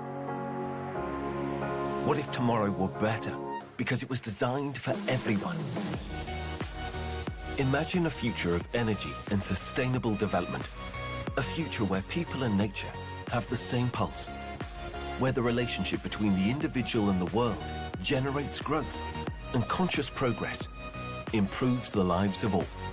In 1883, we inaugurated a new era, and today we continue with our energy to design the society of tomorrow with the strength of ideas, the courage of choices, and the responsibility of those who have been pioneers for 140 years. Edison, we become the energy that changes everything. Είμαστε πίσω από τη μεταμόρφωση της ΔΕΠΑ σε μια σύγχρονη καθετοποιημένη εταιρεία ενέργειας. από τα μακροχρόνια συμβόλαια με τους προμηθευτές, με τα οποία εγγυόμαστε την ενεργειακή ασφάλεια της χώρας, και από την επαναδιαπραγμάτευση των συμβολέων, με την οποία εξασφαλίσαμε ακόμα πιο ευνοϊκούς όρους για τους πελάτες μας και την εθνική οικονομία. Είμαστε πίσω και από τη συγκράτηση του ενεργειακού κόστους για τα νοικοκυριά και τις επιχειρήσεις. Πρωταγωνιστούμε σε μεγάλα διεθνή έργα που μετατρέπουν την Ελλάδα σε ευρωπαϊκό κόμβο φυσικού αερίου.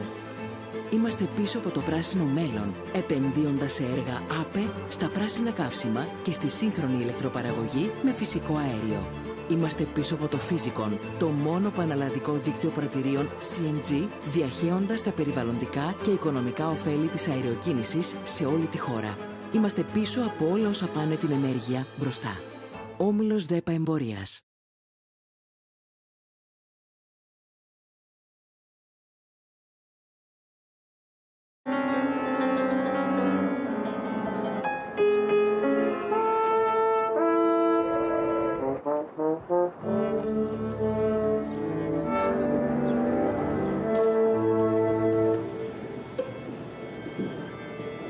Η καινοτομία απαιτεί προσπάθεια και ενέργεια κάθε στιγμή.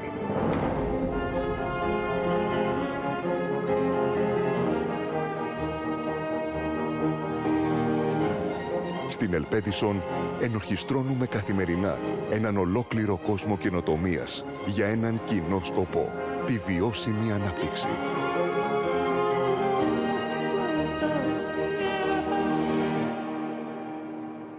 Ελπέτισον, δίπλα σας, με όλη μας την ενέργεια.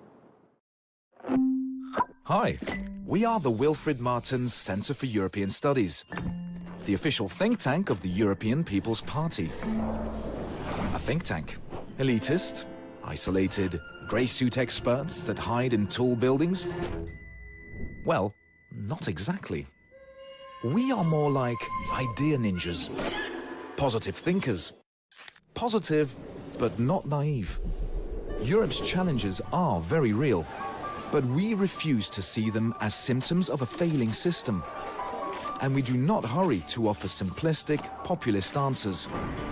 We think these challenges deserve the best of our intellectual efforts. We share the same spirit as the European founding fathers. Europe, the biggest, most ambitious democratic project. Remember, through our work, the legacy of Wilfred Martens, our founder, lives on. He was a visionary, yet pragmatic and responsible pro-European, and a freedom champion. Being a political think tank also means that we are a full part of the policy-making ecosystem. We are here to inspire Europe's policymakers. We bring ideas that help the European Union become a strong global player, a reliable ally, and a better democracy promoter.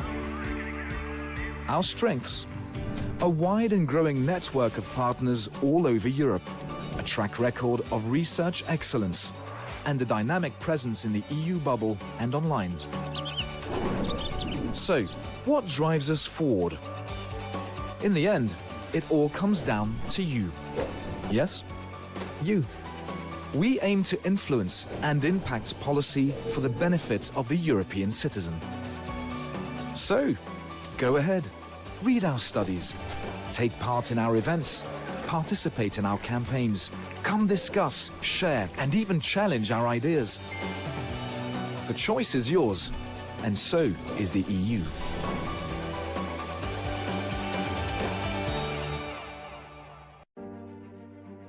We envision the future, with people living in sustainable cities, in harmony with nature, with contemporary infrastructure, empowering quality in daily life.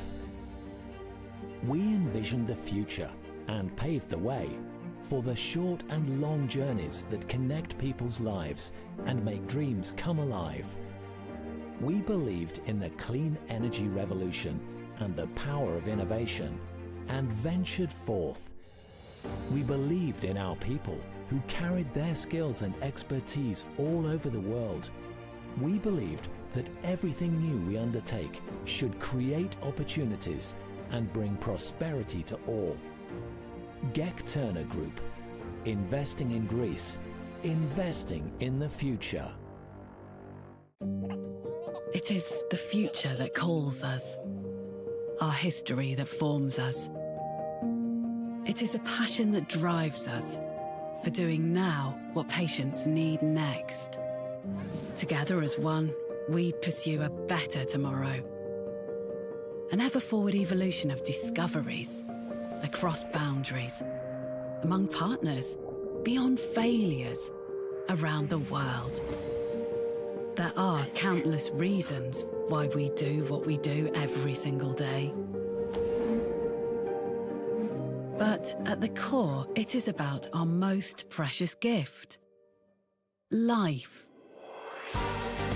Life in all its beauty and its complexity. Life as moments to be experienced, shared and remembered. Life as possibilities beyond the horizon. Life transformed by science, from despair to hope. Together to celebrate life.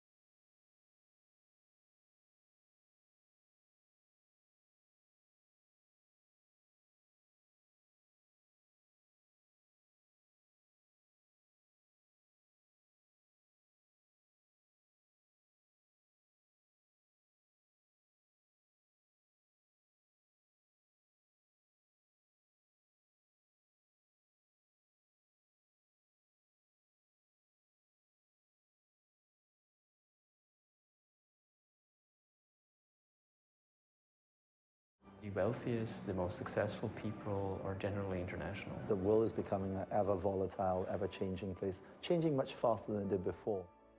There's a class of person out there now who's actually rapidly adapting to the changing environments.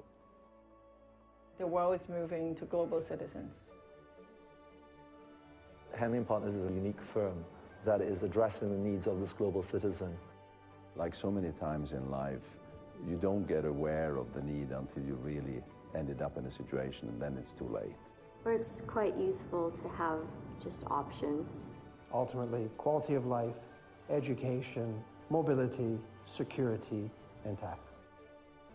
In this international and global world that we're in, these are the tools you want. Truly the ultimate symbol of freedom. Yes, being free. It's the ability to live where you want, travel where you want, raise your kids where you want, and not subject your family to the fate of where you happen to be born. You actually get to choose. I find that Henley & Partners are a professional company, but they're also very approachable. Very open communication. It's like you know somebody for 30 years. Always starts with an initial meeting where we really establish whether we are the right people to deal with and whether the client is right for us. Well, from the point of view of the clients, and I've heard this from so many of their clients, the word family just comes up over and over again. It doesn't feel so much like going and talking to a professional services firm. It feels like a family. And what we found is when we turn to Henley & Partners is we get the answers right away, and it's straightforward, and the timelines are condensed dramatically, and that gives us very much a sense of comfort that we're in good hands and we're with people who know what they're doing. It's a fantastic kind of all-encompassing service that you get when you come to Henley & Partners. They know what they're doing. They're professional, efficient, courteous. They are providing a true service to these global high net worth individuals that are concerned about taxes, concerned about their freedom, concerned about the safety of their families. And that's what Henley & Partners offers our clients, and that's what Henley & Partners helps create and construct for governments. The fact that they have so much experience actually working with governments to set up these investor schemes means, A, that they understand them back to front, because they've designed many of them themselves. I mean, they're there working with the governments to create them. Henley & Partners is really the firm that created this industry. pioneering many of these programs. I'm not aware of any other company that has the knowledge of both sides of the equation so deeply, so intimately, that they can really claim to be experts on both sides. That's what Henley and Partners does, and we do it very well.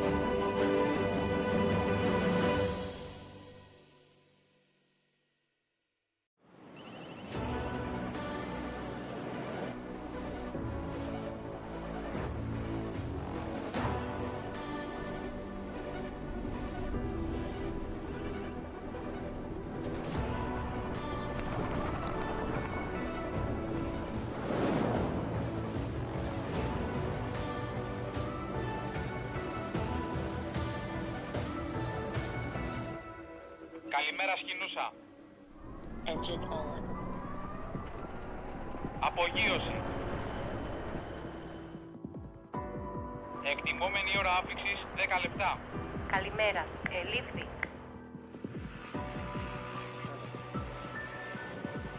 Προσγείωση. Ελήφθη.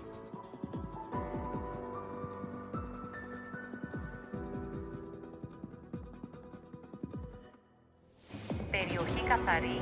Ελεύθερη απογείωση. Απογείωση. Ευχαριστούμε. Καλή συνέχεια. Ευχαριστούμε πολύ σκηνούσα.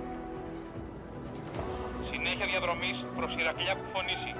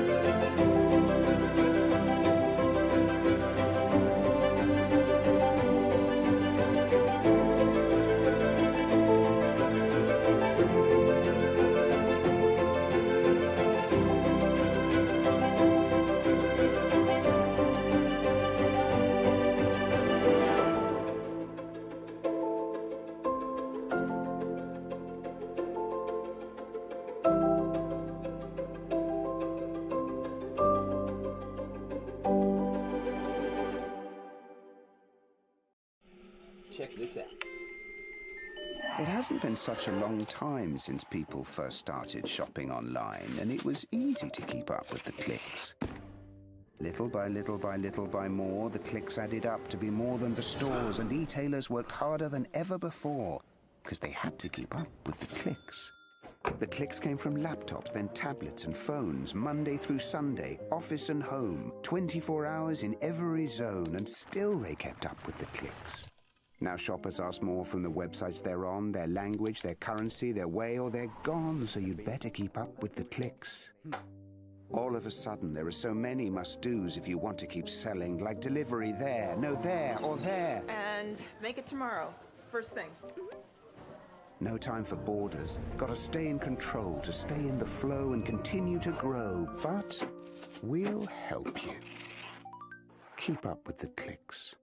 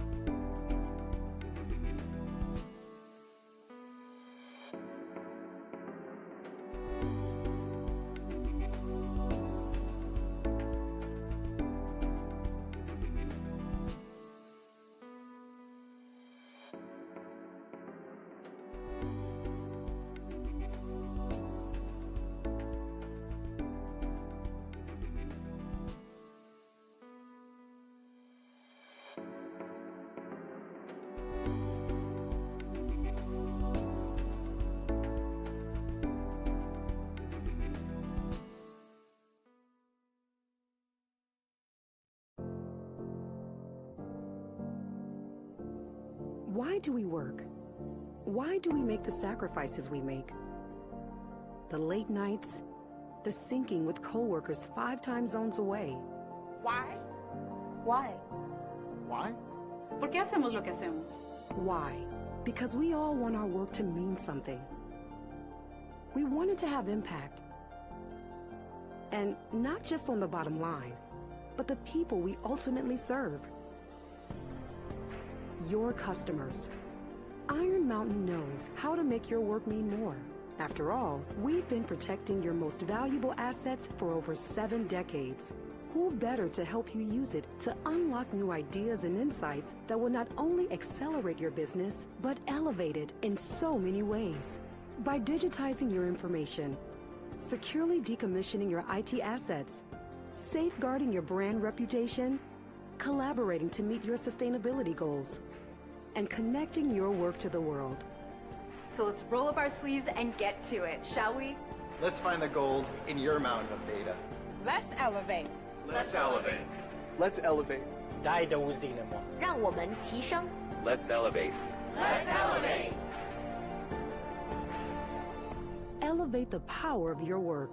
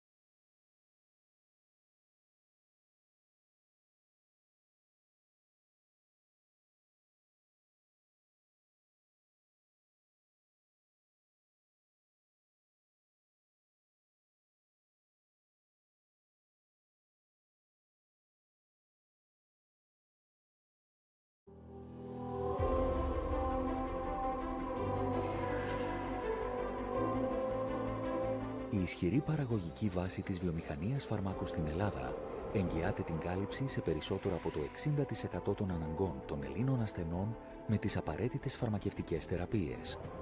Με 26% μερίδιο αγοράς σε όγκο και συμμετοχή μόλις 13% στη φαρμακευτική δαπάνη, οι ελληνικές φαρμακοβιομηχανίες προσφέρουν το 65% της συνολικής απασχόλησης του κλάδου, το 90% των επενδύσεων και το δεύτερο εξαγώγημο προϊόν της ελληνικής παραγωγής. 50 φαρμακευτικές επιχειρήσεις με 45 εργοστάσια παραγωγής φαρμάκων, διαθέτουμε τις υποδομές και δημιουργούμε προστιθέμενη αξία στην ελληνική οικονομία. Ενισχύουμε την απασχόληση με καλά αμοιβόμενες θέσεις εργασίας και με τις επενδύσεις μας συμβάλλουμε αποφασιστικά στην αύξηση του ΑΕΠ. Με παρουσία σε 147 χώρες, αυξήσαμε τις εξαγωγές μας από την έναρξη της κρίσης κατά 182%, συμβάλλοντας στη βελτίωση του σταθερά ελληματικού εμπορικού ισοζυγίου της χώρας. Η πανδημία ανέδειξε την ανάγκη για τον επαναπατρισμό της παραγωγής φαρμάκων στην Ευρωπαϊκή Ένωση. Πολλά ευρωπαϊκά κράτη, χωρίς εγχώρια παραγωγή, αντιμετώπισαν τεράστιες ελλείψεις. Όμως, στην Ελλάδα, η ελληνική φαρμακοβιομηχανία δεν άφησε τη χώρα χωρίς φάρμακα. Η ελληνική φαρμακοβιομηχανία έχει αναδειχθεί σε βασικό επενδυτικό κλάδο της ελληνικής οικονομίας, υλοποιώντας ένα σημαντικό πρόγραμμα επενδύσεων συνολικού ύψους άνω του 1,2 δισεκατομμυρίων ευρώ. Οι επενδύσεις των ελληνικών φαρμακευτικών επιχειρήσεων αφορούν σε ένα φάσμα δράσεων, από προγράμματα μεταφραστικής και κλινικής έρευνας έως την αναβάθμιση των υφιστάμενων υποδομών, αλλά και τη δημιουργία νέων με υπερσύγχρονο εξοπλισμό και χρήση τεχνολογίας εχμής.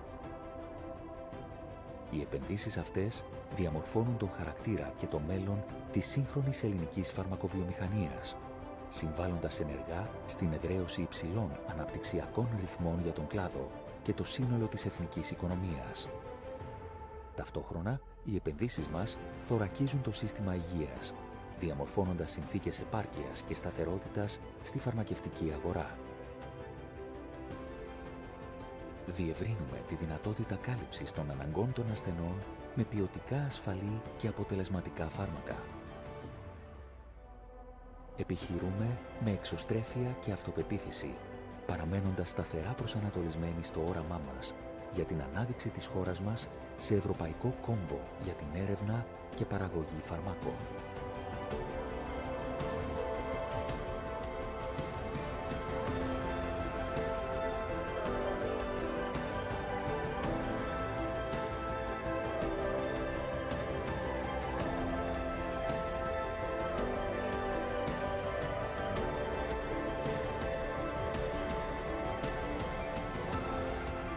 Πανελλήνια Ένωση Φαρμακοβιομηχανίας. Παράγουμε Ελλάδα, στηρίζουμε Ελλάδα, αξιοποιούμε Ελλάδα, εξάγουμε Ελλάδα, μένουμε Ελλάδα.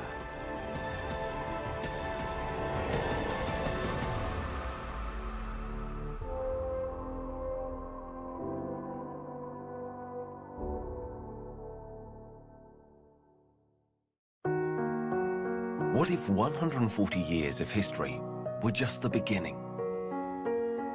What if we gave beauty new energy?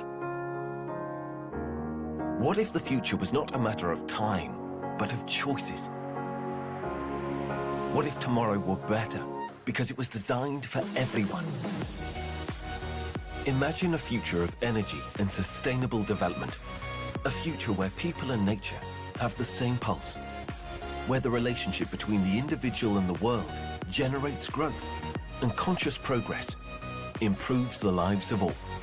In 1883, we inaugurated a new era, and today we continue with our energy to design the society of tomorrow with the strength of ideas, the courage of choices, and the responsibility of those who have been pioneers for 140 years.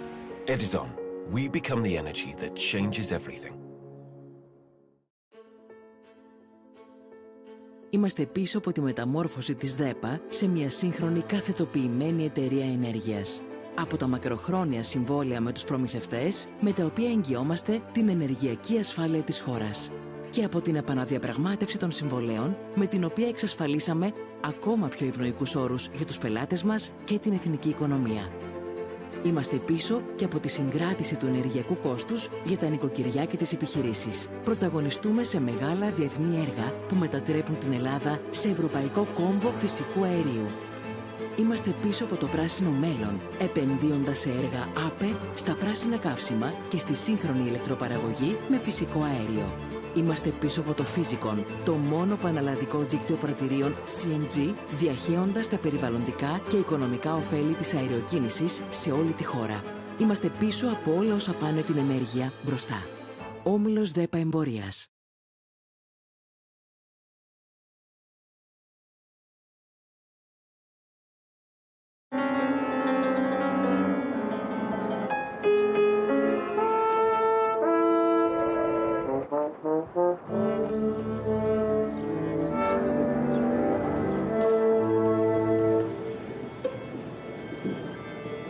Η καινοτομία απαιτεί προσπάθεια και ενέργεια κάθε στιγμή.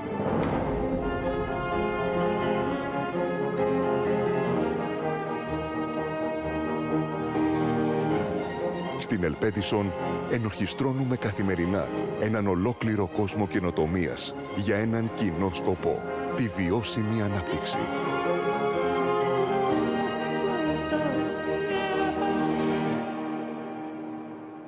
Edison, δίπλα σας, με όλη μας την ενέργεια.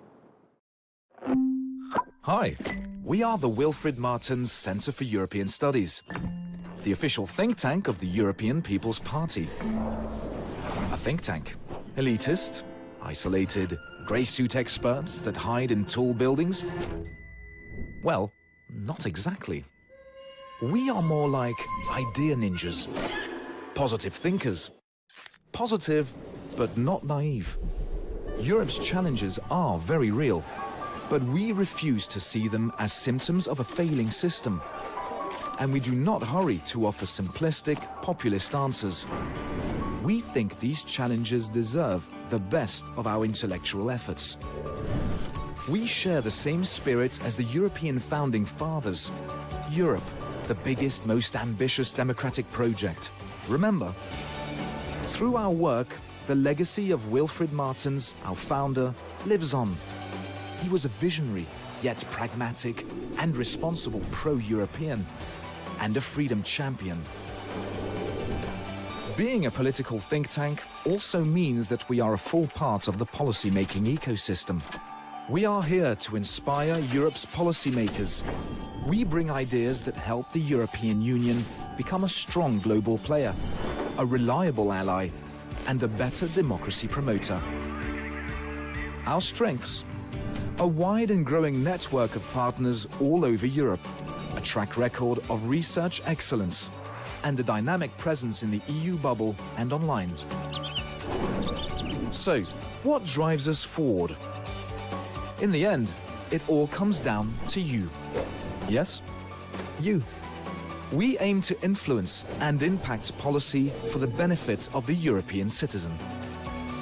So, go ahead, read our studies, take part in our events, participate in our campaigns, come discuss, share, and even challenge our ideas. The choice is yours, and so is the EU.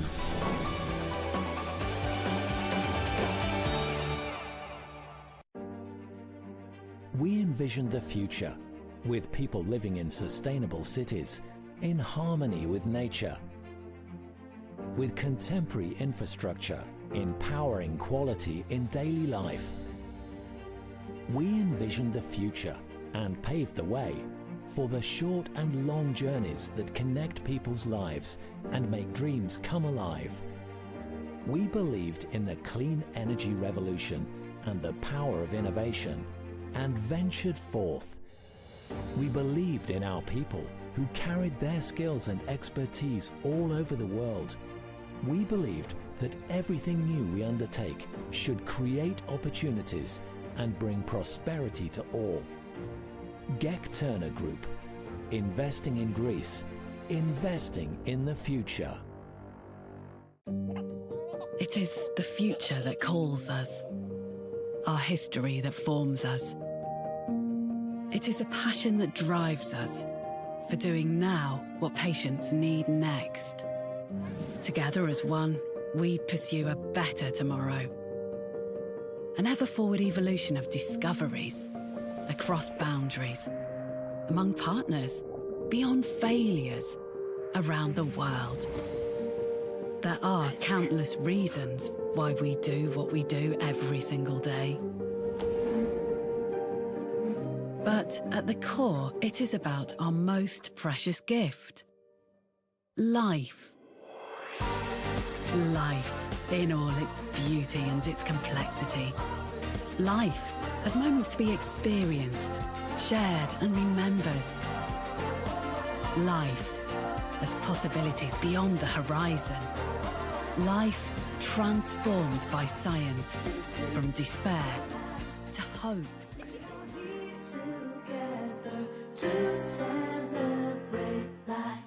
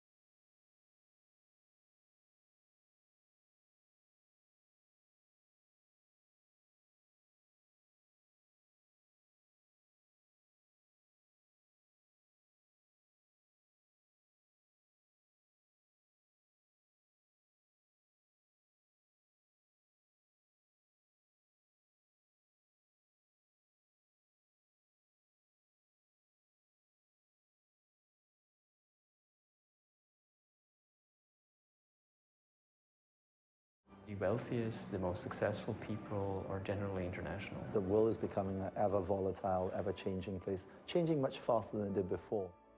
There's a class of person out there now who's actually rapidly adapting to the changing environments. The world is moving to global citizens.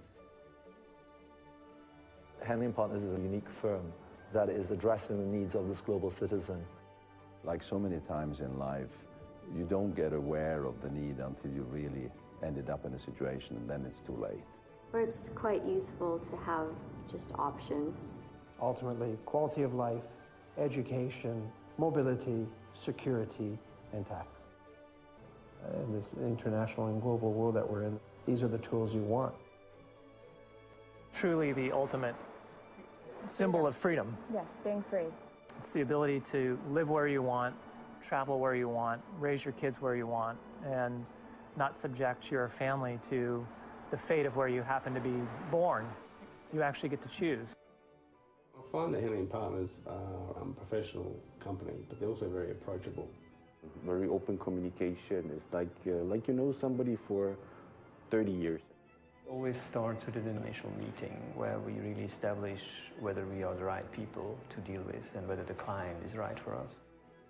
Well, from the point of view of the clients, and I've heard this from so many of their clients, the word family just comes up over and over again. It doesn't feel so much like going and talking to a professional services firm. It feels like a family. And what we found is when we turn to Henley & Partners is we get the answers right away, and it's straightforward, and the timelines are condensed dramatically, and that gives us very much a sense of comfort that we're in good hands and we're with people who know what they're doing. It's a fantastic kind of all-encompassing service that you get when you come to Henley & Partners. They know what they're doing. They're professional, efficient, courteous. They are providing a true service to these global high net worth individuals that are concerned about taxes, concerned about their freedom, concerned about the safety of their family. And that's what Henley & Partners offers our clients, and that's what Henley & Partners helps create and construct for governments. The fact that they have so much experience actually working with governments to set up these investor schemes means, A, that they understand them back to front, because they've designed many of them themselves. I mean, they're there working with the governments to create them. Henley & Partners is really the firm that created this industry. pioneering many of these programs. I'm not aware of any other company that has knowledge of both sides of the equation so deeply, so intimately, that they can really claim to be experts on both sides. That's what Henley and Partners does, and we do it very well.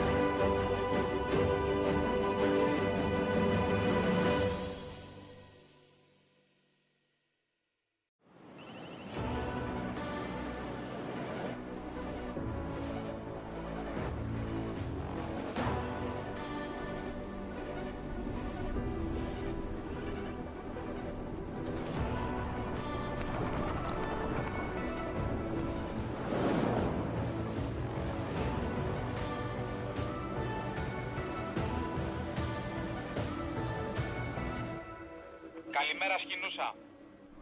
Engine on. Απογείωση. Εκτιμόμενη ώρα άφηξης 10 λεπτά. Καλημέρα. Ελήφθη.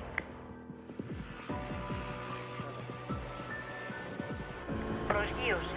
Ελήφθη.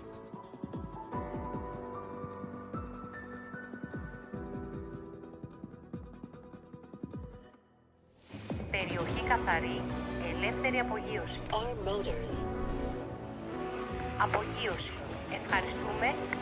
Καλή συνέχεια. Ευχαριστούμε πολύ σκηνούσα. Συνέχεια διαδρομής προς Ηρακλιά Κουφονήσι.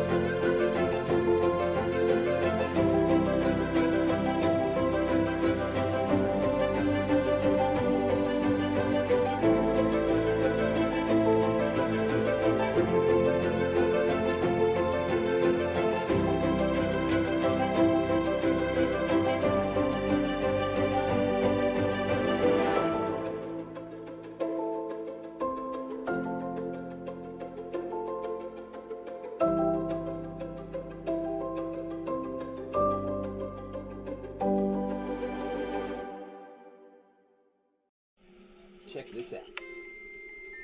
It hasn't been such a long time since people first started shopping online, and it was easy to keep up with the clicks. Little by little by little by more, the clicks added up to be more than the stores, and e-tailers worked harder than ever before, because they had to keep up with the clicks.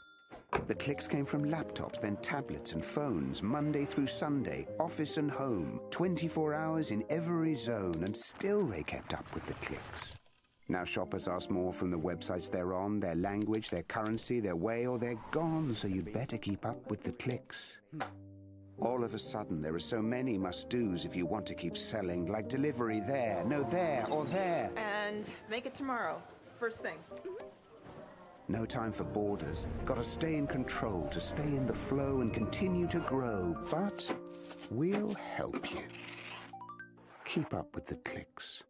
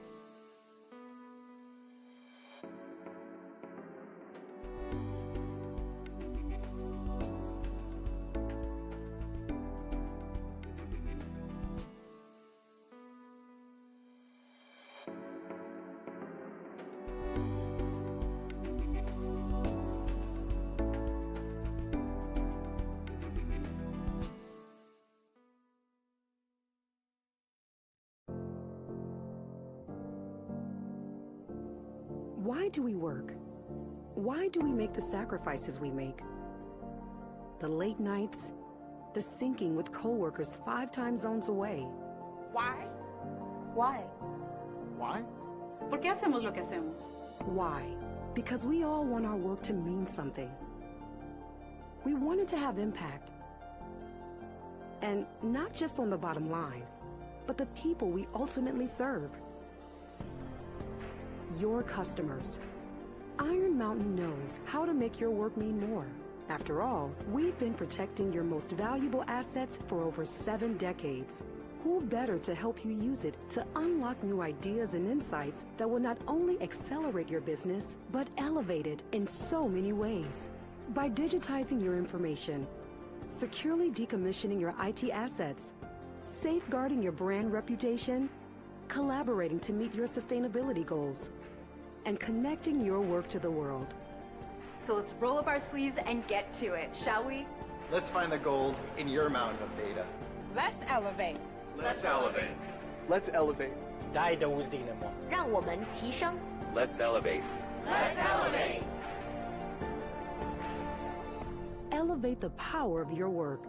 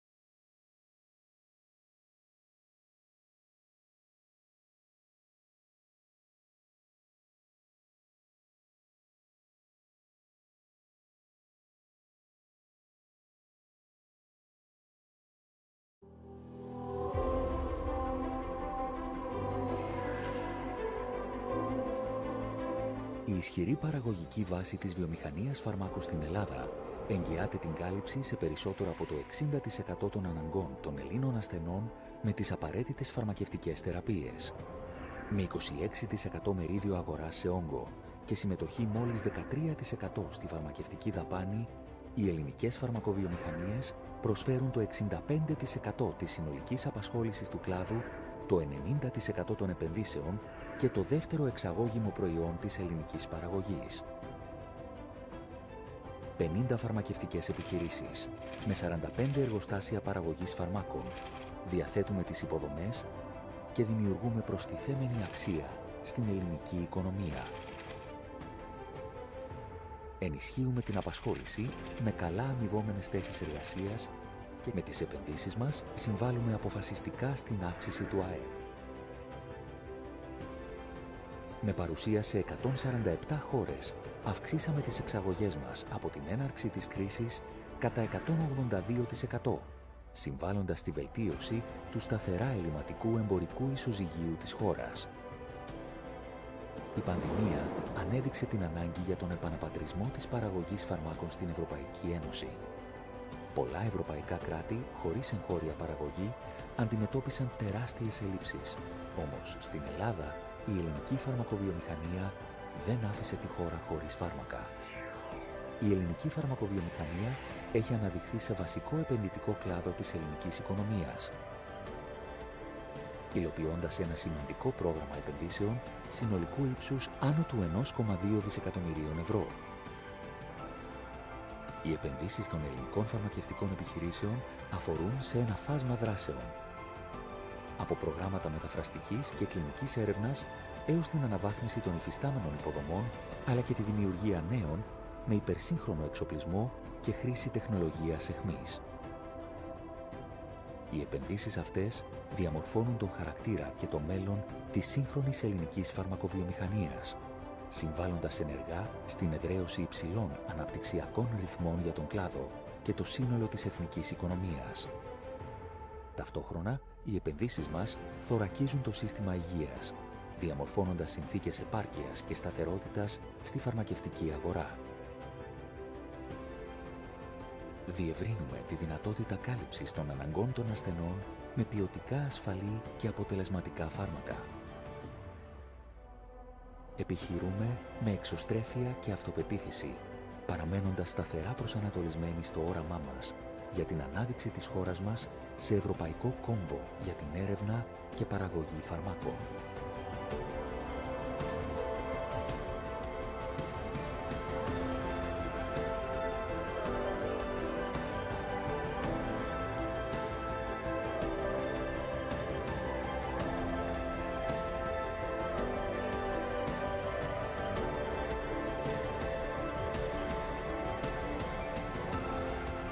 Πανελλήνια Ένωση Φαρμακοβιομηχανίας. Παράγουμε Ελλάδα, στηρίζουμε Ελλάδα, αξιοποιούμε Ελλάδα, εξάγουμε Ελλάδα, μένουμε Ελλάδα.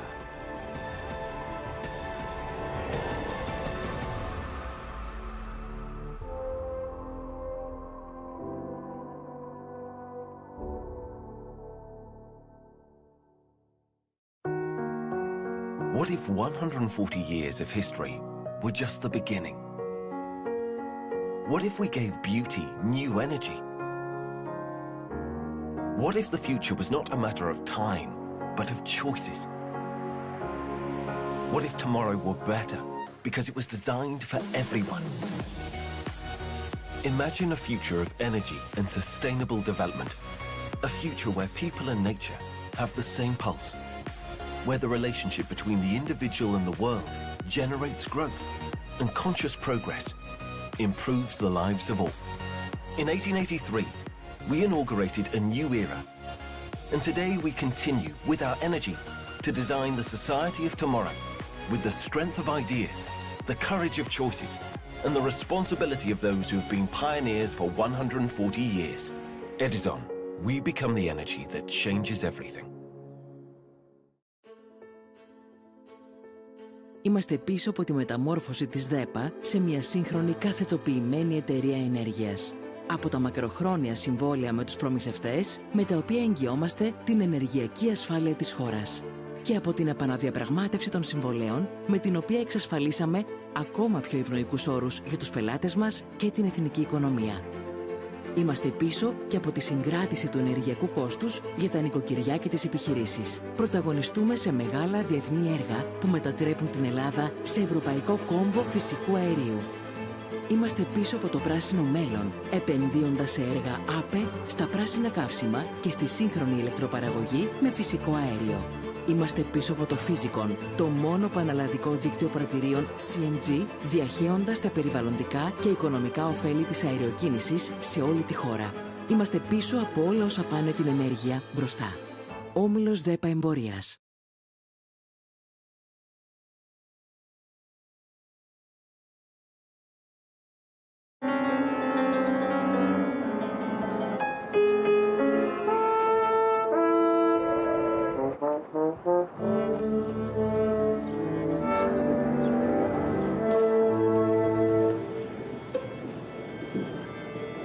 Η καινοτομία.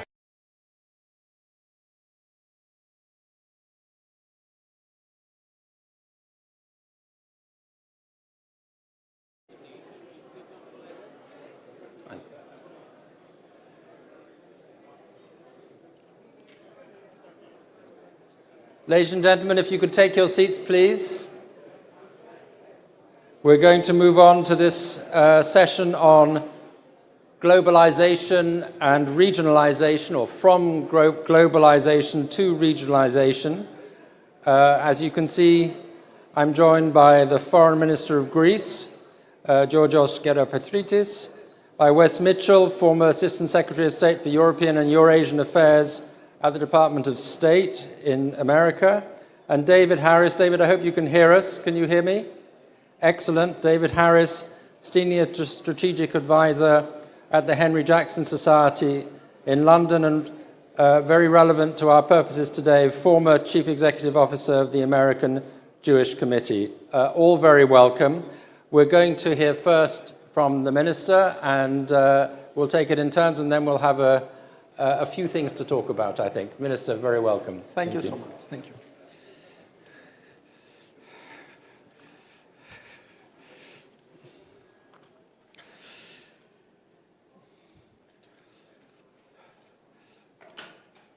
Ευχαριστώ πολύ για την ιδιαίτερη τιμή. Thank you very, very much for this particular honor of inviting me to this event of The Economist. It's an amazing forum in order to exchange at a high level and cast light on the common issues that concern us, and of course try to find ways out which are quite necessary in order to ensure prosperity of today's and future generations. So once again, warm thanks to Nectaria and Daniel, to the entire The Economist staff.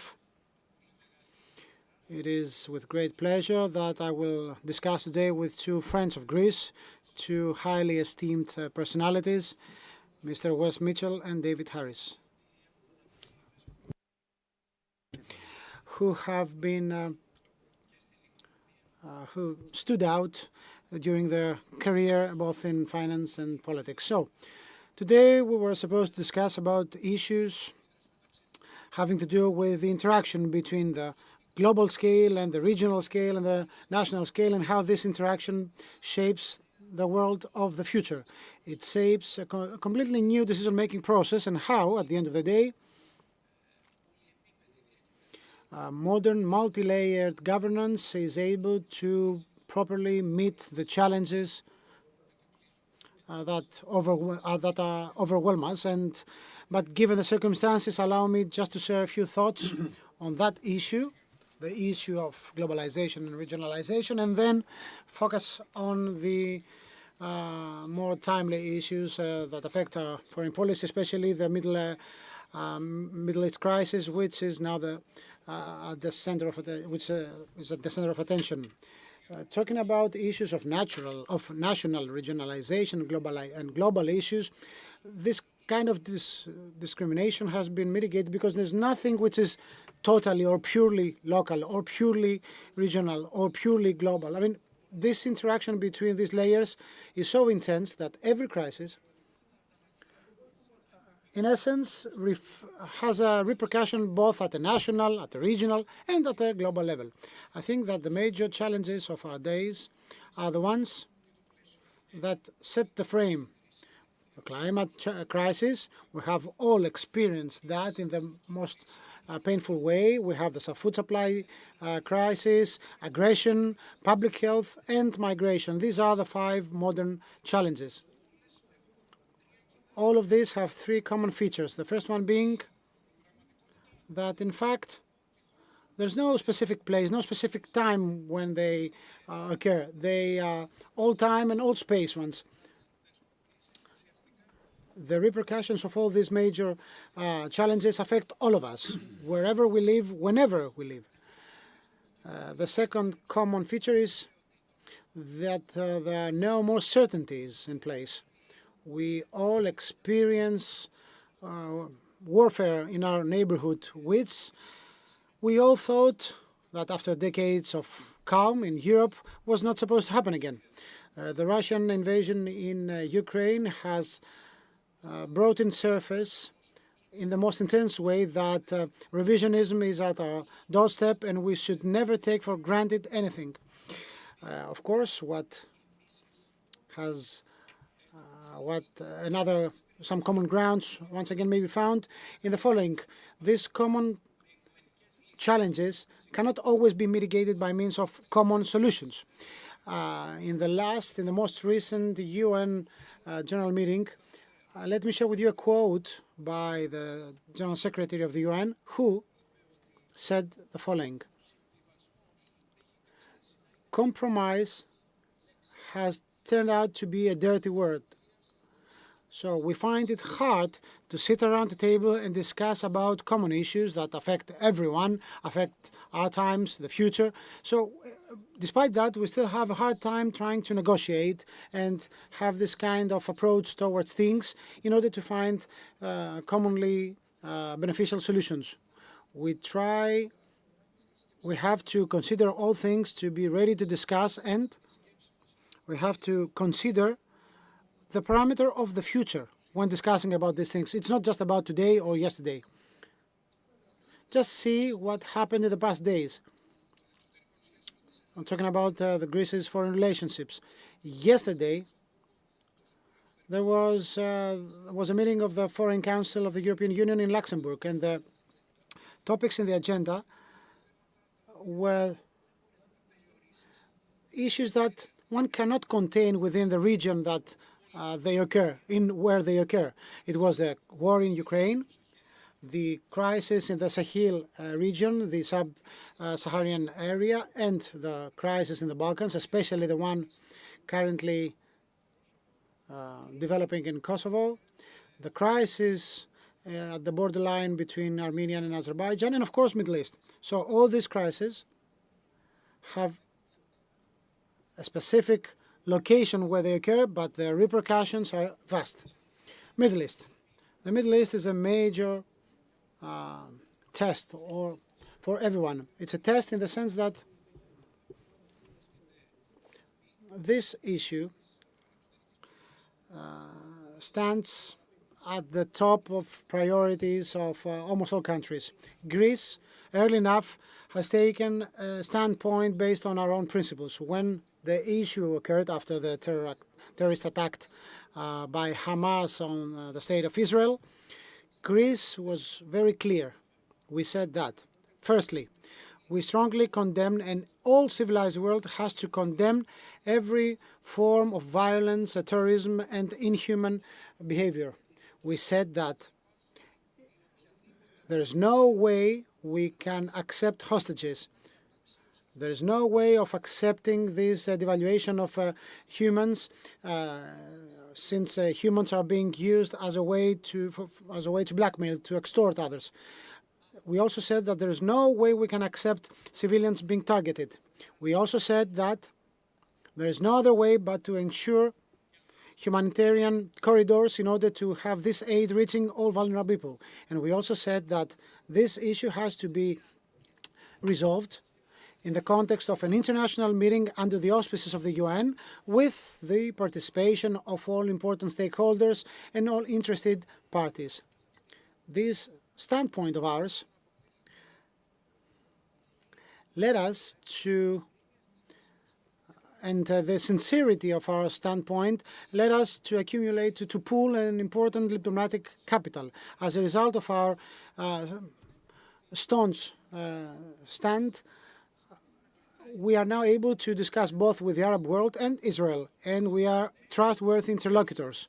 Yes, we are always going to be in favor of a peaceful resolution of issues, and today, in this day where the international community celebrates international law and human rights, we are here to say that we have to ensure the rights of all states to defend themselves against attacks to the extent that the international law provides. For us, the Middle East issue has to be part of the agenda in all international fora. We have to work on a solution that has already been promoted or supported by the UN and the UN resolutions for the two-state solution, with Eastern Jerusalem being the capital of the Palestine state, the state of Palestine, and we have to make sure that every state has the right to peace, serenity, and safety on their territory. Terrorism cannot be accepted by anyone in this context. And I'd like to highlight that the Greek foreign policy will remain a foreign policy based on principles. It's not going to be occasional. It's not going to be transactional as well. Because for us, diplomacy and foreign policy constitute an area that has to do both with the national interests of our country, but also an area that's governed by principles of democracy, dialogue, prosperity, and peace. Thank you very much. Thank you. Thank you, Minister. We'll go straight to Wes Mitchell.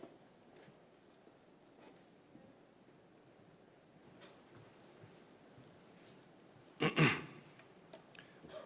thanks, Daniel, and thanks to The Economist for hosting us here in this beautiful location. It's really terrific to be here, and it's particularly a delight for me to get to see so many good friends in the audience. So it's an extra treat. When Nectaria first asked me a few weeks ago to talk today about the U.S. perspective on the Eastern Mediterranean, I had originally planned to give a somewhat optimistic appraisal. I was going to talk today about how this region has become an unexpected bright spot in an otherwise bleak international picture. I was going to talk about the remarkable diplomatic breakthroughs that we've seen in this region over the last few years, the Abraham Accords, the progress in Greek-Turkish relations, the Israel-Saudi detente. But then came Hamas's attack on Israel. This was a great shock to all of us. Of course, we know that the Middle East is a region that can produce violent surprises, but this was something different. It was an act of animal savagery, premeditated and perpetrated on a grand scale. It was barbaric and evil. It's not yet clear what this event will mean for the geopolitics of the Middle East. Israel has been threatened in a way not seen before, and Israel has every right to respond forcefully to protect its people, and it deserves our full support in that endeavor. The situation in Gaza has serious implications for U.S. strategy in the world. These attacks didn't happen in a vacuum. There are now major conflicts in two of the world's three most important regions.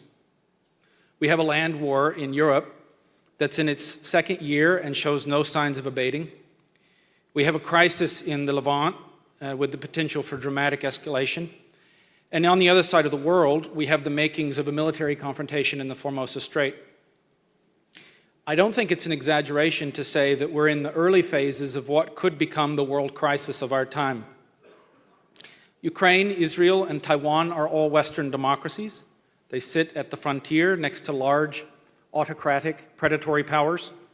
And the stability of all three regions as has been discussed today, ultimately rests on America having the military capability and political will to deter major aggression. The last two U.S. national defense strategies made it clear that we do not currently possess a military designed to fight wars with two peer competitors simultaneously. So the nub of the strategic problem facing the United States is that we have to respond to the urgent crises in Europe and the Middle East without jeopardizing our ability to deal with the Chinese attack on Taiwan. Opportunity to sequence these dangers. The weaker of our two main rivals moved incompetently on a timetable that was faster than China was ready to move against Taiwan. But recent events may make it more tempting for Xi Jinping to make his move. The crisis in Gaza heightens that possibility, in my view. This situation is likely to be protracted. Even when Hamas is dealt with, it's just a symptom of a bigger problem in the region, which is Iran. To be clear, I see good reasons, rooted in China's own interests, for it not to choose war. China's economy is struggling. Its army has little experience outside of internal policing. The better bet, from Xi's perspective, would probably be to play the clock.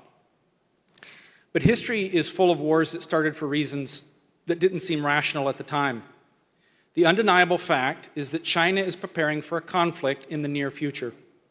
It has accelerated its military buildup. It's conducting air and naval exercises around Taiwan on an almost 24/7 basis. China just launched its third aircraft carrier. It's sprinting to nuclear breakout and has plans for 1,000 warheads by 2030. A war between the United States and the People's Republic of China would have catastrophic consequences out of all proportion to any other crisis currently underway. It's possible that the world will step back from the brink, but the job of leaders is to plan for the worst and work to avoid it, or make sure that we're prepared if they can't. That has to now be the overwhelming focus for the United States and our allies. The current situation, I think, demands that we re-examine how we've been approaching things and make some hard decisions. In the United States, priority number one has to be to make sure that Ukraine, Israel, and Taiwan have the tools and support they need to defend themselves. To do that, we have to act urgently to get our defense industrial base in order. The situation is serious enough that we may need to invoke the Defense Production Act. That would mean converting some civilian industries to military production. It's obvious we will have to increase defense spending. That will mean confronting trade-offs with social programs that have broad public support. This will be difficult in an era of inflation, record deficits, and increased entitlement spending. America will also have to stop being naive about our opponents. The current administration tried a second reset with Russia after it came to office, and Putin responded by attacking Ukraine. We gave concessions and cash to Iran to lure it back into the JCPOA, while Iranian proxies run amok. And for more than a year, we've been chasing after détente with China at a time when our deterrent in the Indo-Pacific is weaker than it has been at any point since World War II. The present situation also has implications for Europe. Joseph Borrell is right when he says that Europeans grew too accustomed to cheap gas from Russia, cheap goods from China, and free security from the United States. The Ukraine war has done a lot to get Europeans more serious about security. It forced Europeans to raise defense spending and wean themselves from Russian gas. But even now, less than a third of NATO members are fulfilling their commitment to spend 2% of GDP on defense. Europe will have to sustain aid to Ukraine for what may be a very long fight. In the event of a major crisis in Asia, America will need Europe to step up and play a more significant role in conventional deterrence. The world situation makes alliances more important than ever. The decisions that we made in this part of the world a few years ago to expand U.S.-Greek ties, normalize the security relationship with Cyprus, and launch the 3+1 format are now bearing fruit. Stability here is essential to U.S. global strategy and to European security. That's why Greece's efforts to reduce tensions with Turkey are so important. Recent events make this kind of effort more difficult, but also more necessary. We're entering a time of hard decisions. What's happening in Ukraine and Israel would have seemed unimaginable even a few years ago. We've now had two very serious wake-up calls. We need to move with urgency to prepare ourselves, our alliances, and our societies for more turbulent times ahead. The Western alliance has a long history of rising to the challenge, but we need to wake up. The future, according to China, Russia, and Iran, is not one that any of us would want for our children, and I think that should animate us to confront hard decisions today so that we're not in a worse situation tomorrow. Thank you.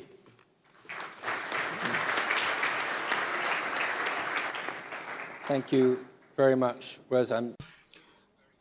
Speech to the one you would have made just a few weeks ago. David, you can hear us still, I hope. David Harris. Can you hear me, Daniel? Yes, we can, loud and clear. So it's great. Very welcome to have you virtually with us here in Athens, and the floor is yours.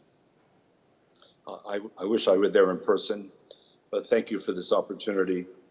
And I trust people will understand why I could not be there at this time. It's a privilege to follow both the Foreign Minister and the former Assistant Secretary of State. I wanted to begin, as I have in the past, by referring to history, because history is particularly relevant today, I believe. On May the 9th, 1950, Robert Schuman, the French Foreign Minister, proposed what became known as the Treaty of Paris. And this began the building blocks of a new post-war Europe, which created a dependency, particularly between France and Germany.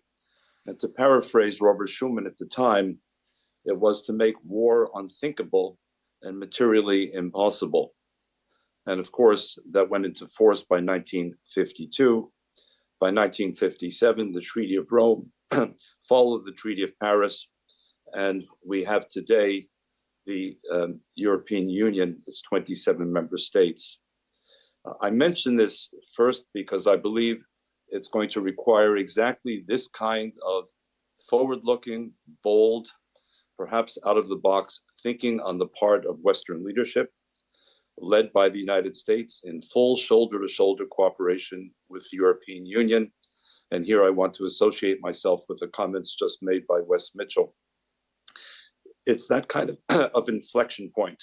And I know the term inflection point is cheapened by its overuse, but there is no question that today we face an inflection point. And it's about the immediate crises, yes, but it's also about the longer term structural response to what we see. With respect to the Eastern Med, as I've said before, on this occasion at Lagonisi, there's another sort of encouraging story to be told that began in the early 1980s, when a strategic partnership among Cyprus, Greece, and Israel seemed an impossibly distant dream. To remind us, Greece, together with Spain, was the very last country in Western Europe to extend full de jure diplomatic relations to Israel. That did not come until more than 40 years after Israel's rebirth in 1948. Cyprus was a champion of the Group of 77, the non-aligned movement. Relations among the three were frosty. Fast forward to today, the partnership could not be stronger. And I wish to applaud the foreign minister, who recently traveled with the prime minister, Mitsotakis, to Jerusalem to express solidarity, following the footsteps of the president of Cyprus. This is a very sort of telling example of where we are today and how far we've come over the last 40 years of this improbable journey. Again, it's this kind of forward-looking, bold thinking that's required. I mean, obviously, when it comes to events in Israel, beginning on October the 7th, for me, this is not simply about analyzing the situation. You'll understand, I'm sure that this is very personal. I have extensive family in Israel. My wife has two sisters and their families in Israel. One of our daughters-in-law is Israeli. Her entire family is there. Many have been called up from reserve duty. All are traumatized by what has happened. And yet all are remarkably determined, resolute. A few weeks ago, the biggest issue in Israel was judicial reform, which seemed to divide the country, and prognosticators around the world were wondering whether Israeli democracy would survive. Judicial reform is in the rearview mirror. Israel has come together in an instant. all Israelis.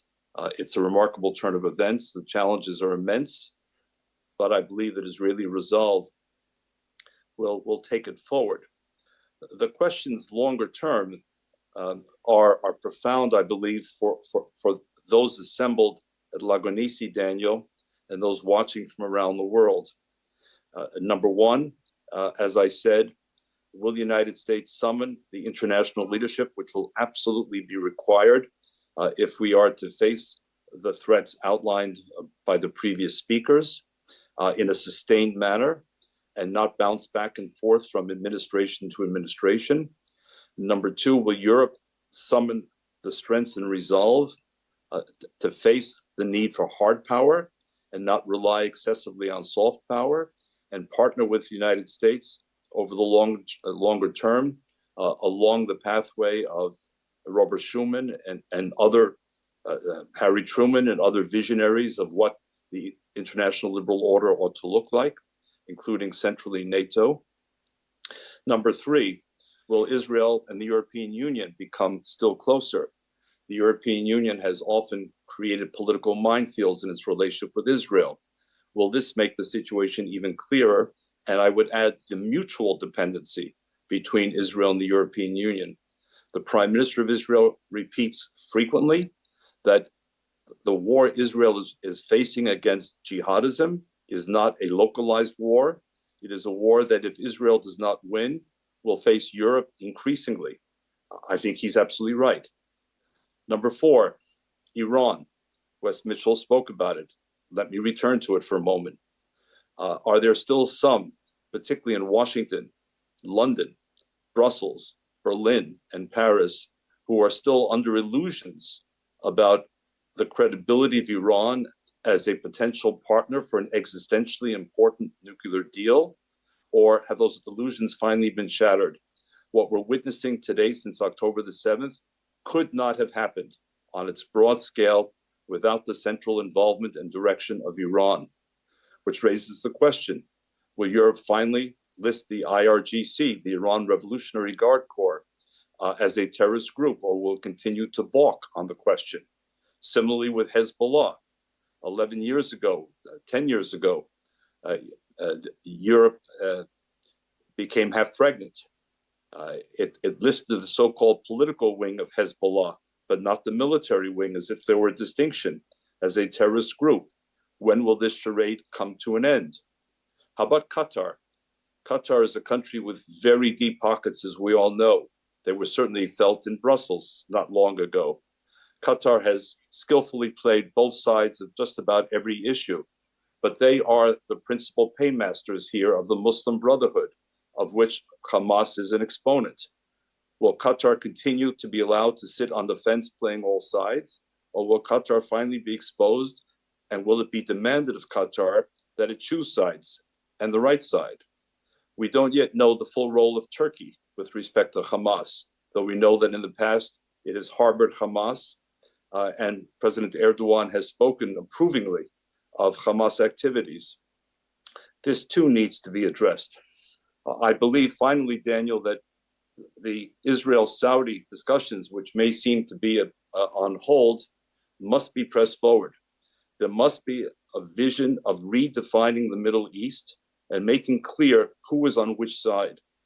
And this means security, first and foremost, of course, the security interests not just of the Middle East and friendly countries like Israel, but of Europe and the United States. It also means that we begin to return to the coal and steel vision of Robert Schuman over the long term. We can't do it in the midst of war, but over the long term, and I've said it before here at Lagonisi, that we must return to the inspiration of Robert Schuman. Rather than coal and steel, let it be energy and the environment. Let it be security. But let's begin to build the interdependent relationship among like-minded countries in the Middle East who share the fear of Iran and its long tentacles, who subscribe to a form of moderation and peaceful coexistence, who want to strengthen the circle of the Abraham Accords. And lastly, Daniel, a very difficult subject, but one that can't be avoided. The image of tens, if not hundreds of thousands of people marching through the streets of London, Berlin, Paris, and many American cities, openly, energetically supporting a genocidal organization, Hamas, listed as a terrorist group by both the United States and the European Union, displaying Hamas flags, Hezbollah flags, even ISIS flags, must raise profound questions in Western countries about what I call the three I's: immigration, integration, and identity. These are very serious issues. They're obviously extraordinarily complex issues, but simply pretending they don't exist or will simply go away, or the second generation will solve the problem of the first generation, is short-sighted in the extreme. Thank you, Daniel. Well, thank you.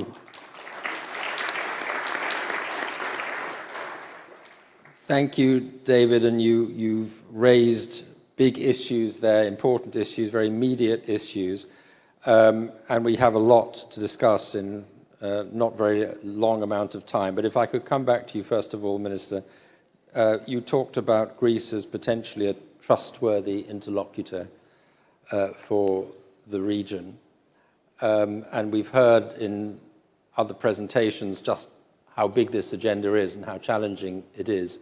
Where do you think you can, and how do you think you can exercise that role most effectively? From the very beginning, Daniel, we had a very constructive role in this conflict. We presented ourselves to the EU GCC summit in Oman, and we had a very balanced position based on principles.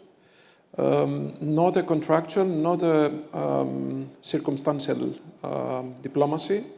And we think we have developed a very credible attitude towards both the Arabic world and Israel. Then we traveled to Egypt, as David mentioned, with my Prime Minister, and to Israel, in order exactly to express our principled policy, our views about how we should proceed. The truth is that we need to establish, I think, an ecumenical awareness concerning the Middle East. It's very important to bring together both the Arabic countries and the Western countries. I think there is a landing zone concerning the conflict in the Middle East, and I am firmly of the position that we need to discuss, we need to be deliberative. In my eyes, the most distracting things in contemporary times is the fact that we don't hear each other. In my eyes, anti-Semitism is as bad as anti-Muslim or anti-Palestinian. I think we have to be tolerant, contemporary societies need to be tolerant, and we need to discuss. And to be totally honest, I can't see how a reasonable person could just disregard the fundamental principles of ecumenical nature, such as the prevention of civilian losses, the prohibition of hostages, or the need to have very strong and sustainable humanitarian aid. So I think we should go back to the fundamentals. I recognize from the UN side that there is a legitimate ground for Israel to self-defend itself, but on the other hand, it is important how Israel does this, and I think it's important to try and prevent at any possible rate the human losses, and especially civilian losses. So yes, Greece is a very credible actor, is a very balanced actor, a very principled actor, and I think we could operate as interlocutors or mediators. It's not our primary target or goal to become interlocutors in this conflict. What we really want is to be principled and useful. And I think we can be useful because we talk on equal terms with all the stakeholders.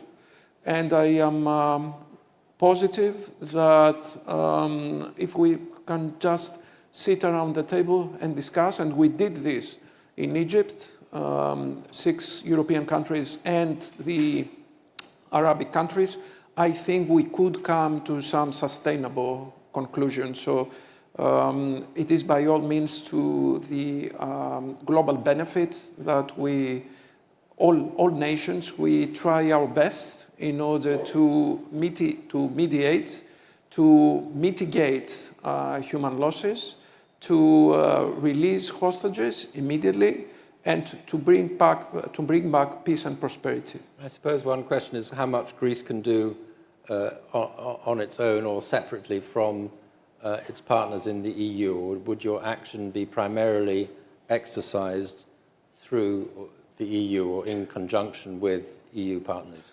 Already we have done a lot concerning the European Union. We coordinate with our European partners, and we have reached some important decisions, especially concerning the humanitarian aid and the humanitarian corridor.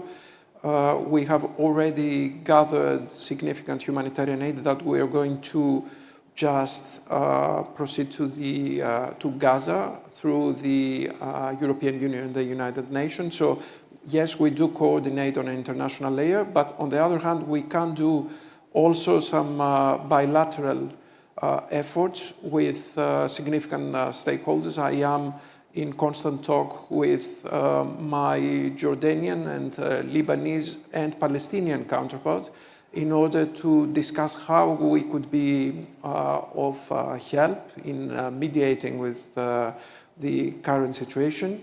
So we are trying to provide our good services both on the level of the European Union and on a bilateral level. There is a possibility that I am traveling also again to the Middle East in order to find the proper space to provide some good services. I think we should just join efforts, Daniel. It's a very difficult situation. I realize that any moment now the situation could get worse, and there are a lot of things that could deteriorate the situation, but what we need now is moderation and dialogue. So, Wes Mitchell, if I can turn to you, I think the phrase you used was that we were in the early phases of what could become the world crisis of our time, and much of your remarks, I think, was in effect a kind of wake-up call of the gravity of where we are. Can I put it to you that part of the problem in all this is that the free world that you would see as potentially the solution to this is very unhelpfully divided as we go into this, and it's true, of course, of your own country, the United States. Do you think that America itself has really woken up to the gravity of what the situation is at the moment? Because you see, for example, President Biden's request for funds for Ukraine and for Israel, unable to go anywhere right now because Congress is busy arguing with itself. Well, I don't think that Washington has fully awakened to the scale of the problem. We're probably, I mean, if you just looked collectively at where Washington is at compared to most European capitals, much more awake, judged in terms of the usual metrics of our military dispositions, our military spending, our mindset strategically. I think there are very real political divisions that you're referring to, and it's a schismatic time in Western politics that's now colliding with extreme geopolitical turbulence. So I think it's important to understand in Washington, the real state of play, as I understand it, and what people are arguing about. I don't think it's just theater, and I don't think it's trivial in nature. With all due respect to some of the previous panelists, there are important issues. So let me take one example: the border. The border is not secure, and it is imposing real costs on the United States that the border is not secure. The Customs and Border Patrol released data for this year that shows we've had record 250 million people come across the border. 25 million people come across the border since the start of this year, more than any other previous year to date. So I think that's one. Secondly, the size of government spending overall, the debt load that we have a $30 trillion public debt. Higher interest rates will cause further problems with sustaining that. I looked recently at the amount of money we spend on servicing the debt, It's $400 billion a year right now, and that's $100 billion more than what the United States spends on agriculture, all education, secondary and collegiate, science, space, environmental protection. So the point is, I think in Congress, there's a real debate about real issues that's produced the dysfunction. I'm optimistic that the United States will continue to be strongly engaged in the world. I don't think it's just a question of willpower. I think our interests in the world are the best guide to predictive guide for how we behave in the future. But the point that I'm trying to make is that it's not about willpower. It's resource trade-offs. It's material in nature. And I don't think those trade-offs are going to go away. I think they're going to present both parties with uncomfortable dilemmas. So you mentioned President Biden's supplemental. President Biden has also not been willing to make important changes on his side of the aisle. For example, Mr. Harris described U.S. policy towards Iran right now, I think is fueling the problem.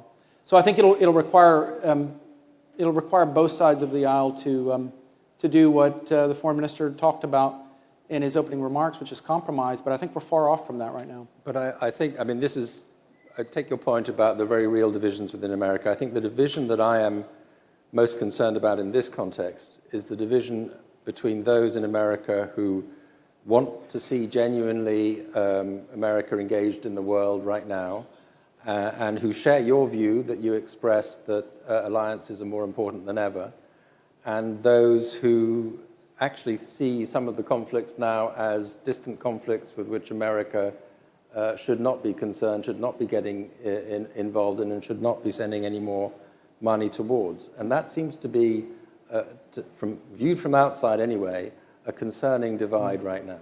Well, there is a fatigue. I think the fatigue came out of the wars of the 2000s, Afghanistan, Iraq.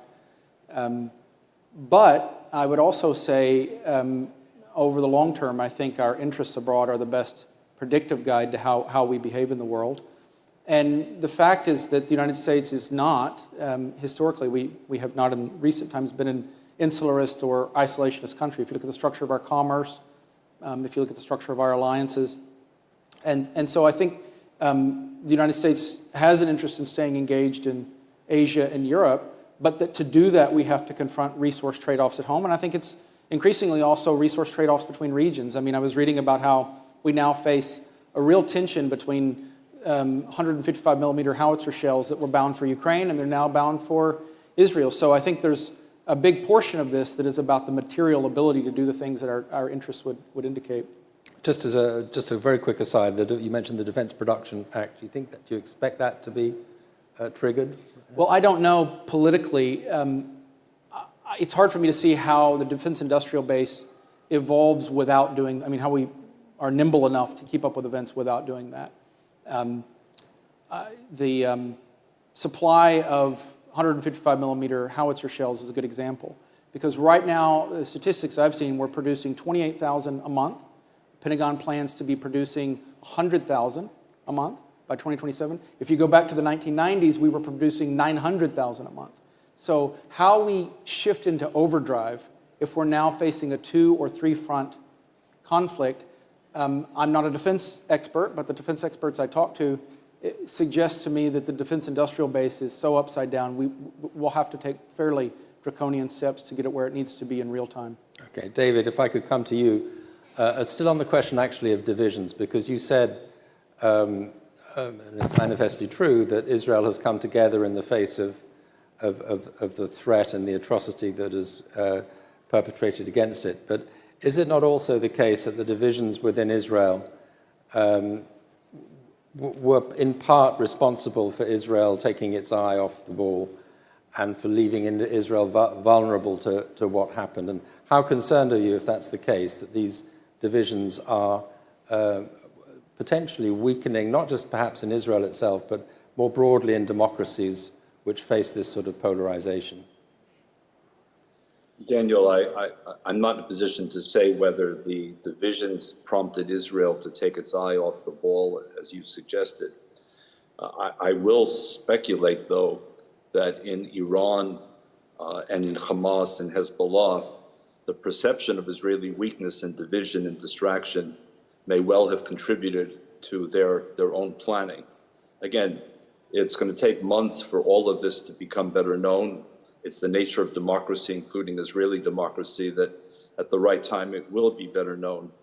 But I want to come back for a moment to the foreign minister's comments, if I may, and very much appreciate his emphasis on words like ecumenism, moderation, dialogue, and compromise. And obviously these are some of the important tools of diplomats around the world. But I want to be sure this audience fully understands the degree of horror that unites all Israelis in the face of what happened on October 7th and since, and the revelations that have been coming out about the very specific acts of bestiality, brutality, I would say attempted genocide. And for those of us, and here again, forgive me for speaking personally, but it's too difficult emotionally to detach myself and become an analyst. As the child of two survivors of the Holocaust myself, both my mother and my father, what Jews around the world and what Israelis saw was modern-day Nazis seeking the genocide of everyone in their path when they entered Israel. The murder and beheading of babies, the kidnapping of children, the removal of fetuses, the decapitation of fetuses. I mean, forgive me for upsetting the audience perhaps, but this is what Israel is grappling with right now, the ferocity of what happened. It's not just the surprise, it's not just another war for those who want to invoke that awful term, cycle of violence, Daniel. This is something materially different. And this is seen as having been orchestrated with Iran, which openly and repeatedly calls for the eradication of Israel, or as they call it, the Zionist regime. The children and grandchildren of the survivors of the Holocaust, of expulsion from the Arab world, take these threats very literally. And well-intentioned people around the world who want to help must fully understand that this is something quite different. We can't just look for the 50-yard line, the midpoint here, and say, well, how do we bring the parties together? From Israel's perspective, Hamas must be completely eradicated, if that's possible. The difficulties are many. The 200 kidnapped victims, the fact that Hamas cynically uses civilians, the fact that Egypt has largely closed its border. There are lots and lots of challenges here. But if some European nations or others start to become weak-kneed, then I think Israel is going to move in a very different direction because its conclusions are different. Iran means what it says. Hamas means what it says. We just saw a taste of it. Hezbollah means what it says. They're all part of a similar network. Iran even mobilized the Houthis in Yemen to fire missiles in this direction. Syria is a question mark. Israel needs maximum support. Thankfully, until now, it's received it from most of the Western countries. But this is a much larger issue and a longer-term issue. And I think Western nations must understand this was a turning point. This was echoes of the Holocaust. This is not just about a litany of anti-Arabism or anti-Islam or anti-Palestinianism. These are echoes of the Holocaust. And there are few nations on earth, more than Greece, that understand what the Holocaust resulted in. This is how Jews around the world and Israelis see it, nothing less. And I think only those countries that talk to Israel in that language are going to have a chance for a good hearing. Thankfully, Greece is among those countries close to Israel today. But this is what's needed, Daniel. This was a turning point. This was far more than September 11th, even for the United States. And I say that as someone who was just a short hop, skip, and a jump from the World Trade Center and saw the horrors of it and lost people in 9/11. Numerically, proportionally, this was far, far worse by a multiple of 10 or 12. This was Israel's 9/11 on steroids, echoes of the Holocaust, attempted genocide. Things will never be the same again, Daniel, not for a long time. Well, we've heard it, turning point, inflection point. I think that's very, very clear. We're almost out of time, but I want to just take that for one subject that I would like to make sure we didn't miss. which is Greece and Turkey and Greece's relations with Turkey. If this is an inflection point, what does the inflection point mean for Greece's relations with Turkey, which had been improving quite encouragingly? We live in the same neighborhood, Daniel, and we're obliged by geography to try and live together in peace and prosperity. It is our firm conviction that we need to develop good neighborly relationship. We need to develop friendly relations based on mutual respect. There are things that we could work together. There are some positive measures that we have to develop in many respects. For example, economy or civil protection or joint efforts to mitigate the regular migration. There are issues that are standing there for decades, such as the delimitation of our continental self and exclusive economic zone. However, what we're trying to do now is to try and find a proper mode of dialogue.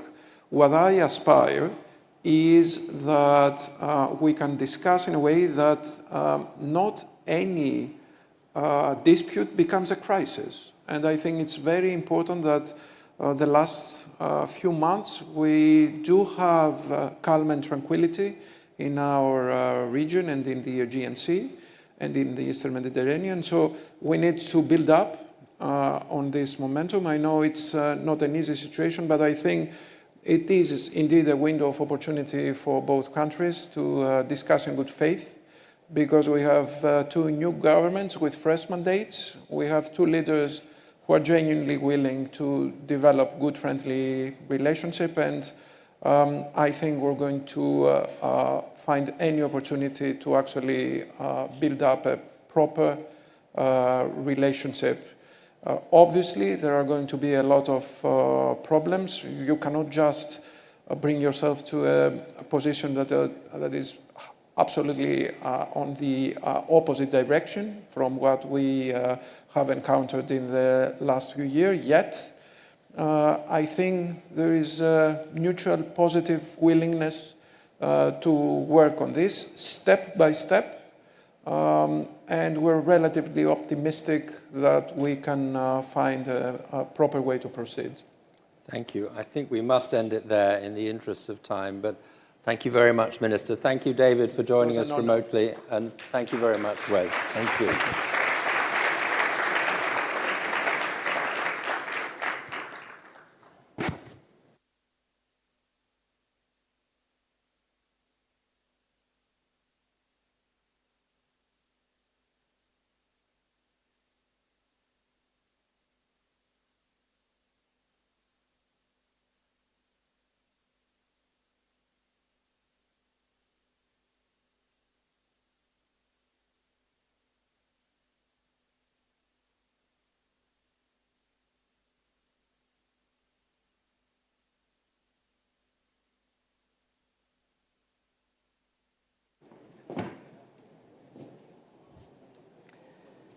Thanks very much, Daniel and gentlemen.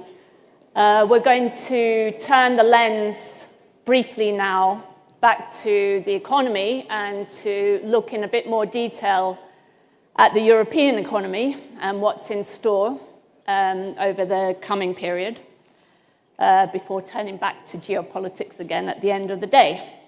And I'd like to invite our two speakers to join me now on the stage to have this little dialogue. Enrico Letta, President of Gek Terna Institute, former Prime Minister of Italy, and Rapporteur for the EU Council on the Future of the Single Market. Great to have you with us again. Please take a seat. And to give the business perspective, we have Alexandros Exarchou, Vice President of the Board of Directors and CEO of Intracat. Welcome. Please take a seat.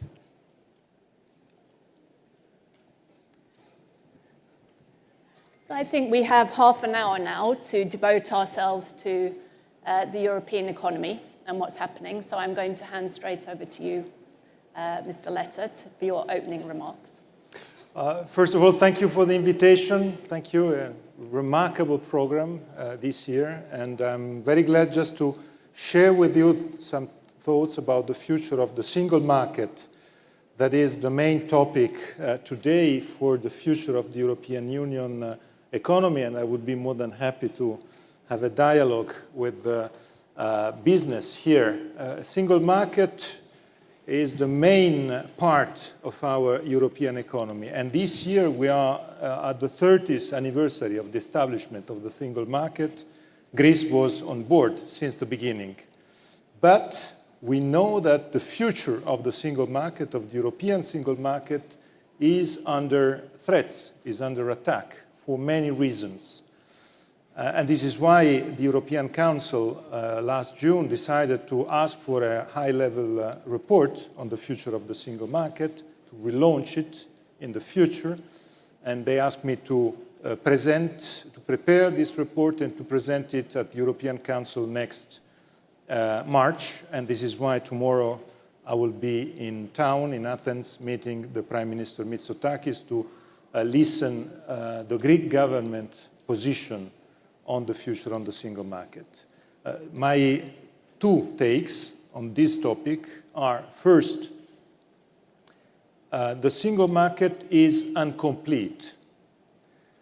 We know very well that the single market is for freedoms, and the freedom of movement of services, goods, capital, and person.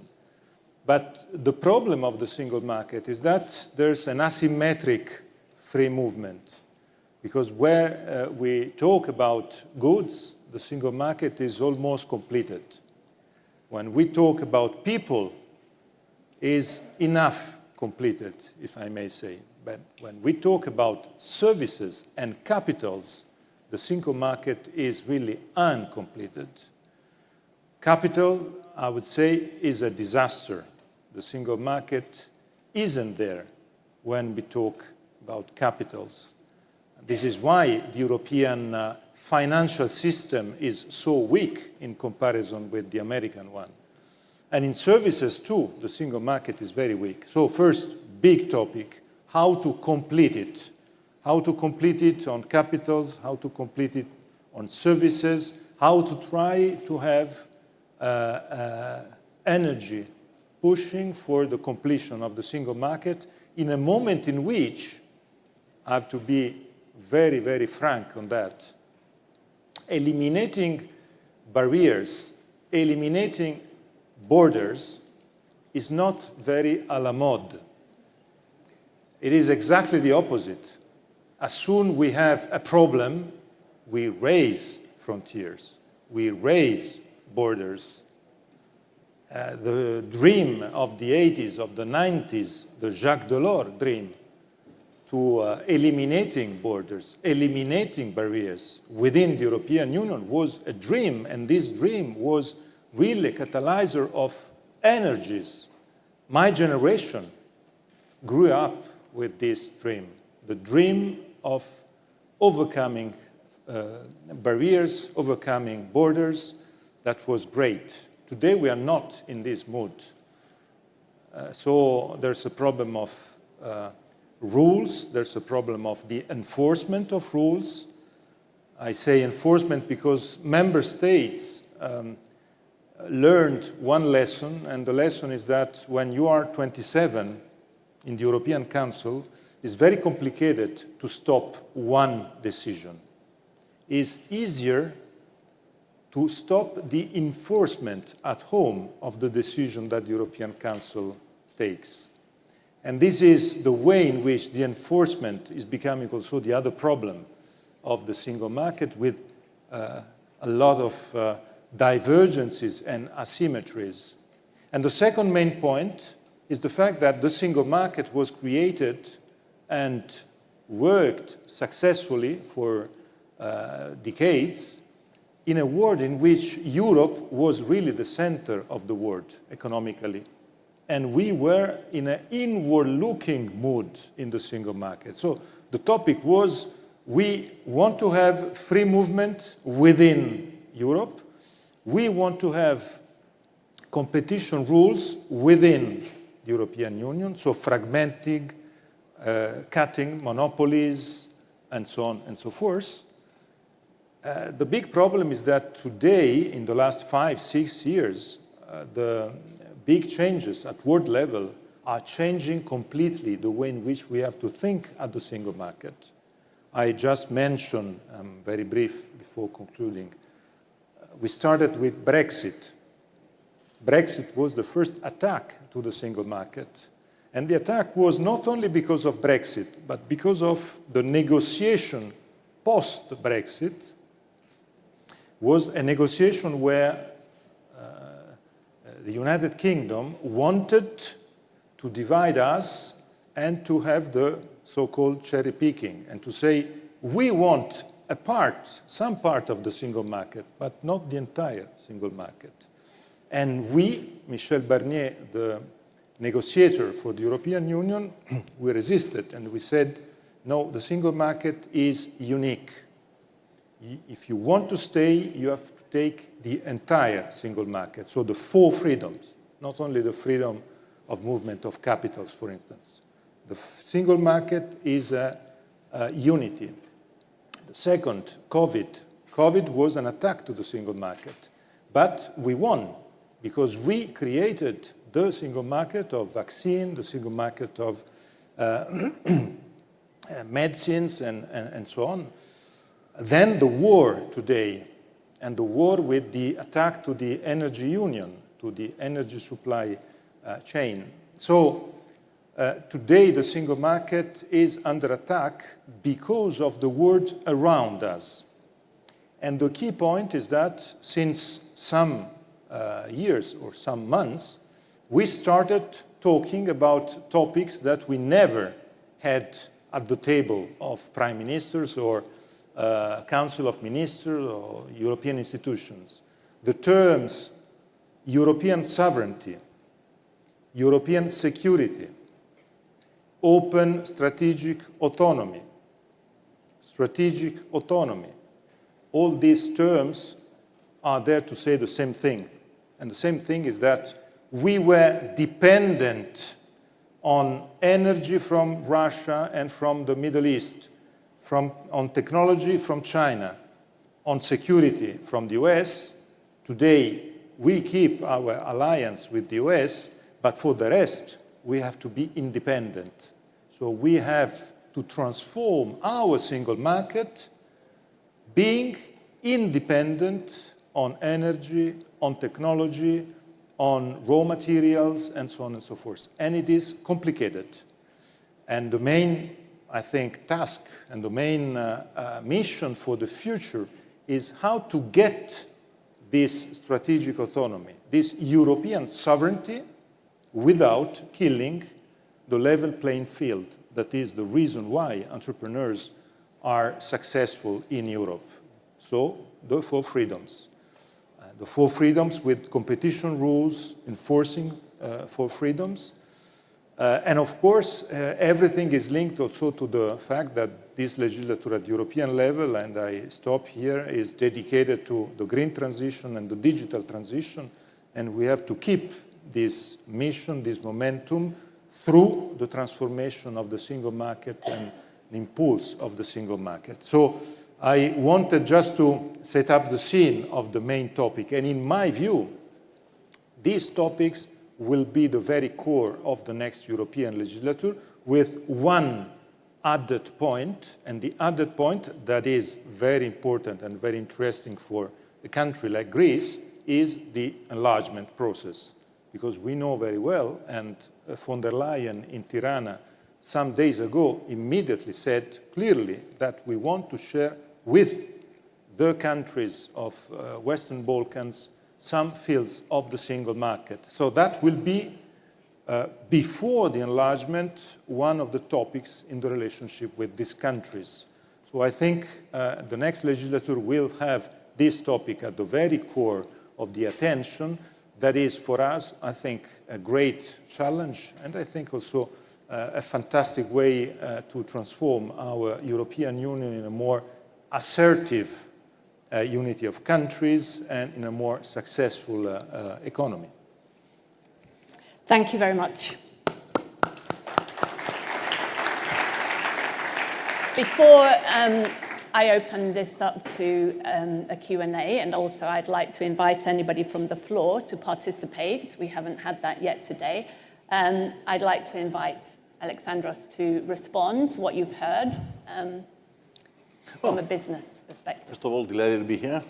I'm particularly happy to be able to exchange ideas with you, that you're a person with your ex-capacity as Prime Minister that handled significant decisions for European Union at a very critical time for Greece. Now, of course, my way of looking at things is, of course, financial and business. But, you know, I understand that the single market concept was more political than financial. It was, if I remember correctly, an idea that came out as a result of a war. And it was developed in an attempt to make sure that European countries will never, ever again see the horrifics of an internal war within its territory. And it worked. Free trade, free movement of goods and persons, make people within the European Union closer. We have not had a war for 80 years or almost, but all of a sudden, we start looking at wars at the borders of the European Union. Northeast and now Middle East, bringing war very close to what we wanted to avoid.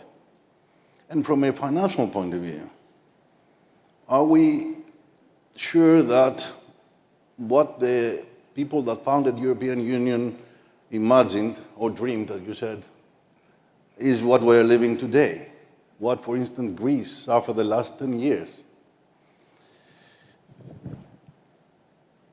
Single market is very important for us. Greece changed as a result of its participation in the European Union. And of course, Greek companies, Greek people, had significant advantages as a result of its participation. But we entered with dreams. And the dream was of a single market. We never at that time envisaged that we were going to lose sovereignty, but we exceeded sovereignty in the idea of a European Union. A European Union that has no internal borders and therefore has external borders. And Greece is at the border of the European Union. So we thought, for instance, that if Greece is under attack, then the defense of Greece is a European problem and not a Greek one. The cost of defending Greece and the border, it's a cost of the European Union and not necessarily a Greek problem. The way to fight back a situation of bankruptcy of some entities, some countries of the European Union, especially the southern countries, in Greece specifically, cannot be dealt in such a strict way, in a way that says, it's your problem now, deal with it, suffer with it. We cannot do anything any longer. We're not union in this stage. So find a way to get over bankruptcy with the most hard currency in the world, something that has never been done, to my knowledge, anywhere in the world. And Greece managed to succeed in it and suffers. People, average Greek, is suffering for the last 15 years, but eventually we managed to overcome the problem. Miraculously, I would say, and I personally didn't expect, but it happens. Now we regain the famous investment grade. We lived an era where the European euro, the common currency, was different in the north than in the south. The north was investment grade euro. The south, and especially Greece, had junk euro. Nobody was to invest in Greece, nobody to do anything in Greece. So if you ask me if I consider that the European single market succeeded, in my opinion, it failed. And it didn't necessarily fail as a result of Brexit, because the exit started with Grexit. It was not requested by Greece, but it was threatened. So when somebody threatens the exit, it has to accept the possibility of another country not liking the situation and deciding to exit itself. So I agree that Brexit was indeed a serious blow to the idea of the single market, but to some extent, it was driven by the politics of the European Union itself.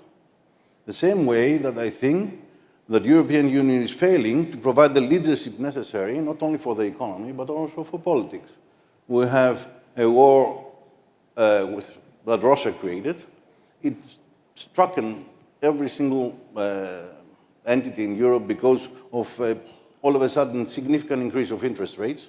We lived an era where interest rates were zero, and all of a sudden it goes up. Nobody can control that. Nobody's fault. But then again, a country that had to face bankruptcy and managed to avoid it, all of a sudden is left again alone with high interest rates, and nobody can help. There's no mechanism to assist because you are on yourself, on your own.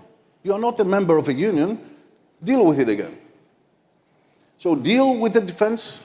You have to defend yourself. You have to defend against whomever enemy you may have. It's not a European problem. It is part of the deficit, whatever you spend for defense. So you shouldn't do it too much because we are controlling, a very strict control as to what the member states' deficits could be. If something happened in Greece in terms of defense, it's a Greek problem. If something happened in Greece as a result of a war that Greece has not created, financially, it's again a Greek problem. And we're asking, where is the union? Is the intention of Europe to create a real union or not? If it is, that means we have common borders, common financial politics, and we have mechanisms to support weaker states. The same way that any other union in the world, especially United States, is doing for too many years.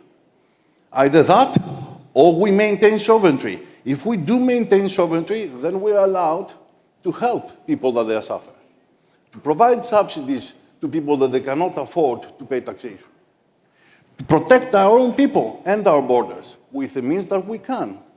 Probably at that time with a different currency, but not with the hardest currency in the world. How can anyone protect the citizens with a currency that is controlled by somebody else who is not sharing the same ideas? We are very much pro-European.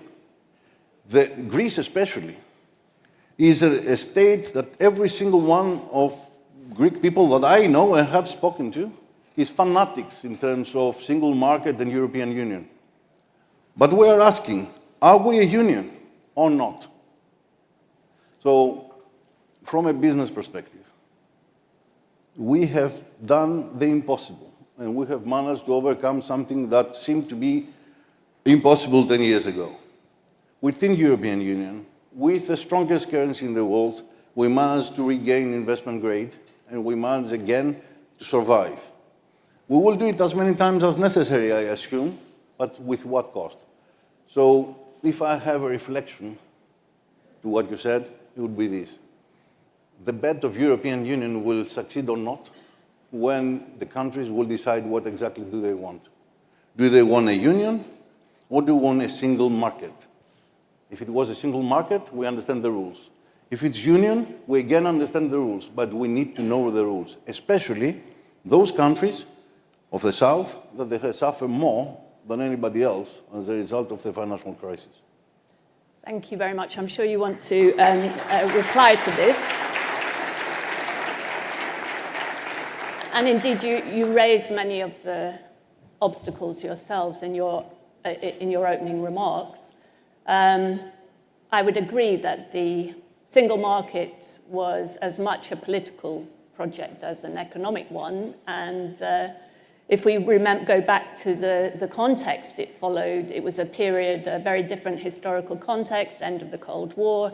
It was very much about reunification of Germany, integration of Germany into the European economy, a much more positive period. And there's been a lot of water under the bridge since then. And we have a very changed political context, geopolitical context, and also a very changed economic context in Europe as well. And earlier today, we talked a little bit about Europe in the conversation with Joseph Stiglitz. And there is a sense in which Europe is falling behind. The whole project or target of catching up Europe and the US, that convergence hasn't really happened. Europe is facing a much more dynamic Asia right now. And I guess many people might ask, is the project to remake the single union or finish the project of the single union, or does Europe need an altogether different growth model after what we've seen over the past few years? We look at a lot of the heavy industry in Europe, especially in the German economy, which is very energy intensive. It's very dependent on cheap energy from Russia. 50% is closed down. Much industry has shifted to the US, so there's a fundamental competitiveness problem. So is your vision of finishing the single market project the answer, or do we need something more radical even than that? I think we need something more radical, because completing something that we didn't complete in 30 years can't be mobilizing energies and political or business economic energies. That is clear.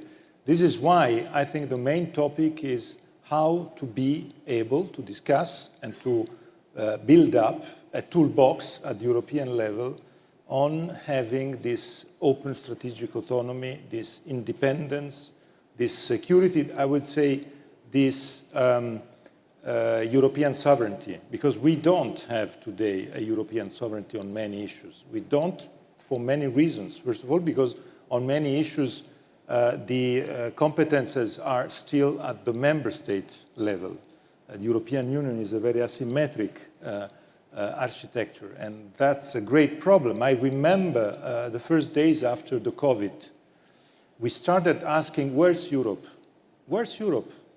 Everything is fragmented, and Europe wasn't there for a simple reason, because member states didn't want to have on health European competences. We wanted, as member states, to keep competences on health, for instance, at national level. And we understood there suddenly that it's impossible today to deal with such a level of challenges only at national level. So we decided to have some changes, and we overtook the crisis thanks to the decisions that we took together. But I would like to add one point, if I may say. The single market is a political project, but the single market is also an economic project, a real economy project, because all our entrepreneurs, all our business, today we know that being within the single market means having an advantage that is enormous in terms of selling products or services, working in other countries without borders. That is a fantastic boost, a fantastic boost. I always make the example of a country, of a rich country like Norway. Norway is out from the European Union, but Norway pays every year a fee to the European Union to be part of the single market, because for their business, for their entrepreneurs, for their financial system, being part of the single market is an advantage. So they pay to the 27, to the European budget, to be within the single market. And this is the added value for business, for entrepreneurs, for the different economic systems of having the possibility to be in this so large market. The main problem is the fact that, as you mentioned, as I mentioned at the beginning, it's impossible to have a working single market on real economy without having a working single market on financial economy. Because on financial economy, the fact that we don't have this single market, it's a great problem. I mentioned one point, the banking system. We have a banking system in Europe, or the telecom system, or the energy system. We take these three crucial fields in our economy, and in these three, we don't have European champions. We have just national champions in all the different member states. Why? Because in each public opinion, it's impossible to allow your government, your national government, to sell your incumbent in terms of telecom or energy or big bank to another incumbent in another country.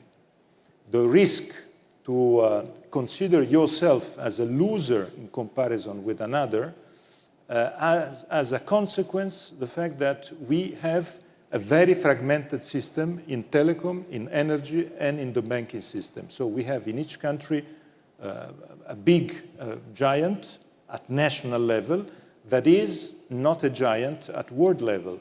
And so the consequence of that is that the US are leading on finance. On telecom, we have small operators at European level in comparison with the American operators and with the Chinese operator, because we continue to think that the national level is important, maybe for political reasons, I don't know, but it is a big limit in terms of European competitiveness. And we suddenly understood that if we are not competitive at European level, we have an enormous problem in the world of today.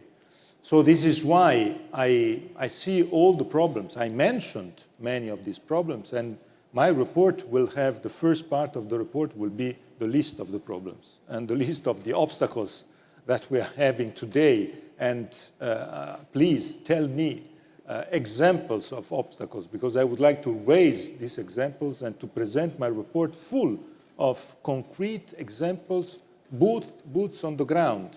But the key point I would like to relaunch here is the fact that in the world of today, the only possibility as Europeans to be competitive is to be united.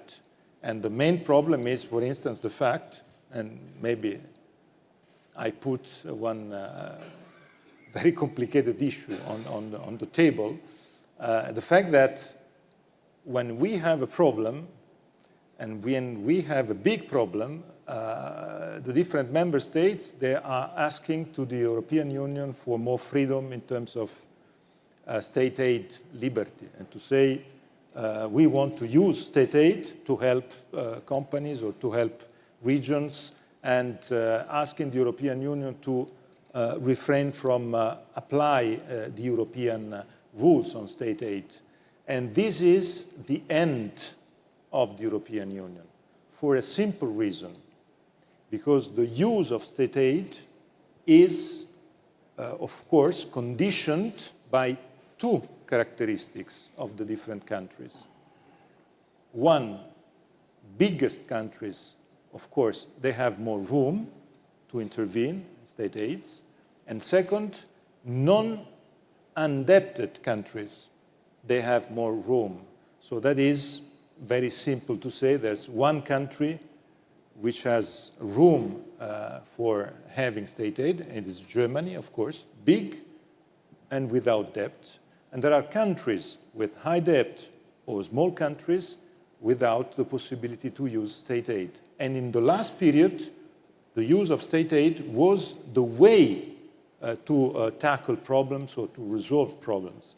And it is not the correct one. For a simple reason, is the way to fragment the single market. And the fragmentation of the single market means the end of the European competitiveness. This is why I think at the end of the day, we need a united fiscal capacity at the European level. Otherwise, it would be very complicated to keep together the differences between a big country like Germany and a small country or indebted countries like mine, for instance, Italy. This is why I think we need a united Europe in this very period. And I strongly fight in favor of a united Europe. And I think that in this very moment we need to fight for this European sovereignty, and to think that if we don't, the fragmentation will weaken all of us, and the fragmentation weakening of all of us will be the best ally of China, of India, of all the other countries, even of the American, thanks to the IRA subsidies industry. in comparison with others. And I think we have to help our industry, and the only way to help our economy, our industry, to create the business financial system at European level is to complete the single market and to transform it in a European sovereign area. That is the main goal. Thank you, and thank you very much for sharing the work that you're doing on this project, on the single market. We have to finish this session, but just very quickly, Alexandros, there was a request there for problems. As somebody working in the construction sector, an industry that's been struggling certainly over this past year,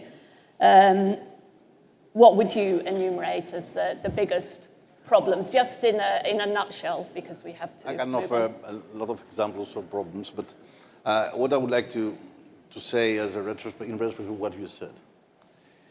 In construction industry, for instance, in Greece, is suffering currently. I mean, we are living the best era of the last 25 years, because all of a sudden, from having no projects, we have plenty of projects, but huge problem with the pricing.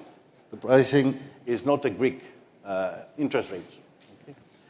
Is not a Greek phenomenon, is a European one. It's not dealt the same way that, for instance, Europe approached the COVID problem.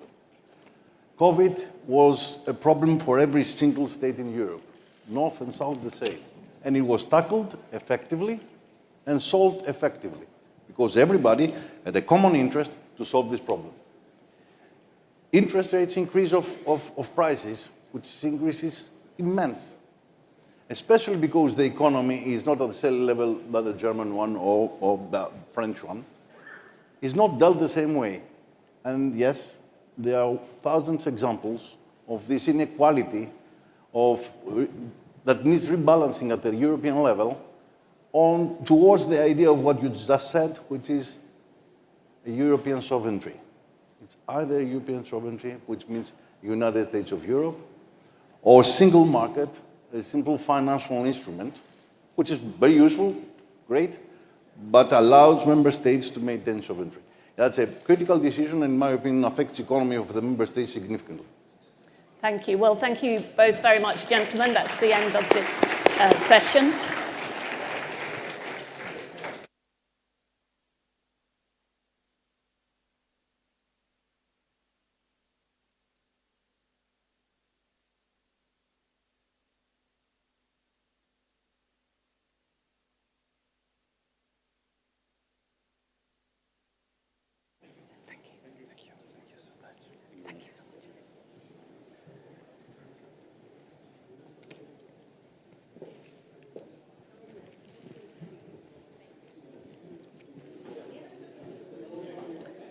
Okay, ladies and gentlemen, we've come to our final session of the day, for which we have a very distinguished panel of speakers. And I'd like to invite all of them now to join me on the stage to discuss defense and security in the Eastern Mediterranean region. First of all, please welcome the Minister of National Defense of Greece, Nikos Dendias. Welcome, Minister. It's great to have you with us for this final session. Florence Parly, former Minister of the Armed Forces of France. Annegret Kramp-Karrenbauer, former Minister of Defense of Germany. And Gregory Nemiria, First Deputy Chairman, Foreign Affairs Committee, Parliament of Ukraine, former Deputy Prime Minister of Ukraine. So, the Minister, if you would join us here. Welcome.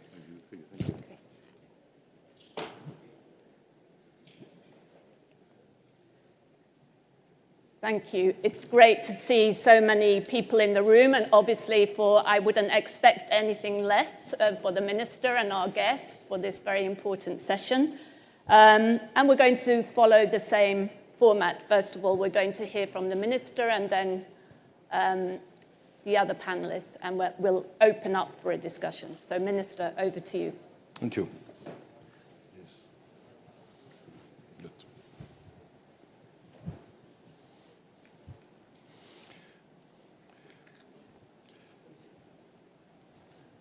Well, I'll address the audience in Greek, if you'll allow me, since we are in Greece. Κυρίες και κύριοι, αξιότιμοι καλεσμένοι. Ladies and gentlemen, dear guests, it is with great pleasure and honor that I attend the annual Government Roundtable of the Economist with the subtitle The Great Transition, and in this session entitled Defense and Security in the Eastern Mediterranean Region, while the international community is trying to face a brand new conflict. Currently we have two major conflicts in our region, and if one adds the Nagorno-Karabakh case and the Yemen developments, we have four. We also have a civil war in Sudan and full destabilization in the Sahel region. And what is quite ironic, today we have the UN Day, the Day of the United Nations. We are so far from that moment, given that we are so far from the implementation of the principles and the values that the UN Chart has been specifying. So for the Republic of Greece, defending these values lies at the core of our policy, and this is what all three candidatures of our country have been displaying. For the first time, our country is a candidate for the non-permanent UN Security Council member, for the presidency of the General Meeting, and as a member of the Human Rights Council. Dear ladies and gentlemen, Greece, from the first moment, has condemned the terrorist attacks by Hamas, acts of blind violence that had a huge toll, the death of many civilians, and which, the way we see it, weaken the reasonable expectations of the Palestinian people for the protection of civilians, and that was also the topic discussed by the Greek Prime Minister during his visit in Israel. In the Eastern Mediterranean, Greece, a member state of the EU and NATO, tries to cement security, peace, and the establishment of prospects of prosperity. We Greeks fully understand and comprehend and see the Mediterranean as a bridge, not as a natural barrier, as a bridge bringing together cultures, populations, civilizations, and our country's role as a stabilizing agent has been very prominent in the past 4 years, with hundreds of agreements we have signed with many countries, like the mutual cooperation agreements between Greece and the United States, the defense agreement with France, and the defense agreement with the United Arab Emirates, the strategic agreement with Saudi Arabia, and both agreements for the EZ delimitation with Italy and Egypt, with whom we have a strategic partnership as well. And of course, our multilateral, trilateral, and other schemes of understanding we fostered together with the Republic of Cyprus. This is not something new that I'm sharing with you, and of course our partnerships provide for the participation of everyone, subject to only one thing: full respect of international law, the international law of the seas, and the UN Chart.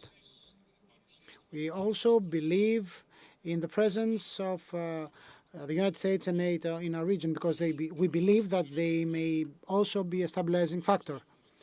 We believe that NATO is not just a defense coalition, a defense alliance, but it's an alliance protecting values and principles, and that the Russian invasion, the Russian aggression in Ukraine has highlighted the role played by NATO. Allow me to use this opportunity to greet the decision by President Erdogan yesterday to bring forward the Swedish candidacy for NATO membership to the Turkish parliament. And as I said before, in our region, we are currently against the geopolitical Gordian knot. Allow me to say that there are certain reasons for that. And the reasons have to do mainly with all 5 erroneous assumptions that the overwhelming majority of us has made at the beginning of this century. The first one, Democracy has prevailed at last on our planet and will keep on spreading, which was contrary to reality. It suffices to take a look at what's currently going on in the Sahel countries. Second wrong assumption has been that China, the more prosperous it becomes, the more open, the more democratic it will become. The third erroneous assumption was the following. Regardless of the NATO enlargement eastwards, Russia will become a member of the European security architecture. It will ensure stability in southern Caucasus, and it will remain a steady provider of cheap energy for a supplier of cheap energy for Europe.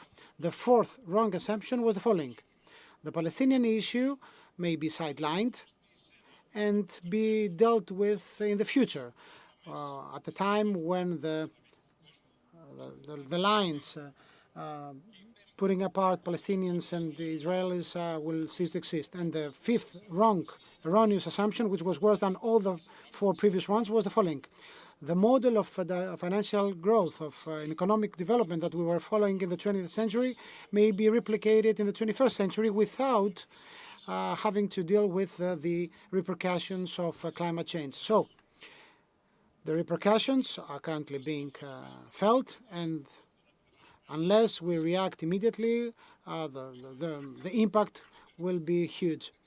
Apart from that, revisionism, after many decades, is taken on very audaciously to challenge the very principles of the international architecture. I don't have to tell you more about the impact of climate change. Just a few kilometers to the north, in Thessaly, we have had a region that suffered a lot, and the same applies for Slovakia and Italy. As you know, Greece has undertaken the presidency of a Russian conference, a very important event for the protection of the Mediterranean ecosystem, protection and of the seas of the Mediterranean. But these challenges are not the only ones. We have illegal migration from the east to the north and to the west. We also have governments like the democratic government of Niger under Bazoum are being overturned, and the geopolitical environment, collaboration between NATO and the European Union is more needed than ever. The European Union, by implementing its strategic compass, shows its intention to play an important geopolitical role, and in collaboration with NATO, it may ensure stability and security in the Mediterranean and beyond that. But I have to say that there are problems. Although the European Union has had a unanimous stand that was worth of praise against Russia, in the case of the Middle East, the European Union went back to its polyphonic and poorly sounding cacophony.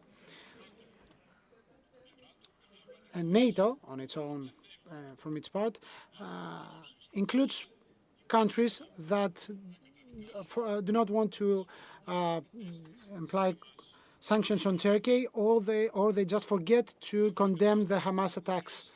So the current situation in the Middle East that creates new problems to the model we have opted for with respect to our growth. We have new risks affecting supply chains, and we, Greece, defend and promote differentiation of sources and routes of energy.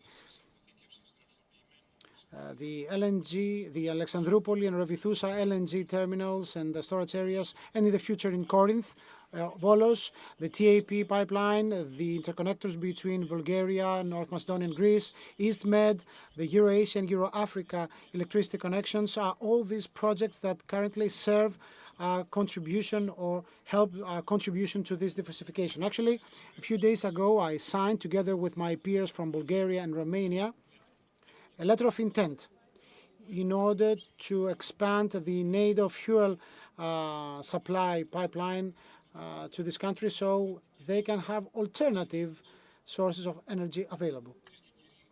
Ladies and gentlemen, in this current context of challenges to our fragile stability in our region, the Republic of Greece believes that we remain a factor of geopolitical and energy stability. Of course, in the context of our abilities and given our size. We are committed to solve all disputes on the basis of international law and international law of the seas. We remain active with respect to regional initiatives taken to promote peace, with no ideological standing away of ideological fixations of the past and the beliefs that used to apply during the era of gunboats. We stand away from obsolete approaches that used to lead our societies to dead ends, but we are always ready to protect our sovereignty and sovereign rights as they stem from the international law and international law of the seas. Thank you very, very much.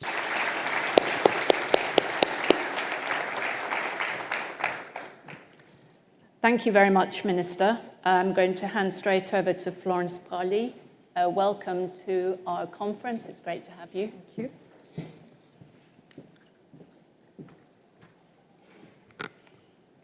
Ladies and gentlemen, dear friends, it's a great honor and pleasure to be here today in Athens with so many Greek friends in the room.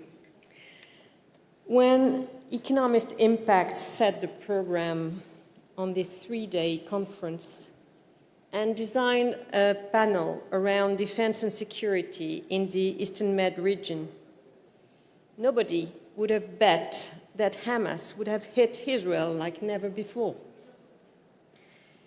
This conference would have probably mentioned the tensions between Israel and the Palestinians' occupied territories as, if I may, business as usual, when it may turn into a war with overspilling effects in the whole region and beyond.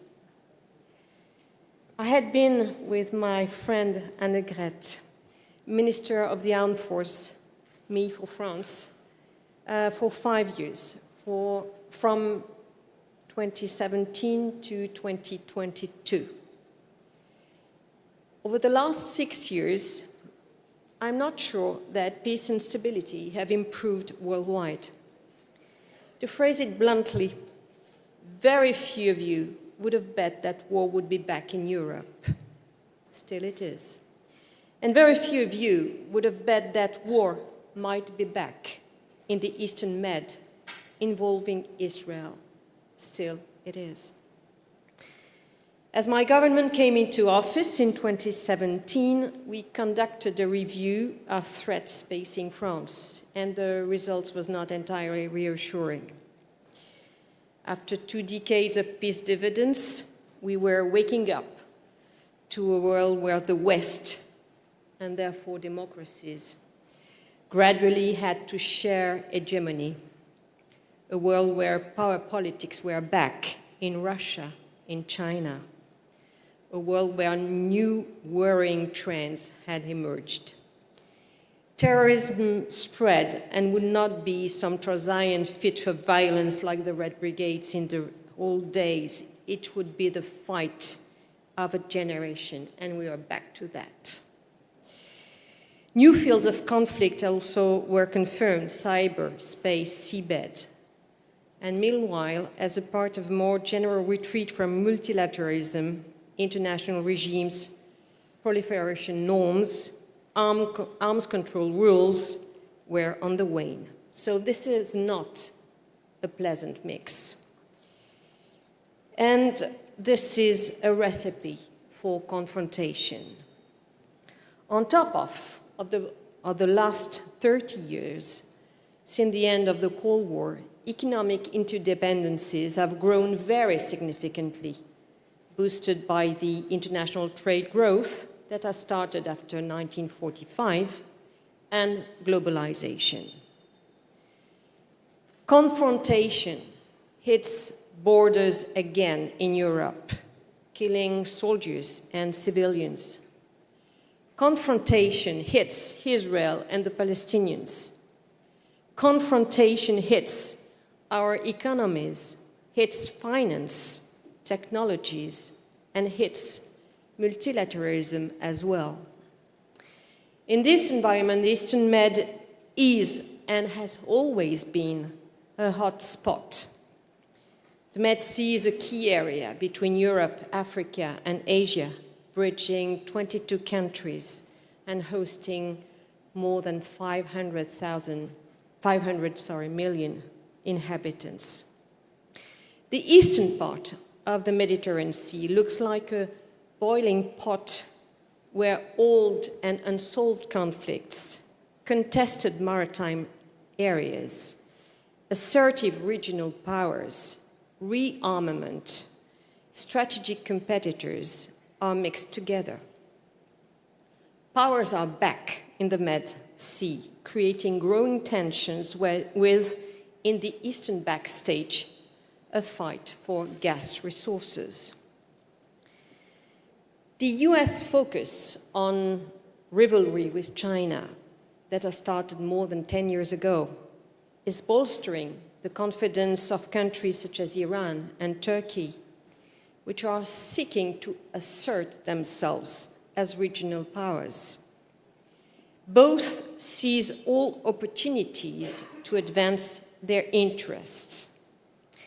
These reconfigurations are leading to instability and strategic environment deterioration in the region.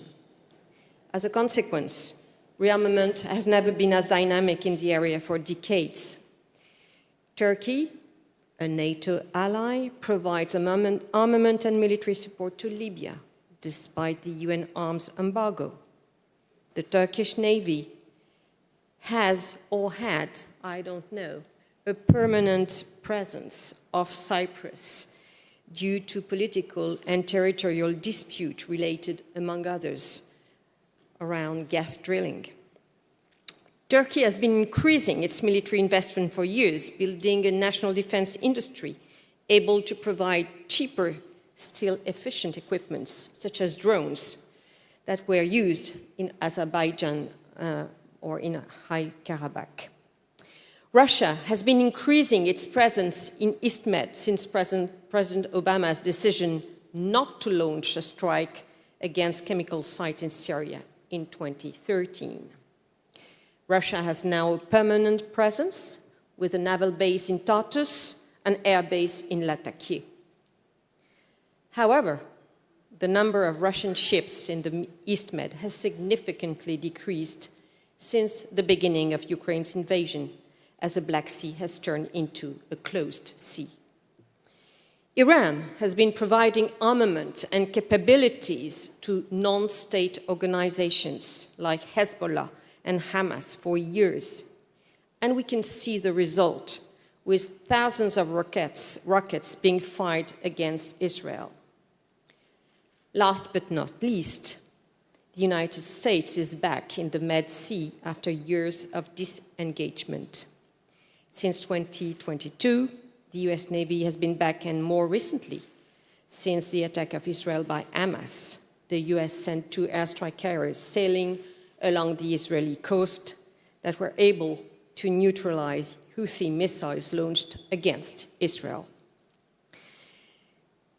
Now, the Eastern Med is going to turn into an explosive area. The attack of Israel by Hamas on October 7th brings the whole region and beyond to climax.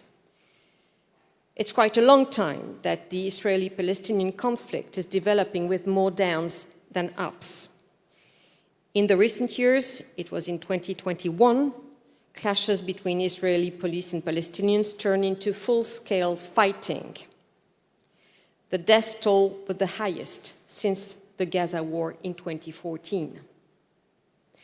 The fragile ceasefire that began late May 21 broke into pieces with the unprecedented terrorist attacks that took place on the 7th of October this year. The death toll of such a massacre is by far much higher than ever. An estimated 1,400 Israelis were killed by Hamas, mostly civilians, with hundreds more taken hostage and still accounted for. Strikes on the Gaza Strip to neutralize Hamas leaders and fighters have led to thousands of Palestinian casualties. Palestinians are massively displaced to the southern part of Gaza, and a huge humanitarian disaster is in place, despite the very welcome delivery of humanitarian aid through the Egyptian border that has started last weekend on a too small scale, unfortunately. I'm no longer representing the French government and have no special intelligence insight to share or not to share. After the brave visit paid by President Biden to Israel last week, and after other European leaders' visits, President Macron just arrived in Israel today for a two-day visit to express France's solidarity with Israel. I'm truly convinced that he will make his best efforts first to get our hostages and all the hostages freed after having repatriated our fellow citizens to France. He will call certainly the parties to avoid escalation and to comply with the international humanitarian rules. And I'm sure that he will advocate for resuming a genuine peace process leading to the two-state solution with a Palestinian state next to Israel, ensuring Israel's security. This implies to end the settlement process. As a first step, President Biden succeeded in convincing Egypt to let the humanitarian aid being delivered in Gaza.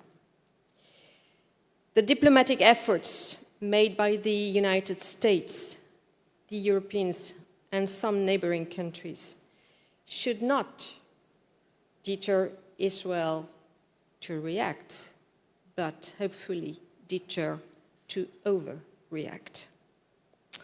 Looking forward, it would not be an easy process, but a peace process deserves to be initiated again. Remember our hope after Oslo's agreement when it was concluded. It was a strong hope for peace, and it is our collective responsibility to mobilize our brains and energy to make it happen. So I will conclude with two questions and one conviction. The first question is, what will be the consequences of new Israel-Hamas war? I can identify a few of them, even if it's very difficult and unforeseeable. Already visible are the recent terrorist attacks in Belgium, in France, as an indirect outcome of the Israel-Hamas conflict. We knew that fighting against terrorism was not over in Europe, in the Middle East, and Africa, and we remain fully committed to it. Second, Abraham's agreements will significantly probably be delayed, but probably not given up. Third, the US is back in Europe, and we are extremely grateful for the US support, strong support, delivered to Ukraine. And the US is back in the Middle East also, by necessity for sure, but is back, while its Asian focus will not be lowered. But it does not mean for us as Europeans that we could do less for our defense and security. So there is a strong need for partnership and for building a security architecture. And when Europe's security is at stake, Europeans should be around the table. I have in mind the INF Treaty, which concerns Europe's security, and that was signed by the US and the USSR a long time ago, and that was ended up by the United States and Russia in 2019. There is also a strong need for NATO-EU cooperation instead of competition. Happily, it is now fully recognized and mentioned in the Vilnius NATO summit communique released in last July. More broadly, we must find ways to extend our partnerships to create alliances of countries willing to keep the international rules alive. Second question, what will the new world order look like? We know where we come from. We inherited from the rules-based order from those who fought during World War II. We don't know what the new world order will be made of, but it may look even more fragmented, with opportunistic positioning from nations sticking to their interest and partnering accordingly. In a mood of hostility, or at least distrust vis-à-vis the West, as we can see developing in the so-called Global South. As a result, the West may be more united, but more isolated from the rest of the world. That's something we must solve. And less superpowers, and probably more powers able to destabilize the others. I will end up my speech by expressing my strong conviction and that in this new and dangerous environment, Europe has a major role to play. I've always been convinced that Europe needs to be able to defend itself without depending too much on others, and that Europe is a major economic power, having the largest consumer market worldwide. I have constantly advocated for it with my European colleagues, as Gek knows. We launched together, she launched the strategic compass during the German presidency. And as France, we made it approved early 2022. And that was one of the great achievements we made together, as well as the European Peace Facility, which was approved a few days before Russia invaded Ukraine. We, as Europeans, just got an up-and-running tool to fund and provide military equipment to Ukraine worth than more 12 billion euros. That was a remarkable achievement. However, lots of challenges must be addressed. Contrary to the United States or Russia, we doesn't have oil or gas. We doesn't have a single European military. We are moving fast, maybe not as fast, to take care of our weaknesses. We must keep in mind that we, as Europe, have our own interest, and whatever the links that united us with our ally, the United States, sometimes this interest may be a bit different from those of the United States. That's why President Macron, from the very beginning of its first mandate, called for a European sovereignty. He not only called for it, he fought for it, convincing his European colleagues to go for it. So, don't get me wrong, I'm not naive about where Europe stands from its autonomy standpoint.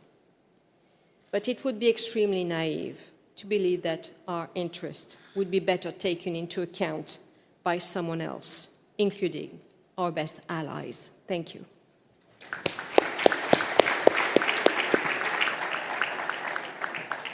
Thank you. Extremely valuable to have the French input into this very important discussion.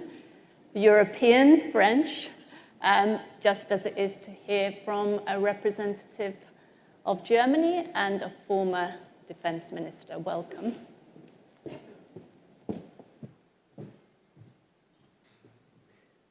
So, ladies and gentlemen, distinguished speaker, you, Ms. Oesit, this morning we are living in a troubled world.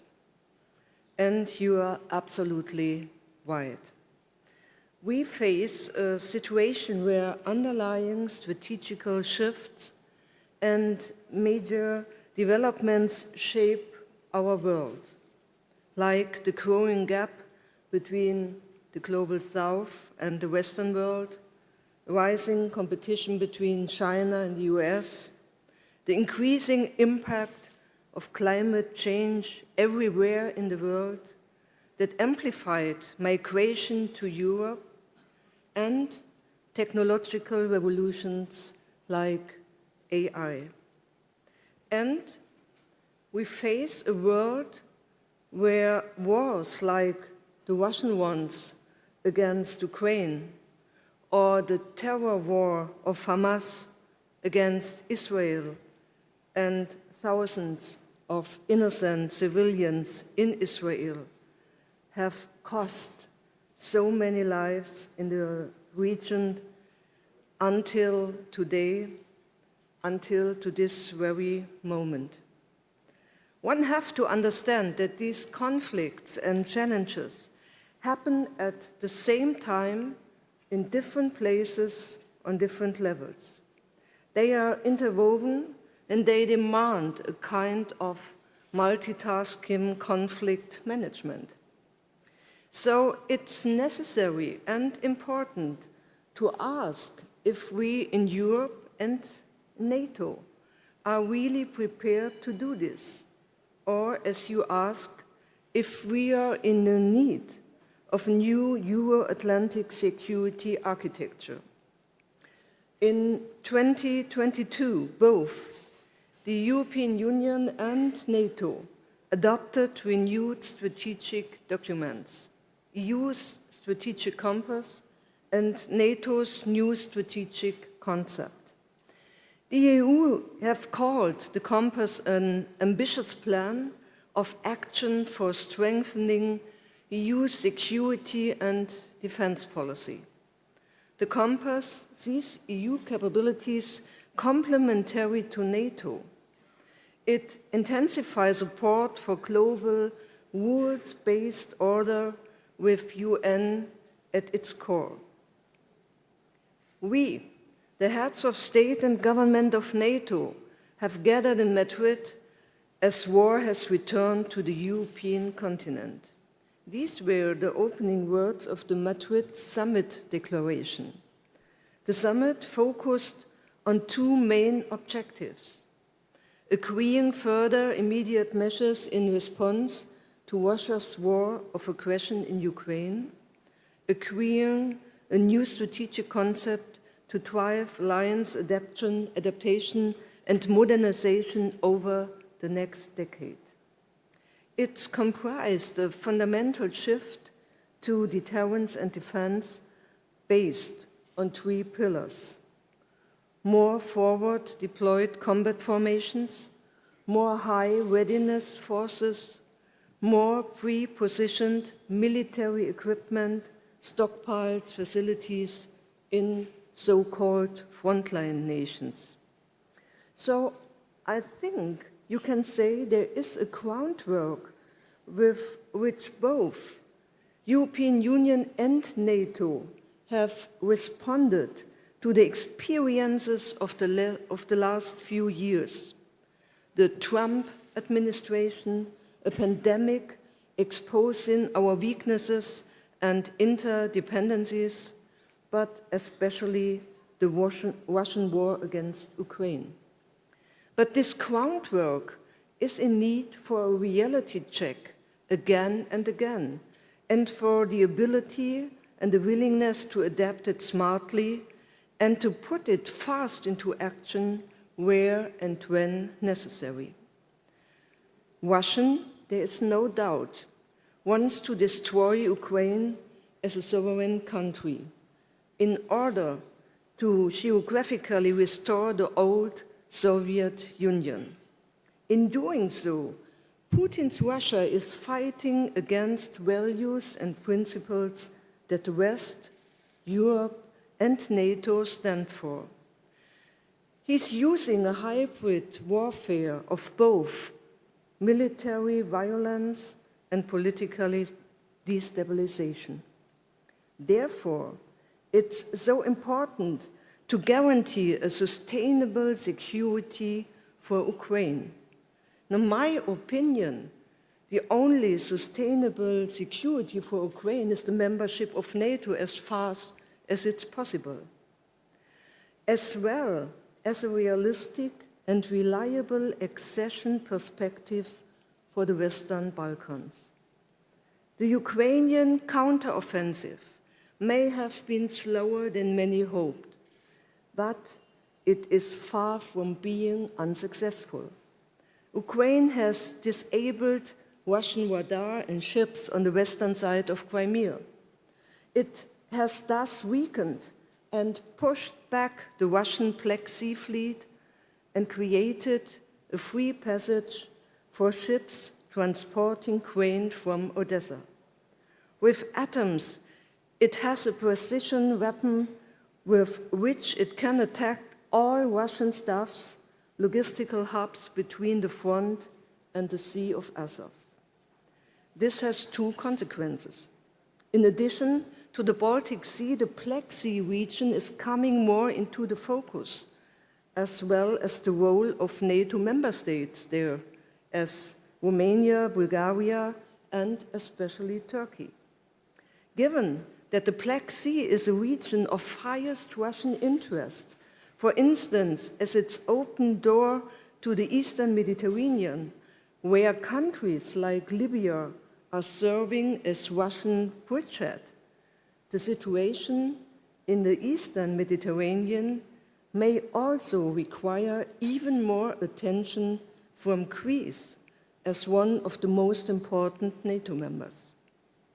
What Ukraine needs now to win the war are large quantities of artillery ammunition, high-range precision weapons as ATACMS or Taurus, and better electronic warfare capabilities. This is primarily a question of production capacities in Europe. The states must do more, for example, through state purchase guarantees. The murderous attacks of Hamas on civilians in Israel and the threat to expand the conflict backed by Iran also have consequences for us.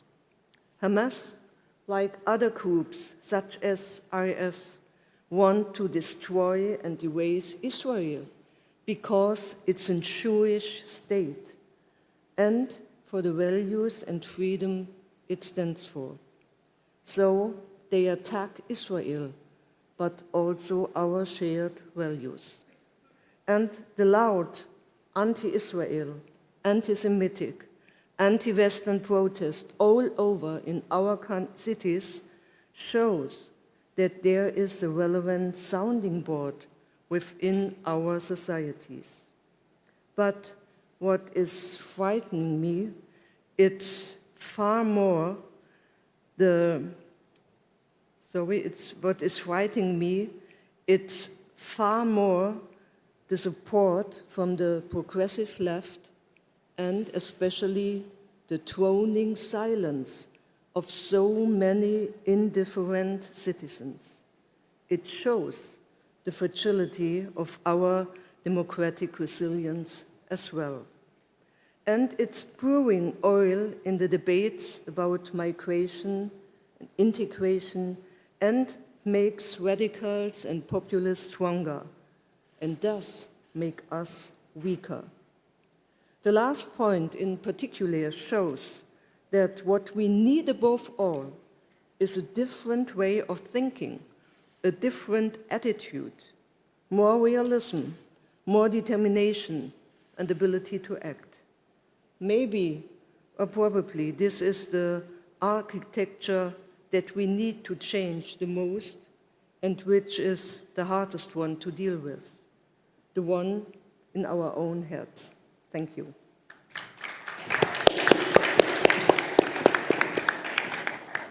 Thank you very much indeed. And finally, we have a view from Ukraine.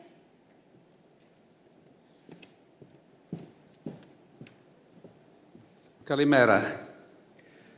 It is a great pleasure and honor for me as a Ukrainian politician with Greek roots to be here in Athens to address such an audience and speaking together with my Greek, German and French colleagues about future of Europe and the future of global security order.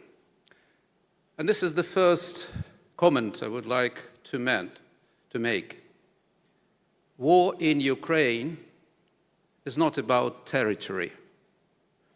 War against Ukraine is about who will write rules of a new security order. This is what's at stake. It means two things. First, if this is war not about territory, that any proposed hypothetical solution based on the principle land for peace or peace for land is not something that would bring a real, sustainable and comprehensive peace. This is very important to understand from the very beginning to avoid a disappointment in the future. The second consequences of this, that this is war about who will write rules of a new security order, that this is war not just about Ukraine or Ukraine and Russia or the immediate region or even extended region of the Greater Black Sea, or even if you add East Med here, it's war that would have broader, more comprehensive consequences, which also brings a logic, inbuilt logic, that any sustainable solution for this war would require involvement, not just Ukraine and Russia, as sometimes we hear, but the involvement of a number of big powers, Europe among them, P5 probably, and I believe that should include China also, and also would have this solution would have not just relationships to Ukraine itself and to the end of war this would sell, but would have an impact on a number of burning issues. Some of them been already addressed, but I would like to address one that so far no one mentioned. It's the future of strategic arms control. It's about future strategic arms control, taking into account of increasing role and appetite of China. Fact that the Ukrainian precedent was read by Iran and North Korea as a license to neglect any talks about security guarantees, based on the fact that back in Budapest in 1994, while Ukraine having third largest nuclear arsenal and joining non-proliferation treaty, received security guarantees that were empty, as we are painfully learning now. So this is our consequences of this point of departure. I believe we have to understand, internalize, and to act accordingly. Not war about territory. And it's not, my German colleague, not just about Russia's aspiration, of Putin's, to be more precise, aspiration to restore a kind of Soviet Union. It's not about this. It's about more global ambition. The ambition to be a winner, to write the rules of the new global security order. Second comment I would like to make is about the line that we are here, and we very much attentive to this line. I welcome it the first time it's appeared. Every single European leader and the US government was very consistent in saying the following line: we will be with Ukraine as long as it takes. Very good. We appreciate this expression of solidarity. Only recently, probably in a matter of 3 months, in addition to we will be with Ukraine as long as it takes, what appeared to defend Ukraine. Good, positive. But I believe it's was necessary but not sufficient. What is necessary and sufficient? And that's we are so far missing. In terms of what is at stake, in terms of the price that has been paid already and is going to be paid, because we have to pay this price, the important line, the change and correction of this line should be, we will stay with Ukraine as long as it takes to win this war. And that brings us to the definition of victory. What does it mean to win this war? I would like to leave it for next comments also, the answers to this. We have to find this answer together. It's not up to the United States, it's not up to Germany, it's not up to Ukraine or France or any other country to define the victory. It should be a joint effort and a joint responsibility and a joint commitment to stick to this responsibility. I also would like to bring you some flavor of this 20 months of war. When the war has started, no one knew how long it will take. After last summer successful counteroffensive, when Ukraine liberated northern part and southern part, including the city of Kherson in the south, we experienced a kind of euphoria and expectations that the war will end sooner rather than later. It's not the case now. Yulia Tymoshenko was speaking about protracted war and the need to defend and to avoid this. Only one figure for you to feel how it is to be in war in Ukraine, just for the capital city. I'm living in the city of Kyiv while my hometown is Donetsk, which is currently occupied by the Russian occupiers, Russian troops. Only for this year, Kyiv, the capital city, only Kyiv, not the whole Ukraine, was attacked by more than 300 missiles. More than 300 missiles. Most of them are cruise missiles, but a significant amount also, almost 20 missiles, are ballistic missiles, which are very difficult to protect from. So this is the everyday life of the Ukrainian cities, especially Kyiv as a capital city. Could you imagine how it to be in the cities and the villages and the towns closer to the front line? So this is the life we are living through. And I would like again to use this opportunity to end my introductory remarks to thanking all those who are present and supporting Ukraine, to thank Greece and Greek people. I would like to recognize also Minister Dendias, who contributed a lot to making Odessa being protected by UNESCO as a special town. That's so important for the Greek history. Because Filiki Eteria is about Greece, about the independent Greek state. And how you could live with that when the center of Odessa is bombed on a regular basis, barbarically. Innocent civilians are giving their life. Orthodox cathedral was bombed in the center of Odessa. How you could live with this? So therefore, it's so important to see that every country has its part of his memory, part of his solidarity, and I believe unless we find the resolution, commitment and courage to consider this war, not theirs war, but our war, we have to win, then unfortunately next year the situation will be more gloomy. But I'm optimist and would like again to call for this solidarity in action. Thank you very much.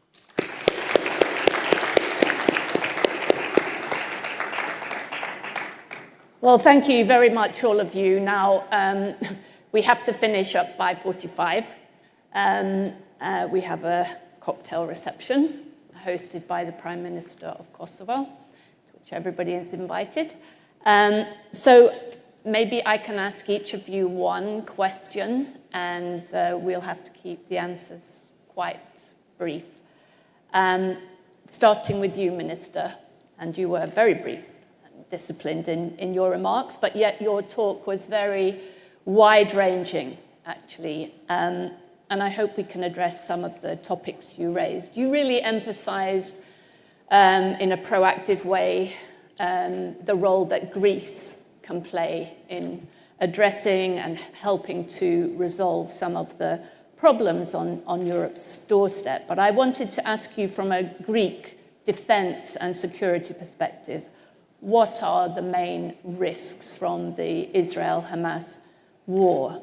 Is it that it could derail this rapprochement that began between Greece and Turkey? Is it that it could lead to other spillovers, such as an intensification of the migrant crisis?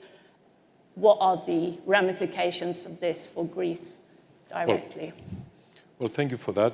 There's not an easy answer, and I have to say that really the Pandora's box can open, and it will be extremely difficult to address what comes out of it. Just thinking loudly,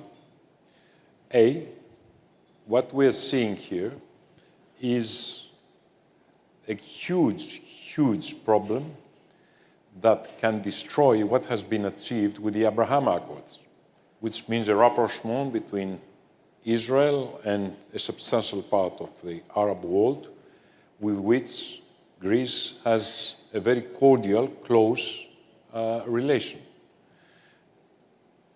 Apart from that, Egypt is a strategic partner of Greece, but a country whose stability, and please allow me to say prosperity, is not just essential, but is existential for the Eastern Mediterranean and for Europe. And it is clear that a huge conflict in the Middle East could really pull Egypt within it, especially if it comes from Gaza and has to address the Palestinian issue. Also, radical Muslim elements in the coast of the Mediterranean. It's a huge alarm to us. It's a huge also alarm to the Republic of Cyprus, for which it's not a secret to anybody, Greece cares dearly. And of course, the position of Turkey towards this crisis in the Middle East is not the position that Greece would have hoped for. It's not for me to criticize Turkey, and it's not for me to dictate the position of the Turkish government, but we would have hoped for a clear condemnation of terrorism against the citizens of Israel. And there's the very long list would include also problems that may arise from radical Muslim elements in the Western Balkans. So we could have a spillover of the crisis all around. Libya is not stable, is a failed state. And again, the Sahel, as everybody knows in the room, is falling apart, regardless of the valiant French effort to stabilize it. We were talking to President Bazoum of the Niger, a leader with whom one could talk straightly about the future of the region. He's not there anymore. So the list is endless. And really addressing it is a huge problem. The only thing that we should do, and allow me to underline that again and again, is to have a very clear understanding between the European Union and NATO and the United States, and speak with a common language. That's the only thing we can now offer towards this total instability in our region. And that is what Greece is hoping for. Well, thank you very much, Minister. And at the end, perhaps you can come back when you hear the answers to the other questions to sum up. So turning now to you, Ms. Parly, I know you're not a representative of the official representative of France, but nevertheless, we do want to hear from a French person about a French perspective. And you touched on some of this at the close of your remarks. Russia's invasion of Ukraine has changed the conversation in Europe about strategic autonomy, being a geopolitical actor, European sovereignty, and so on.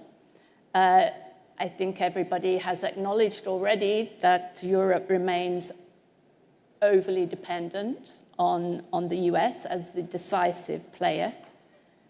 So how should the EU proceed? Is the aim simply to strengthen the European pillar of NATO and to, as Annegret advocated, build up Europe's defense capacities, in particular in this urgent situation of Ukraine? What are the steps that you think are most important? Well, I think, of course, that a lot has been done in a very short period of time when Russia started invading Ukraine. Sometimes Europeans are slow, but they were quick to react, and probably this was unexpected, at least by Vladimir Putin himself. So I think that we have a lot to be done, and stating that a stronger European defense makes a stronger NATO is a very nice and very true motto, but we have to work it out. And there are not small details in this topic. There are only major questions. The first one is that we do not have common standards. We do not have a common, or at least a cooperative defense industry. And I'm sure, because we had this remark together, Annegret and myself, we took care as much as we could of a major cooperation program between France and Germany, which does not progress exactly as we had planned to. So it shows that whatever the environment is, it remains extremely difficult to put together industries in order to build a real European defense industry. Still, the idea of having it, or at least to go for it, is improving, which is a very first step, but we are far from the goal. So I think that it's good that the idea of having a European sovereignty is not anymore a bad word, because it was understood as something rude at the very beginning. Now it sticks to a reality that must be managed, but there is an urgency to go faster than we do. So that, in my view, something that must be dealt with. And we also, listening to Enrico Letta in the previous panel, I was thinking about how difficult it had been to create a unique European market. And he criticized rightly the fact that we are trying now to create new borders when the founders tried to eliminate the borders. But we have to take into account the competition rules. And we have to think also not only about how we could build a European defense industry, but how, more broadly, we could build a more powerful European industry, not only in the defense field. And this raises a question of how we deal with the historical competition rules we have, and that are extremely difficult to adjust because it needs the unanimity between the member states. But this is a major question that cannot be put aside. Thanks. So I'm going to ask Annegret to carry on these thoughts, really, which Florence has started, because I'm sure you have something to add to that. And I guess the question is, at the beginning of this war in Ukraine, Chancellor Scholz talked about this Zeitenwende, a decisive shift. Has it happened Is it happening? Will it happen? And do you concur with Florence that these are the steps that need to be taken, or is there something else? So, first of all, when it comes to Germany, this Zeitenwende, time shift, there is now an expression, slow motion turnaround, because I think what we are dealing with in the ongoing political situation in Germany is that we are dealing with this Zeitenwende in kind of peaceful environment. But we are not in a peaceful environment. Russia has rebuilt his economy on conditions of war. And I think what we have to do in Germany, but also in Europe, is to do this, especially when it comes to armaments and to cooperation on the security level. And what we have to say about European sovereignty, I'm very glad that now, and in regard of the Russian war in Ukraine, there is no more a discussion if Europeans could or should do their own thing and put the US on the sideline. It's not possible. I think the most important security for all of us is a good cooperation between US and the Europeans within the framework of NATO and in a good cooperation with the European Union. But as Florence mentioned, the problem is when it comes to cooperate on security level, there is a lot of public support for this idea. But we see, especially in regard with debates in our national parliaments, there is always the question about economy, about employment, and about different national interests. And it makes it so difficult to put these things together. But what we see, especially when it comes to very new systems like FCAS or other things, if we are not able to develop this together in Europe, there will be developed by the US or other countries in the world. And I think we should have the idea and the determination to make this on our own, and therefore there is no alternative as to work together, but it's very complicated. But the Russian war against Ukraine have given us a push in the right direction, and I hope this is something sustainable for the future. Thank you. I guess I'll put the same question to you, Gregory, as a scholar of international relations and somebody on the front line of geopolitics in Ukraine. How do you think the EU can best manage these multiple conflicts? Is there a need for a new security architecture, or does Europe just need to do what it's doing? There are two parts in the question. First, to accomplish this role, the EU needs first to learn of the mistakes of the past. The two mistakes that has relations to the war in Ukraine and the evolution of the tensions in the region. Probably we could start with Georgia. So the 20% of Georgian territory was occupied de facto by Russia.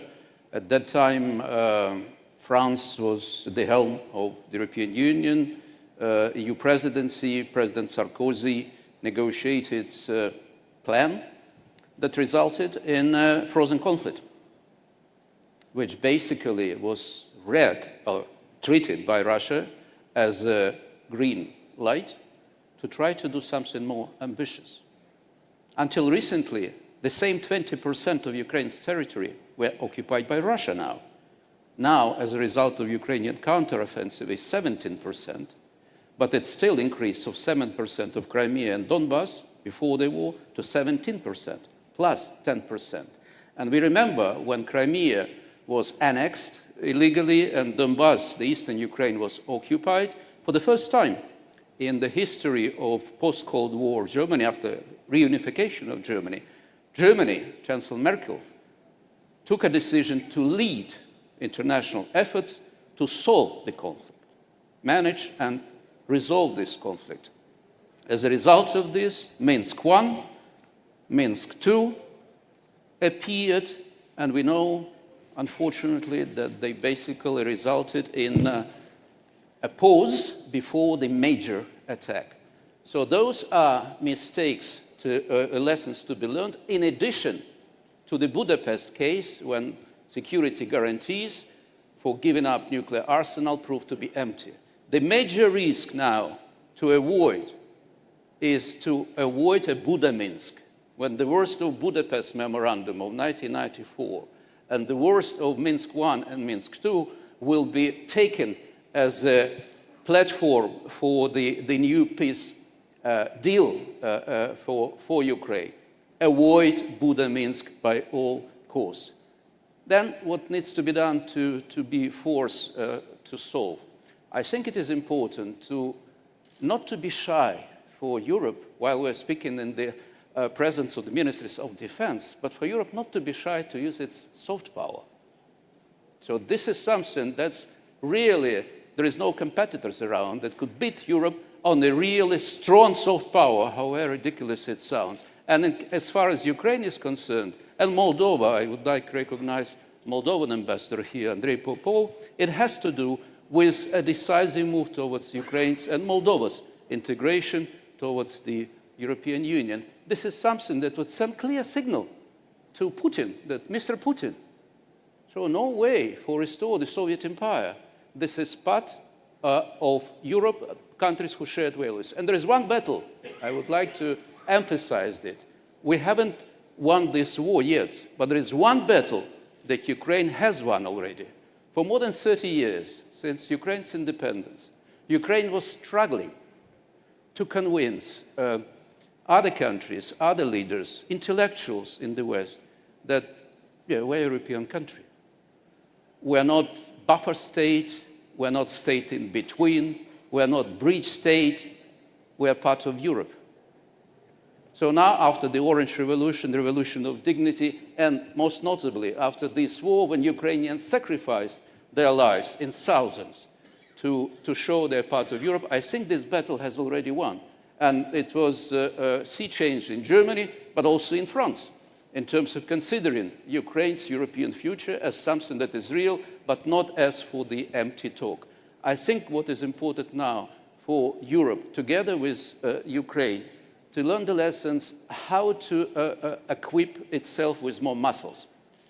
And more muscles means not just arms, because the demand for arms as far as defense industry is concerned. Just one example. Sometimes this war is described as the type of the World War I, trench war, maneuvering war with drones. So do you know how high demand in the drones? Only for this year, we're speaking about more than 200,000 drones that are needed. For the next year, we're speaking about hundreds of thousands of drones that are needed to wage this war only from the Ukrainian side.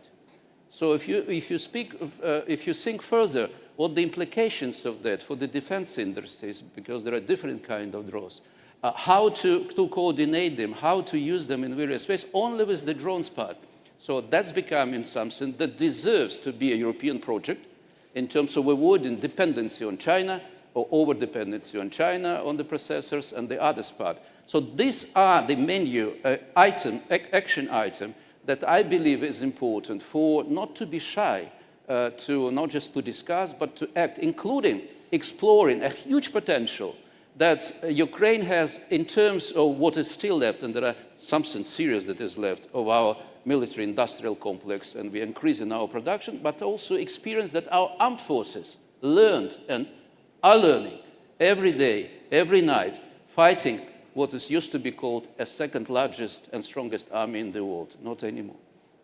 Well, thank you very much. We're really at the end of our time. So unless the Minister wants to add any final thoughts, we're going to finish here. And I'd like to thank all of you very much indeed for a great discussion today and finishing our first day of the conference. Let's all go and have a drink after. Please join me and thank our panelists once again. We need a photograph.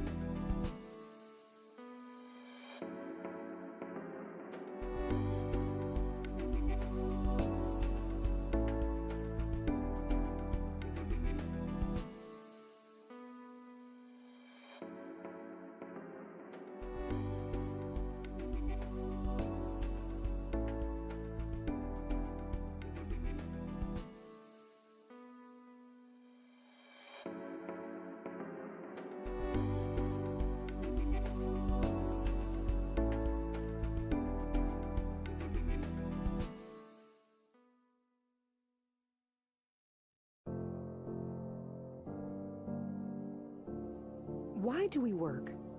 Why do we make the sacrifices we make? The late nights, the sinking with coworkers 5 time zones away.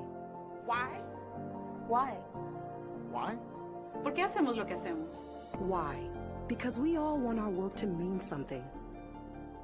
We want it to have impact. And not just on the bottom line, but the people we ultimately serve. Your customers. Iron Mountain knows how to make your work mean more. After all, we've been protecting your most valuable assets for over 7 decades. Who better to help you use it to unlock new ideas and insights that will not only accelerate your business, but elevate it in so many ways. By digitizing your information, securely decommissioning your IT assets, safeguarding your brand reputation, collaborating to meet your sustainability goals, and connecting your work to the world. So let's roll up our sleeves and get to it, shall we? Let's find the gold in your mountain of data. Let's elevate. Let's elevate. Let's elevate. 带着无敌的梦。让我们提升。 Let's elevate. Let's elevate.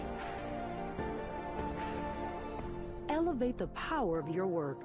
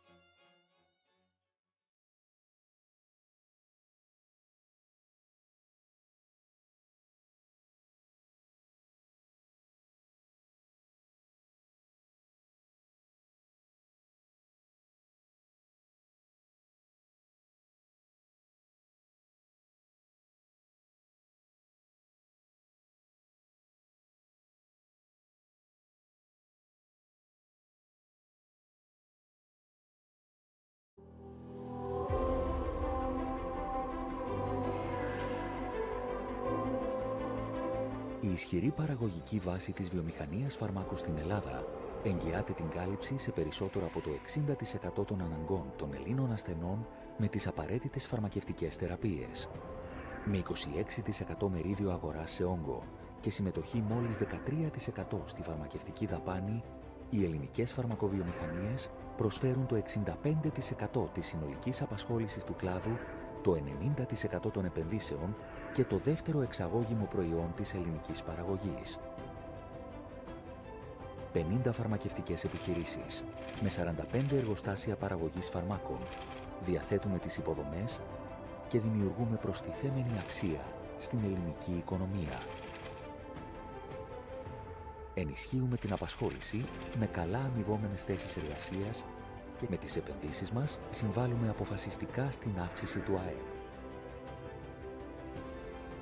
Με παρουσία σε 147 χώρες, αυξήσαμε τις εξαγωγές μας από την έναρξη της κρίσης κατά 182%, συμβάλλοντας στη βελτίωση του σταθερά ελληματικού εμπορικού ισοζυγίου της χώρας.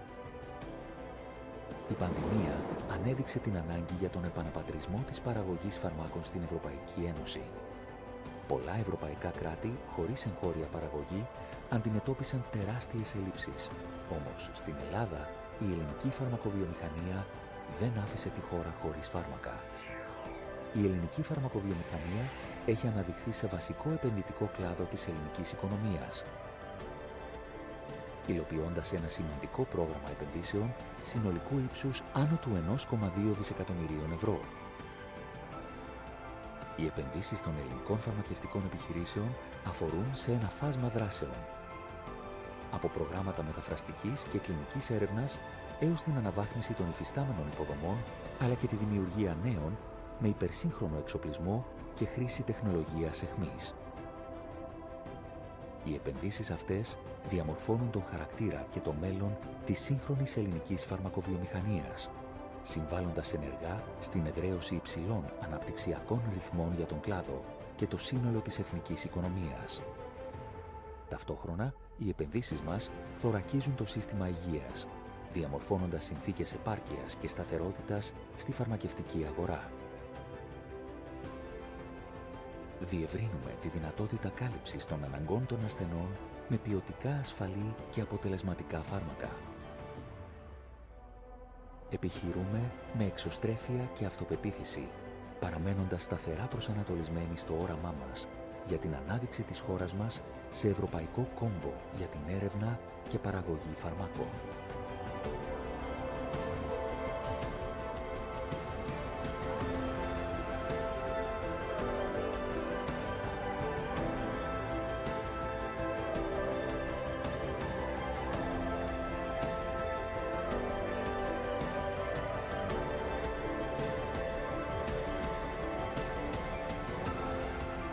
Πανελλήνια Ένωση Φαρμακοβιομηχανίας. Παράγουμε Ελλάδα, στηρίζουμε Ελλάδα, αξιοποιούμε Ελλάδα, εξάγουμε Ελλάδα, μένουμε Ελλάδα.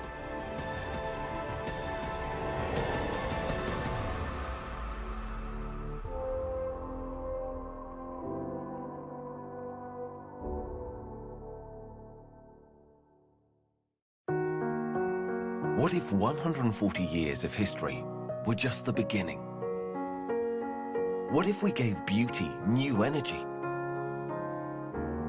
What if the future was not a matter of time, but of choices?